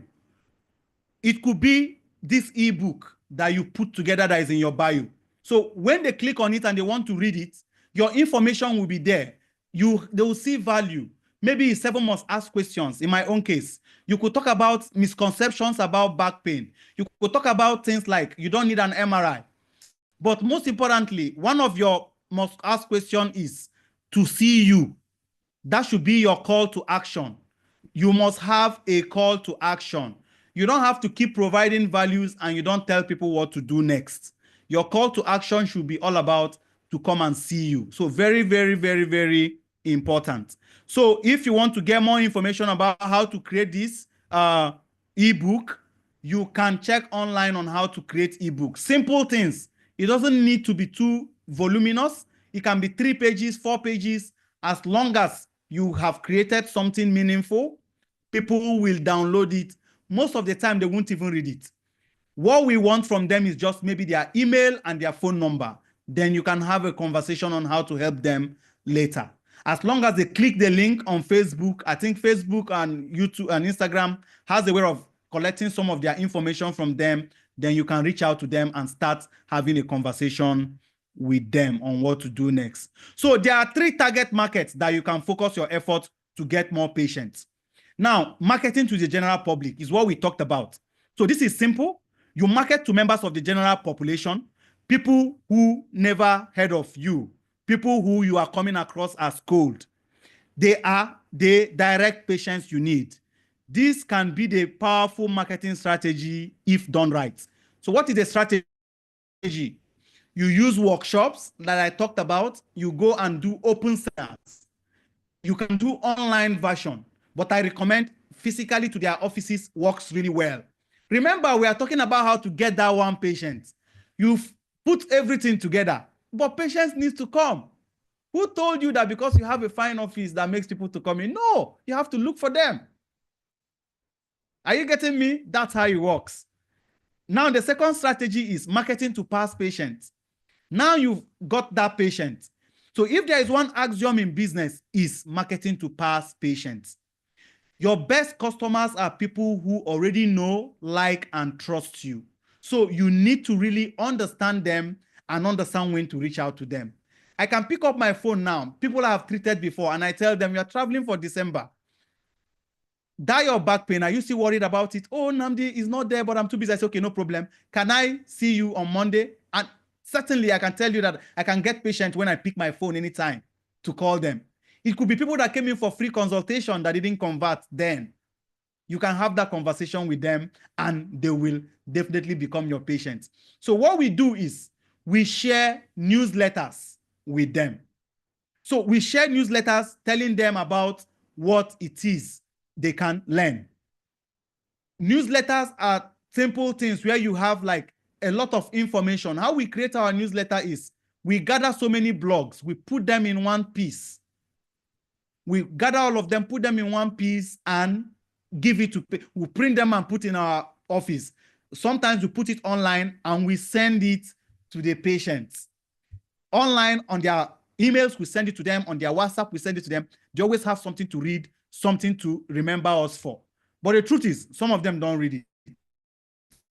What's important is that you are giving them something that is really valuable to them. Now, marketing to physicians. You see why I put it last. You remember my story of how the business I set up, I was sacked after 1 year.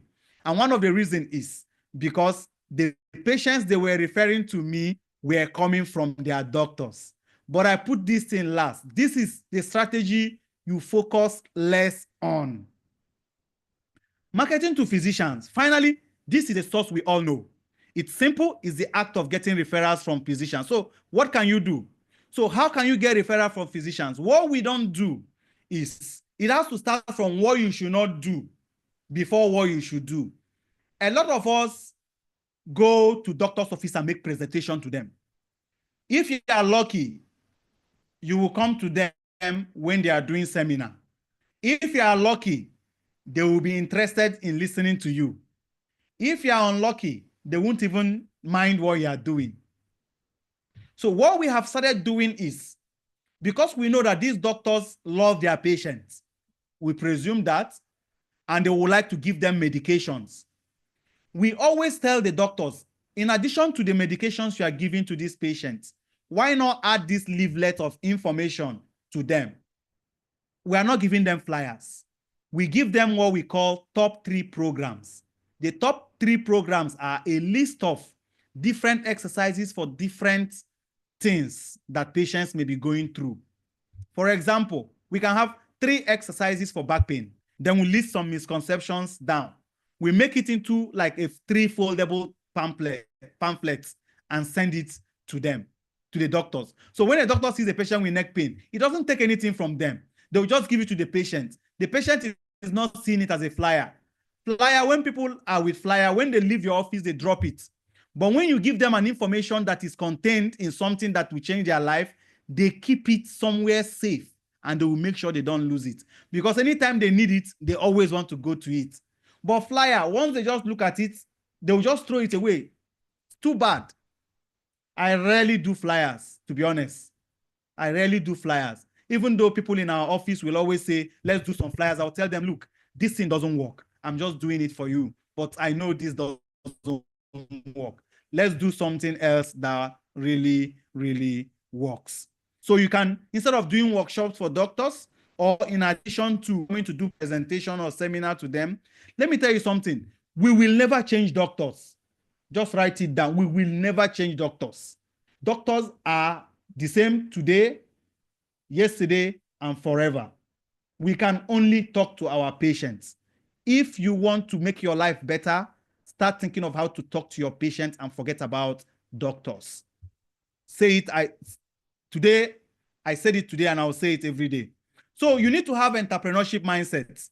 Now, I will tell you why I asked, the first slide, why I asked people who were in A or in B. So now let me call the results. I know we still have a good number of people here. Now, if you selected slide A, you are absolutely not wrong. But the truth is, you are not supposed to be here. If you selected slide B, then I see you as somebody who is going to make progress in life. Slide B talked about life-changing opportunity. Slide A talked about CPD. A lot of people are here to get certificates. A lot of people are here just because MRTB said before 15th of December, license closes. A lot of people are here to get licenses. Well, that is why your life is the way it is. Sorry if that offends you, but that's the truth. But if you chose B, well, I want to welcome you to the League of Successful Entrepreneurs if you are going to take action. So let's go on. So investing. Sometimes people think that when you say pay 1 million naira to attend a course, they say it's expensive.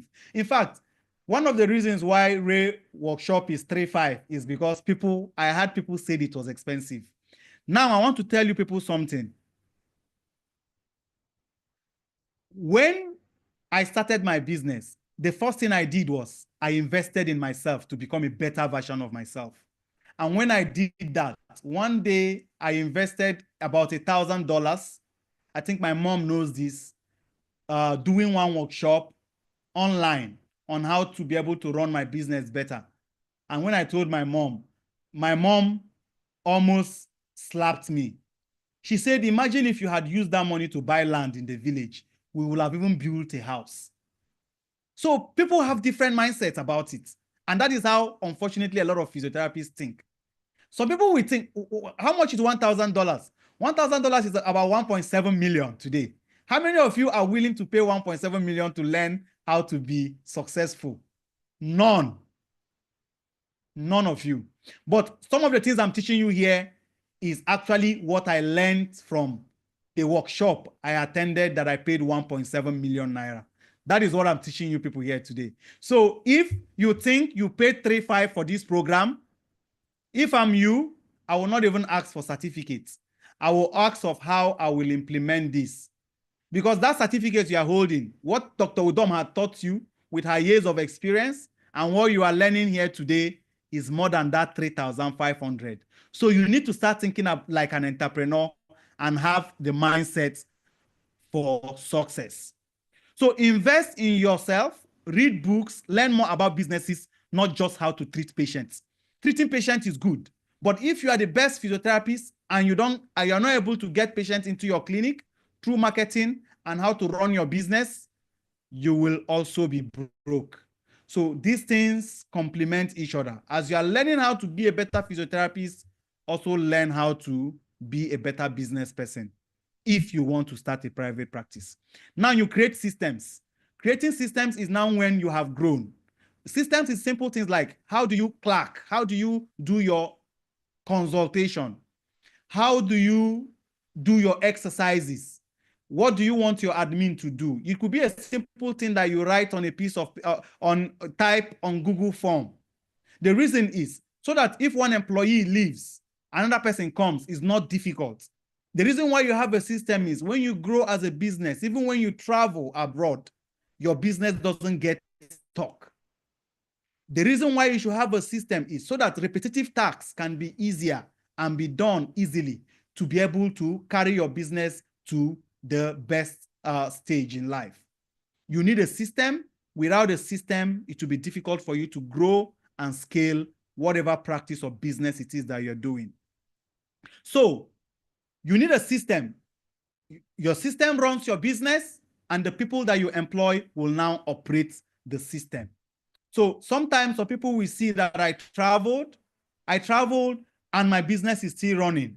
Why? Because I created a system from even hiring people, a system from treating patients, a system from making sure that patients are happy, a system of even opening a new office.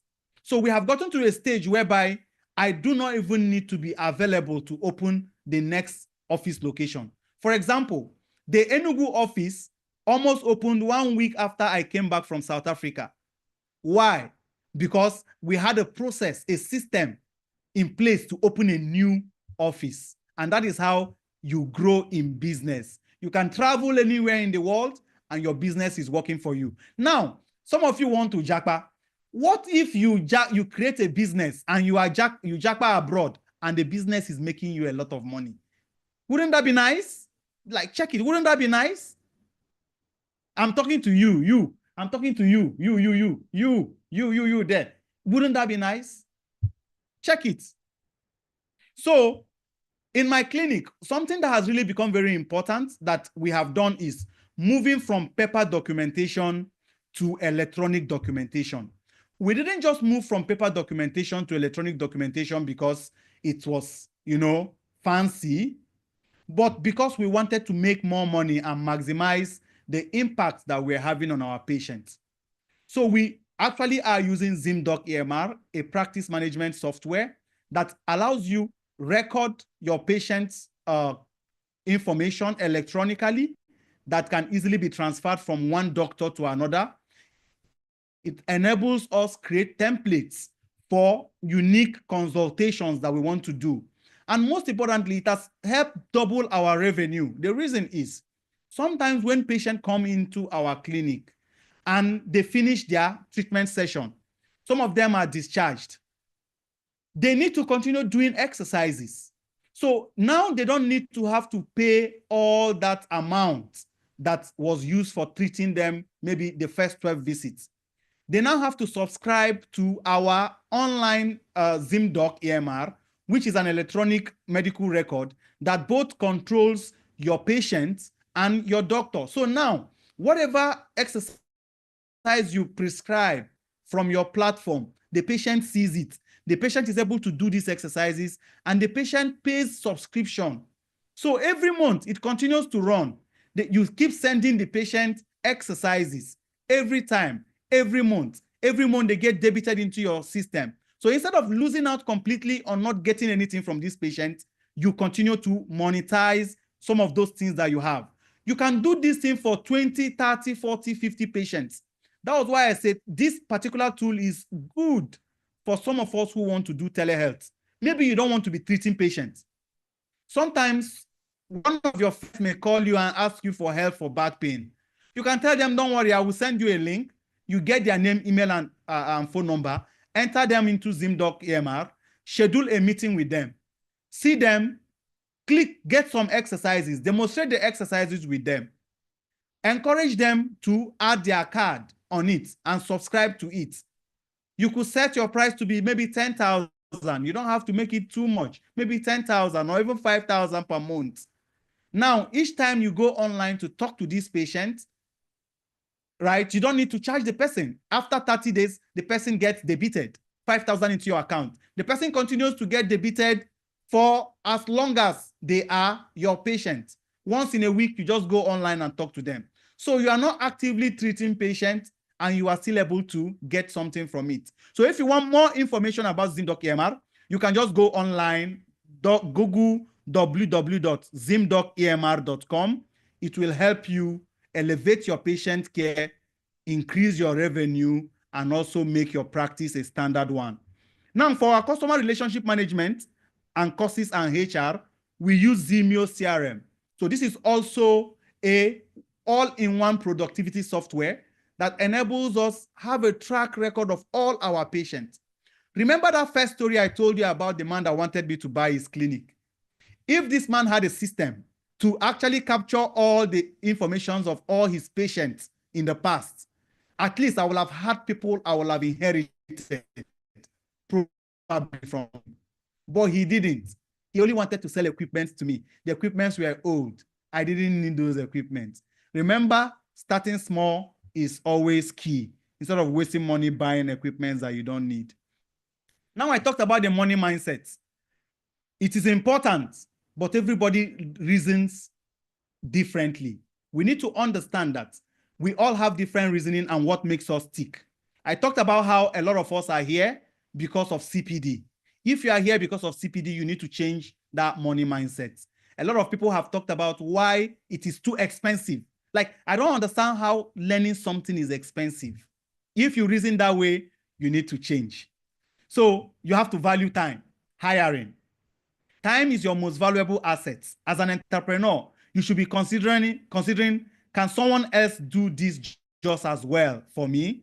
Hire trained people to do the work for you so that you can focus on growing your business. Let me tell you people something really very funny. Earlier on when we started, before I hired my first physio, I had so many fears. I was thinking of, what if this guy comes and takes away all my patients? What will I do? Then I discovered that it's not that bad. What is just necessary is get your patients, get your physios, have a system in place, have people who work on different responsibilities, and you will just be fine. Your physio will focus on treating patients. You could have an admin who is focused on management of how people come in and go out of the clinic. Then you focus on growing your business.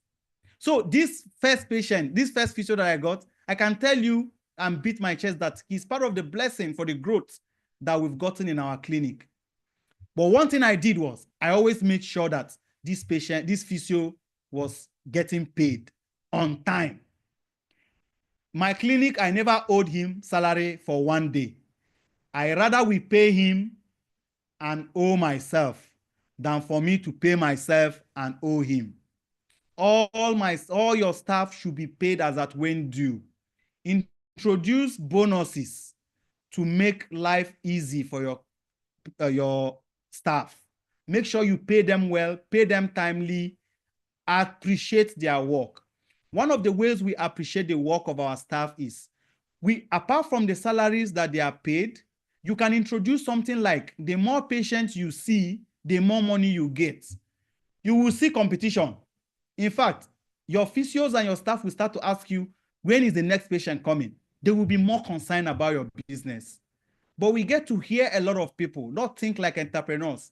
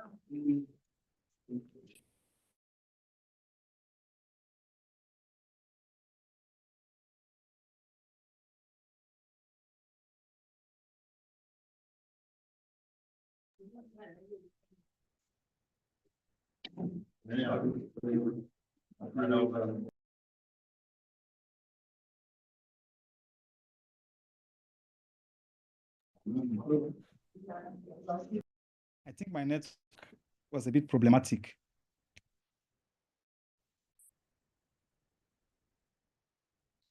Yes, can you all hear me? My network, switched me out. My network Yes. is not the most excellent here. But yes, so yes, I hope you can all see my screen. So time is your most valuable asset, just like I said, and you need to hire and train people. So we talked about that we are going to leave today with a practical session. I don't know how comfortable it is for any of you right now, but we are going to do one thing, which is we are going to help you create an online presence. You are going to go online and create a Google My Business page. All of you will have a clinic online, even if you have not registered the clinic yet. That's not a problem. How many of us are ready for this exercise? How many of us are ready? So I'll just read out some of all these. Then you can go online, just maybe take a screenshot of all the pages, then make sure you go online and create them. So make sure you have a Google account for your business. It's just very simple. You go to Google, create a Gmail account. You can use maybe a Gmail account. Example, you can say abdulmajidmajphysiotherapy@gmail.com. You can create something like that. Or you can create jubrisamani@gmail.com. That's a Gmail account. Then once you create that, the next thing you do is you create to manage my business. I don't know if you can see my slide. If you can do that, then you sign up my Google My Business account. Google My Business is your signboard, your signage online. That is a signboard that everybody sees. Just very few people can see your physical signboard. That one too is important. Then you go online. When you click on that Google My Business page, when you click on Google My Business page, it tells you to create a business account. So when you create, you see something like this, find and manage your business. Then you add your business on Google. Please be taking a screenshot of this so that you can do it yourself. Then you start building your business profile. You add your business name, your potential business name, your business category, then you click on next. Then you start building your business profile again. You can, if it's, you name your business, and when you click on physio, it brings out maybe physical therapist or physiotherapy clinic, or maybe physical fitness program. Whichever one you want to do is just fine. Then you add your location, right? Enter your business address. Very important. This is free. Everybody should do that right now. It is free. Maybe not now, maybe after the seminar, but everybody should be able to do that. It is free. Then you add your contact details so that customers will contact you. Then you start verification to put by using your phone number. Sometimes it will use your email address. Now, I talked about earlier. Now, on Zim.doc EMR, we have about 5,500 exercises. So if you are using the platform for your documentation, when you start your practice, that may not be the first thing for you because you have to pay monthly subscription to use the Zim.doc EMR. So you have about 5,000 exercises, and the exercises are in different categories. You can either target diagnosis, like if you click on diagnosis, you can search, maybe Colles fracture has exercises you can send, golfer's elbow, glenoid labrum tear, cervical disc herniation. Different exercises for different conditions exist. So what you just do is once you click on it, you can select those exercises and send to your patient. Your patient will do them and compliance will become more interesting and easier. But if you want to target some muscles, let's say you want to target deltoid muscle, you can also do that. Targeting deltoid muscle, you can click on deltoid, you will send them those exercises. You can also manage things like appointments for your clients. You can add your patients, both outpatient, inpatient, and even home patients. You can add different tasks for your doctors. So if you have other staff, when you send them tasks, when they don't do it, it will show you a notification that they did not do it. So people who don't document on time, the owner of the hospital, the owner of the clinic will know the doctors that are not documenting. So it will display it in red and tell you so and so doctor did not document. The people that documented it will show their own in green. So you will now know the doctor that is not documenting and the doctor that is documenting. Anywhere you are in the world, you can use it. So you don't have to be physically present to do that with your doctors. You can do chats, just like WhatsApp. You can chat with your patients on the platform. You can chat doctor-patient chat. Doctor-doctor chat is also permissible. The reason why chatting on WhatsApp and other social media is not good is, what if your staff travels? You see, you may not get some vital information from the patient, but when the chat is actually in your system, you can always go back to it and see your chat and have your conversation detailed. If they sent maybe an MRI, they attach it to it. You can always see it anytime. And the interesting thing now is you will be able to do online consultation on it. What you just need is create a unique Zoom account, put it on the platform. Once you book an online appointment with your staff, with a patient, they will get a Zoom account and they will be able to log in for their consultation. So once you're able to do that, you should be able to elevate your practice and have better revenue. You will make more money. Remember, the more money you invest, the more money you make. If you have that habit of not investing, remember we talked about entrepreneurship mindsets. You should be able to invest. The more you invest, the more you grow. The less you invest, the less you grow. It's as simple as that. Now, let's start up a private practice checklist. So let's get started today. Are you considered an expert before you start? You need to have the right location. You should be in the right city. Are you in the right city, the right location? You should also ask yourself that question. You have to create a business name and register it with the CAC. Very important. Dr. Umar talked about it too. Make sure your clinic meets MRTB regulations and inspection. I talked about that MRTB now has different tiers. So you don't need to pay flight ticket for anybody.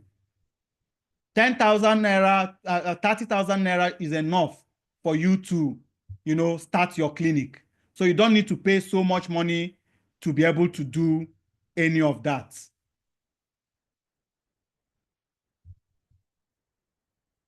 Can you hear me? Is my network bad? Is my network bad? Can you hear me? If my network is bad, you let me know. So for equipment, find office space and lease one. Buy domain name, host your website. Your website is very important. It's very, very, very, very, very important. Oh, beautiful. You can hear me. Now, open a business bank account. There's nothing as cool as when you are seeing patients, either as home patients or in your clinic. They ask you for your account number, you send your name. No, it doesn't make sense. You send your OPay or your PAMPay. No, now. Send them Jubril Samani Physiotherapy Clinic Nigeria Limited. It makes sense. Instead of sending Jubril Samani, no, it doesn't make sense like that. They will take you on seriously. Now, be an NSP member. It comes with a lot of, I'm biased here because I'm an NSP school. So don't mind me. You have to be an NSP member. It's very, very, very important. And be a member and also pay your dues. There is a lot that comes to being a member of an association. We don't have a separate association apart from NSP. So be there, join the private practice section. The chairman of the section is Dr. Remidro Jaye. Fantastic lady. She does a lot. She has a private practice. These are the people you can meet for questions. If you're not an NSP member, if you call me and ask me a question on private practice, I will not answer you. So just know that one. Get liability insurance. Register your business with Google, Yahoo, or Bing, and all social media network. We talked about registering your business on Google. You can find out how to register your business on Yahoo. Then set 1 year, 3 years goal. Start your business plan. It's very important. It's been discussed earlier. Then start reading business and success books. In conclusion, take action. Action trumps perfection 100% of the time. If you make decisions and it turns out to be a wrong one, you can fix it. You go back and adjust. When people get into a place where they can't make a decision and they get up in analysis by paralysis, they fail to move forward, they don't grow, and they don't exceed. Remember, 80% is good enough. You don't have to wait to know everything 100% before you can start.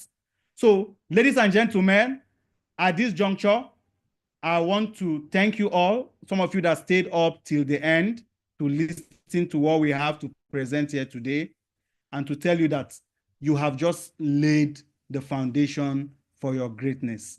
Thank you very much, and this is the end of my presentation. Thank you so much. Thank you so much, Dr. Namdi, for one You can in-depth ask your questions. presentation. You can unmute yourself and ask your questions. Yes. Well, let's give you some few minutes to rest. You have been talking before the question and answers. So you can you can identify yourself if you want to ask any question, or you can write it on the chat box. Anyone? Okay.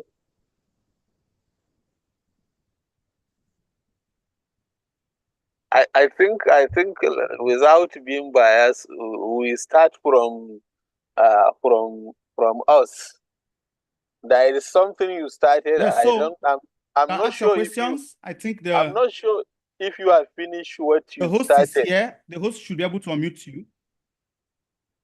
Yes, I'm starting with Ray from us. Hello, can you hear me?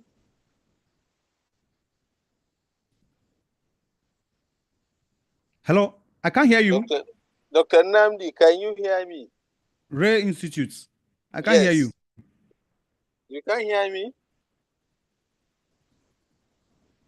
Hello?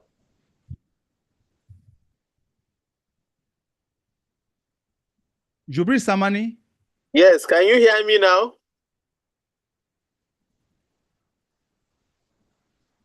Can you hear me, please? I think you need to check your mic. I think people can hear me. Maybe you need. Yes, I can hear you now. Okay, can you hear me now? Yes, I can hear you now. Okay, thank you. I said you've started something regarding the advert for the workshop, but I'm not sure if you completed what you wanted to say regarding the advertisement. You know, the A and the B flyer. Yes, no, I So said it. You need to people in the A. Yes, so I said people who chose A are people who eventually will get stuck in wanting to get certificates. While people who choose B are people who will end up becoming entrepreneurs, because that is how to have a mindset. You know, in the A, there was 6 CPD, while in the B, there was no CPD. Okay. You understand? And I purposely shared that, page like that. So a lot of them that joined without CPD, that's a good thing for physios. You know, when physios see seminars, the first thing they ask you is, how many CPD points? And especially now that we all need CPD to renew our workshop. So if somebody is on this workshop up to this very moment, and he was able to listen to Dr. Udom for 3 hours, and also listen to me for about 3 hours again, then that person must have been the person that chose B. So it's very easy for us to know that. Now we have 49 people. and probably about 100 and something registered. So you see how everybody will not be successful, no matter what you do. So that's the verdict for my poll. Okay, thank you so much. I'm also looking at it from Ray, from another angle. I think we thank you so much for this. You know, because at Ray, we really, when you look at our flyers previously, years back, we used to have those catchy introduction to attract people. But of recent, yeah, I'm sure we need to sit up. We have not been doing those catchy introduction to attract people.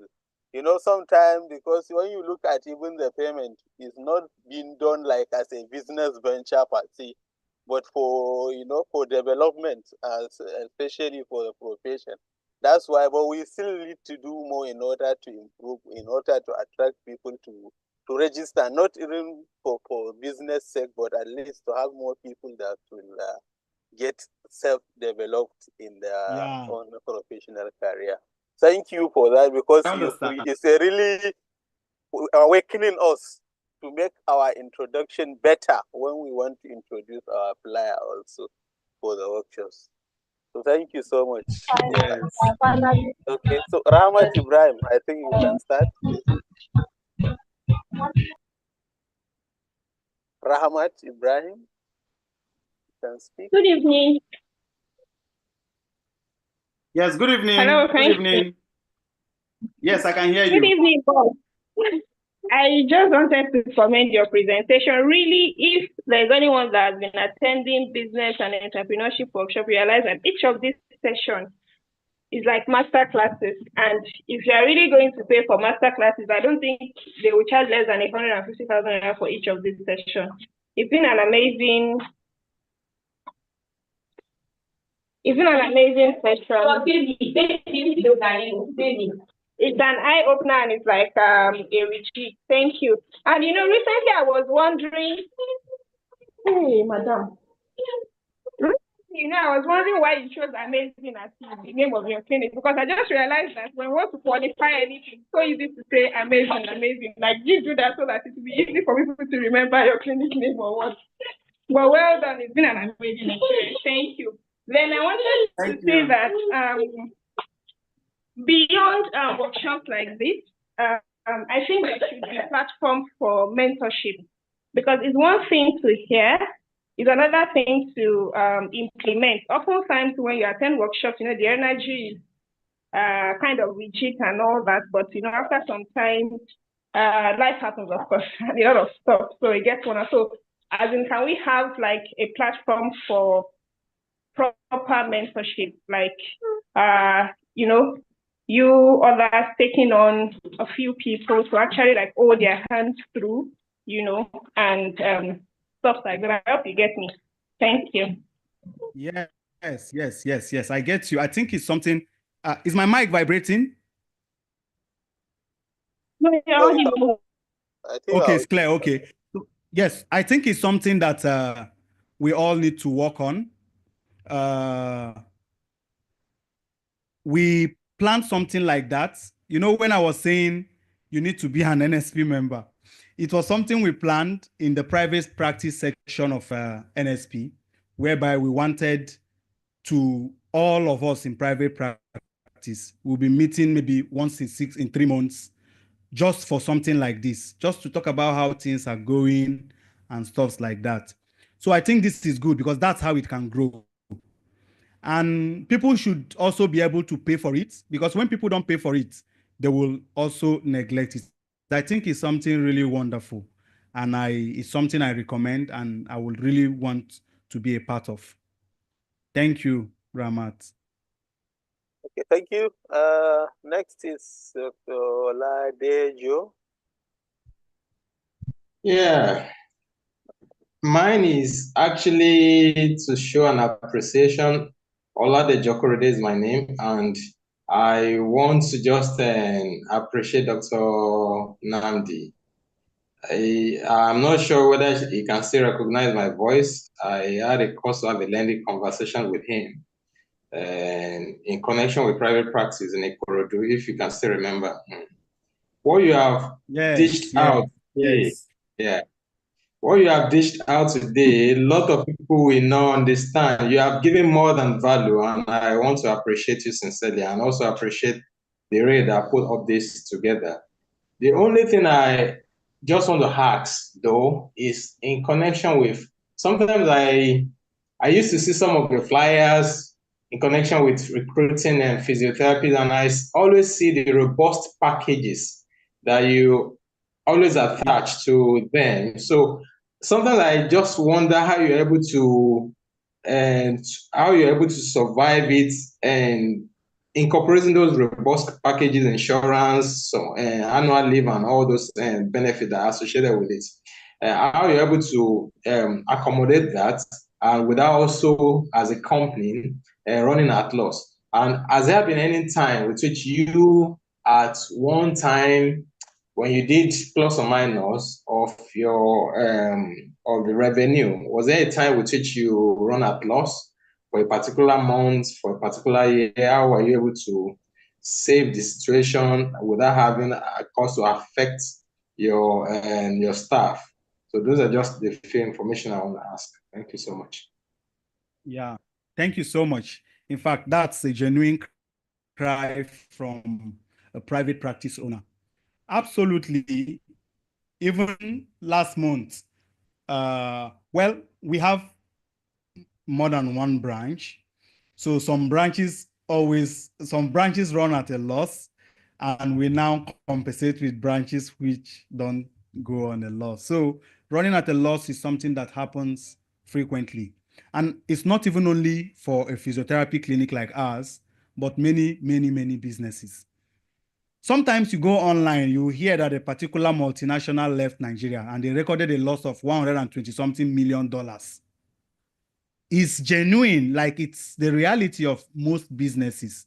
So if you are as a business and you don't run at a loss, then we need to learn from you. We run at a loss sometimes, not all the time. Now, when it comes to the packages that we always want to give to our staff, we do that is because these are the people who ensure that we see it as a business. So kind of we prioritize that, and the way we were able to structure some of all those benefits that we want to give to them is just as a way to motivate them to work harder. So to us is we are putting in so much to them, and they look at it as if they owe us so much too to help us win. So it's a calculation that we have done, and we discovered that is something that has really worked for us. So those packages we do, we try, like loan for accommodation in places that are quite expensive, or people that are new to an area. We do health insurance. Yeah, we do like a bulk payment to insurance companies and things like that. We sponsor CPD and so many other things. Some of those things, I look at them as small, but I think it's something, because we human beings, so many of us have different things make us tick. There are some people that little things like that will make them even kill a lion for you. So I think it's something I encourage other people to try and do. Let's look beyond just the money that we pay to also include some other benefits that may really cut costs. Recently, we introduced transport allowance too. So, but we don't put it in adverts until the person becomes a staff. So there are still more bonuses. So if you want to join us, please. But I don't expect anybody here to join us, because you should start working on how to be your own boss.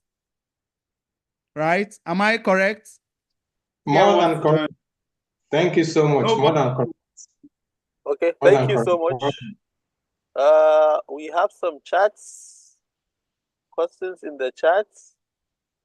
How do you think we can harmonize home care physio and establishing a private physio clinic? Which one is better, sir? Yes, so home health is a very big business. A lot of us don't know. An estimate of about $60 billion is the size of the home health industry. We always do things peripherally, as if we have plans. One of the reasons things don't work well in Nigeria is everybody is just doing things temporarily. Home health is a very, very, very, very big business. A lot of us don't know. Home health singularly is the most lucrative aspect of healthcare, more than outpatient clinic and even surgeries. It's on record, you can check it out. The reason is we are having a lot of baby boomers and they are living longer. So eventually you're going to have a lot of old people that want to remain active. And these people want to be seen at home. And you have a lot of chronic, non-communicable diseases also being on the rise. So a lot of people are likely going to be coming down with diseases that will keep them at home. You see here, home health is growing. It's now how you structure your business and how you want it to grow. The same way you want to build an outpatient business should be the same way you should want to build your home health business. The same strategy that we taught here is the same strategy. Remember, business is the same thing everywhere. In fact, if someone who is doing akara takes this thing that I taught to you today, he will still make money. If someone who is selling okrika takes this same thing I shared to you, it's still the same thing. Business information is the same. It's how you use it. So a home health person who does his business well will be very lucrative. A home health person who doesn't do his business well will not be lucrative. So it all depends on how you grow the business and the approach you use. Thank you. Thank you. Samuel, please unmute and speak. All right. Samuel. Hello, good afternoon. Afternoon. Yes, I love your presentation. My question is, you said you should focus on a unique value proposition. Let's say you want to focus on pain management. Are you not at the same time neglecting every other part of physiotherapy service that you are going to offer at that same point in time?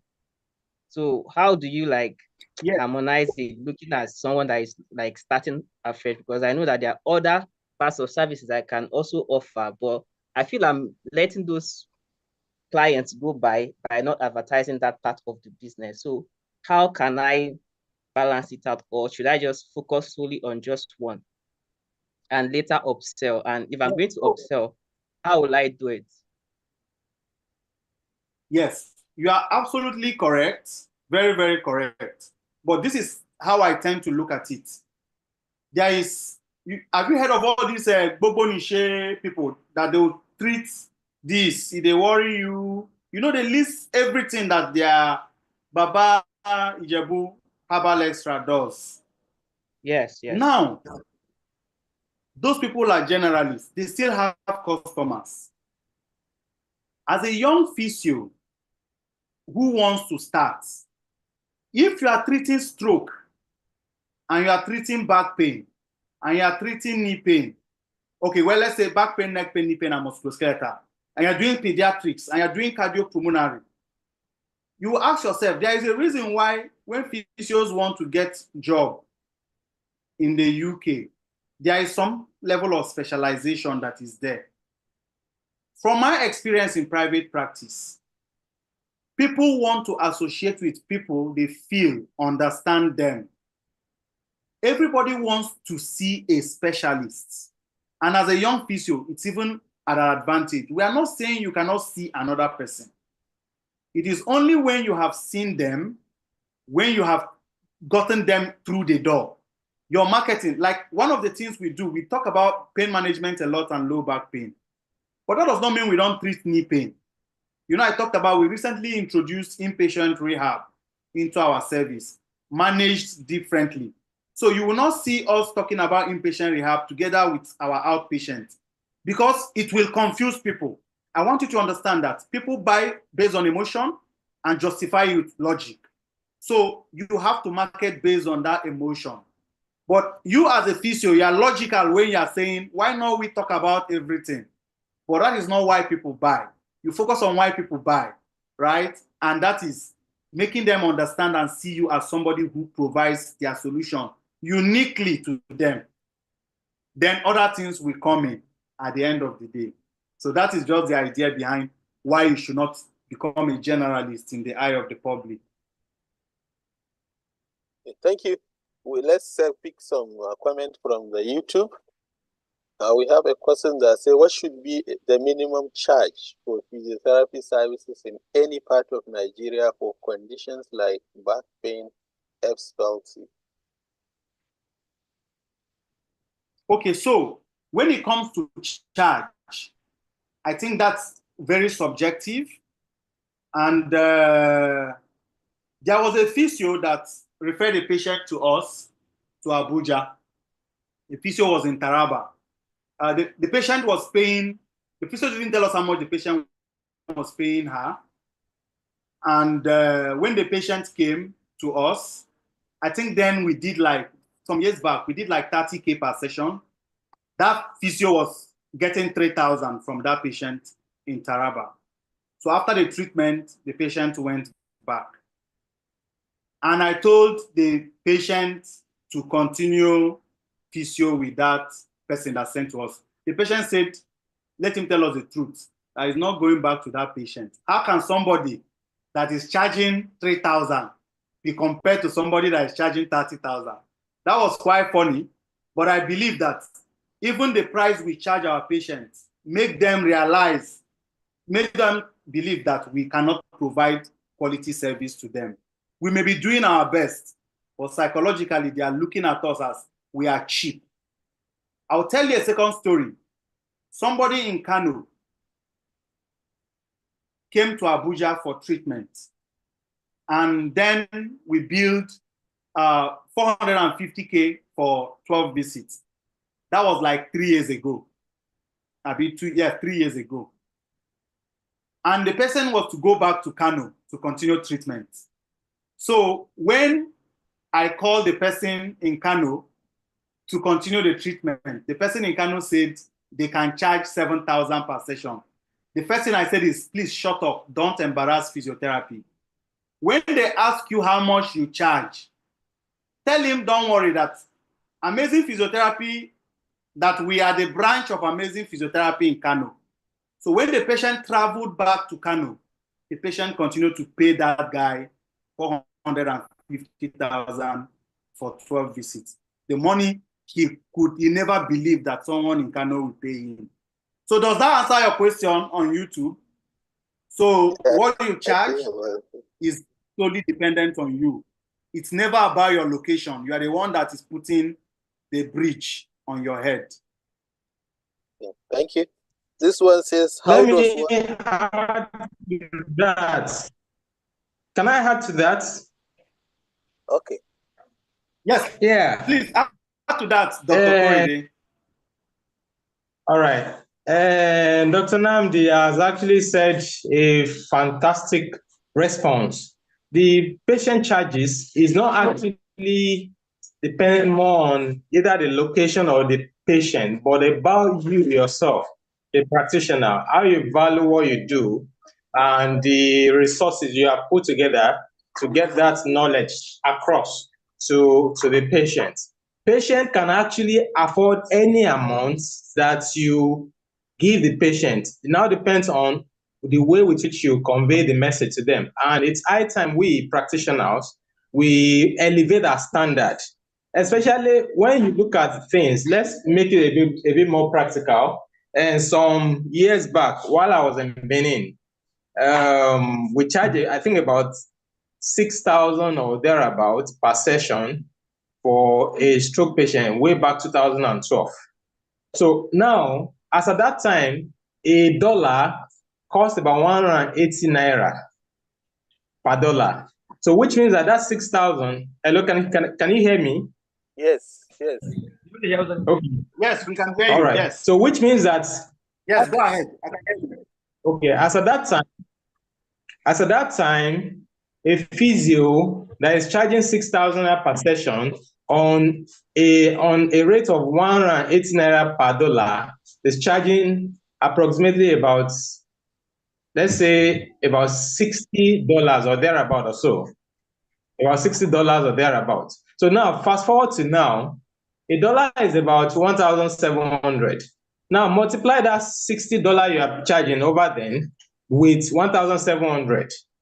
So whatever we are charging should be around that. Even if it's not, it may not be realistic to say, let's say about maybe 60 to 70,000 per session, based on the value equivalent of what we are getting then. But at least relatively, a typical physio should not be charging anything less than 30,000 plus or minus, depending on wherever you are. And don't assume a patient will not afford it. Patient can always afford it, only depends on what we present to them and how the value they think they are getting from us. Absolutely. Absolutely. You're very correct. You're very correct. Dr. Aminu Shehu, I think. So if in Kano, your patient think you are Geshi, you will not charge more than a Geshi. But if in Kano, your patient thinks you are providing value, they will pay you any amount they pay people in Lagos, Abuja, Port Harcourt. Kano is the second largest economy in Nigeria after Lagos. So you people have advantage, isn't it? Yes, Kano physiotherapist, you can hear Dr. Mendy. Okay. I think someone says, how many years are you expected to work as a physiotherapist under supervision before starting your clinic? I think this is more related to the first presentation, but you can respond to the question, please. Yes. So, like, what I usually do is I just like to share my story and look at it genuinely.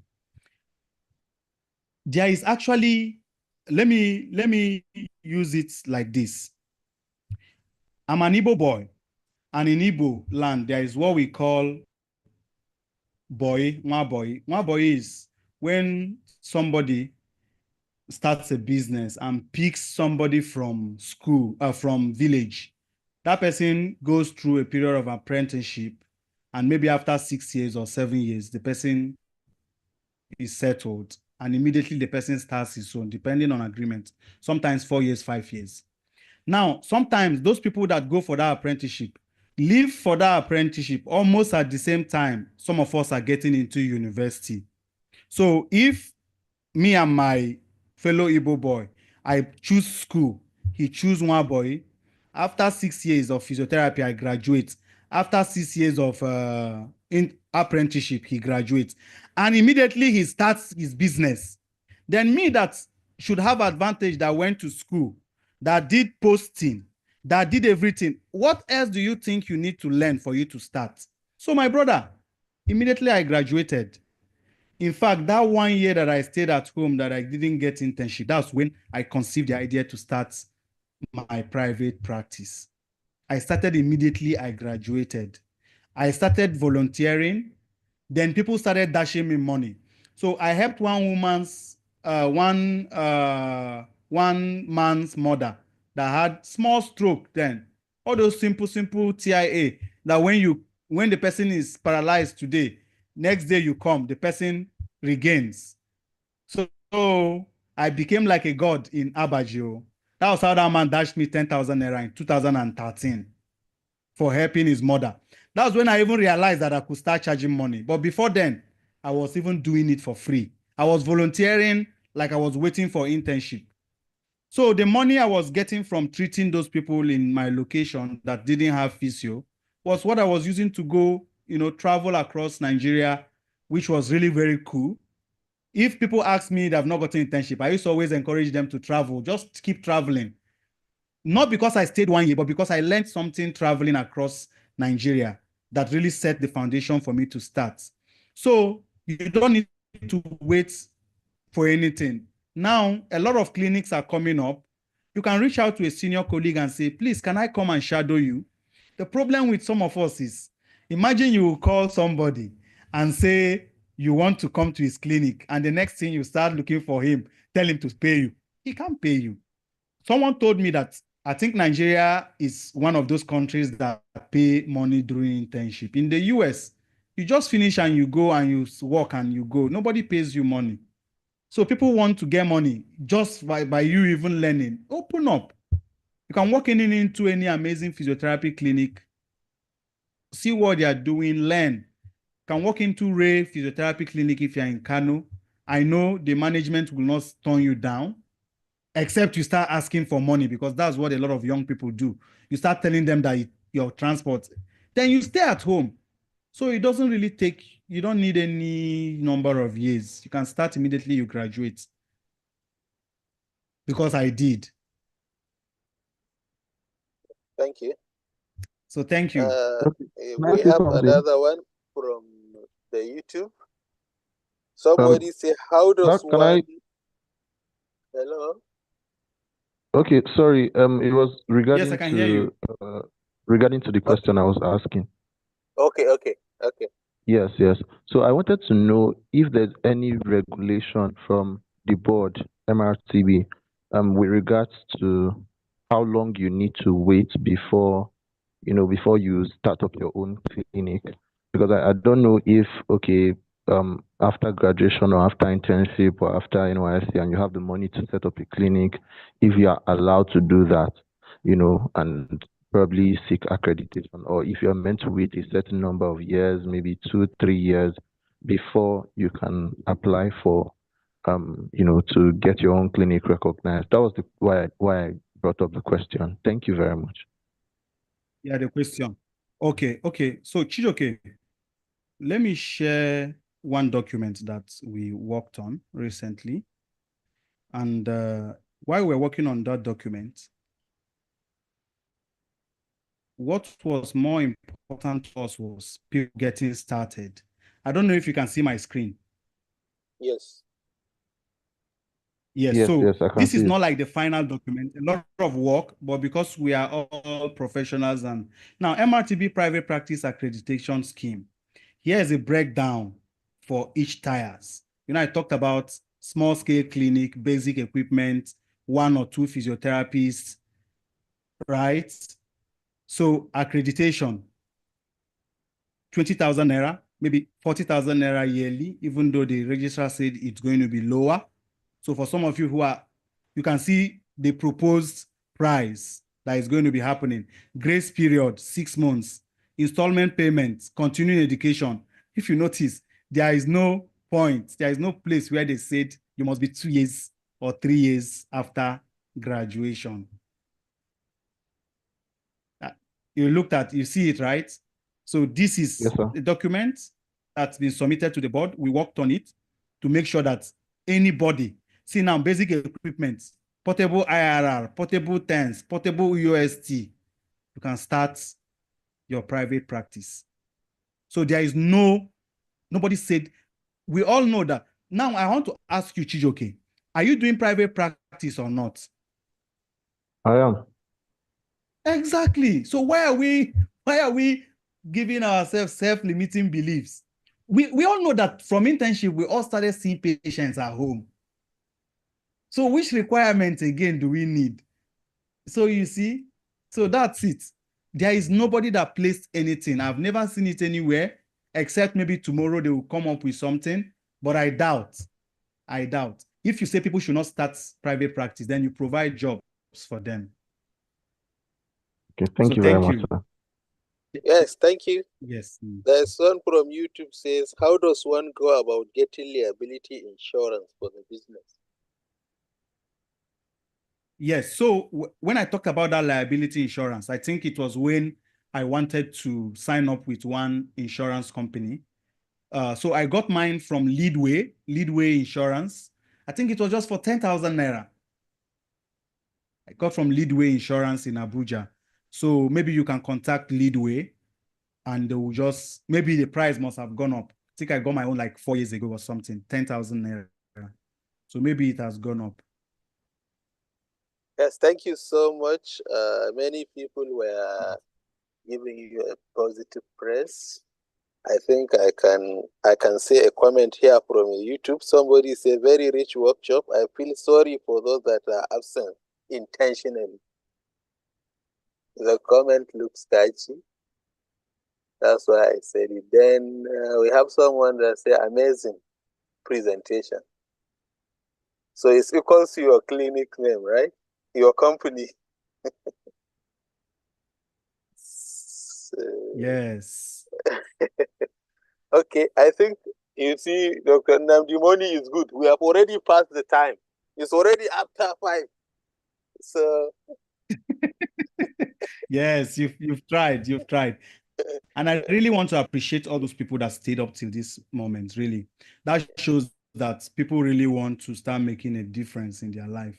And I think we will have, say I just want to wish you all the best. yes, I think we have an information, sorry, from Dr. Moses. He said open a private clinic actually has a minimum time frame for a registrant to open after graduation. It is in the general guideline. Best wishes. I think it's an information regarding the MRTB, I think. Additional information from MRTV. Dr. Well, Majid. let them share it. Okay. So when they share it, we'll see it. Okay. So thank you so much, Dr. Neri. Yes, please, we need the slide. People have been asking the slide and any other material you can send us so that we share with the participants. I know they will really love to have it. Thank you so much for the in-depth presentation. Okay. So let me market. Let me market my own product. If you are not using ZimDoc EMR, please reach out to me so that we can onboard you so that you can start making money immediately. But it's not free. You will pay for it. So some of our big boys in private practice, you need to have an electronic medical record so that you will not be using paper and pen. How much is it? Up and down. That's for, it is when the person is serious and wants to use it, then he can send me a chart. But monthly, I think it's less than a plate of rice every month. It's less than a plate of rice. So you can just send me a chat on WhatsApp. You give Ray their percentage for marketing on a lighter note. Yeah, Ray has not even gotten their own. Abdul Hamid Maje, I still have scores to settle with you. Okay, thank you so much. Abdul Hamid. And all of it. Yes, thank you so much. Yeah. Yes, so. So thank all the participants. Yes, a plate of rice in Chicken Republic, actually, CJ. Okay, it's okay. Thank you. Yes. Yes. So Thank all the you. participants, Yeah, thank do you have a all. wonderful. Yes, for participating. And please, if you have not filled the Google form for certificates, please try to do so as soon as you can, so that your certificate will not get delayed. Thank you so much. Then we'll Thank you, Dr. another Namdizi. Yes. Thank you, Dr. Thank you so Notich. much. Thank you. Thank you. Really Do have a thank you blessed very much. evening. And Merry Christmas to you all. Thank you so much, Dr. Namdi. Thank you.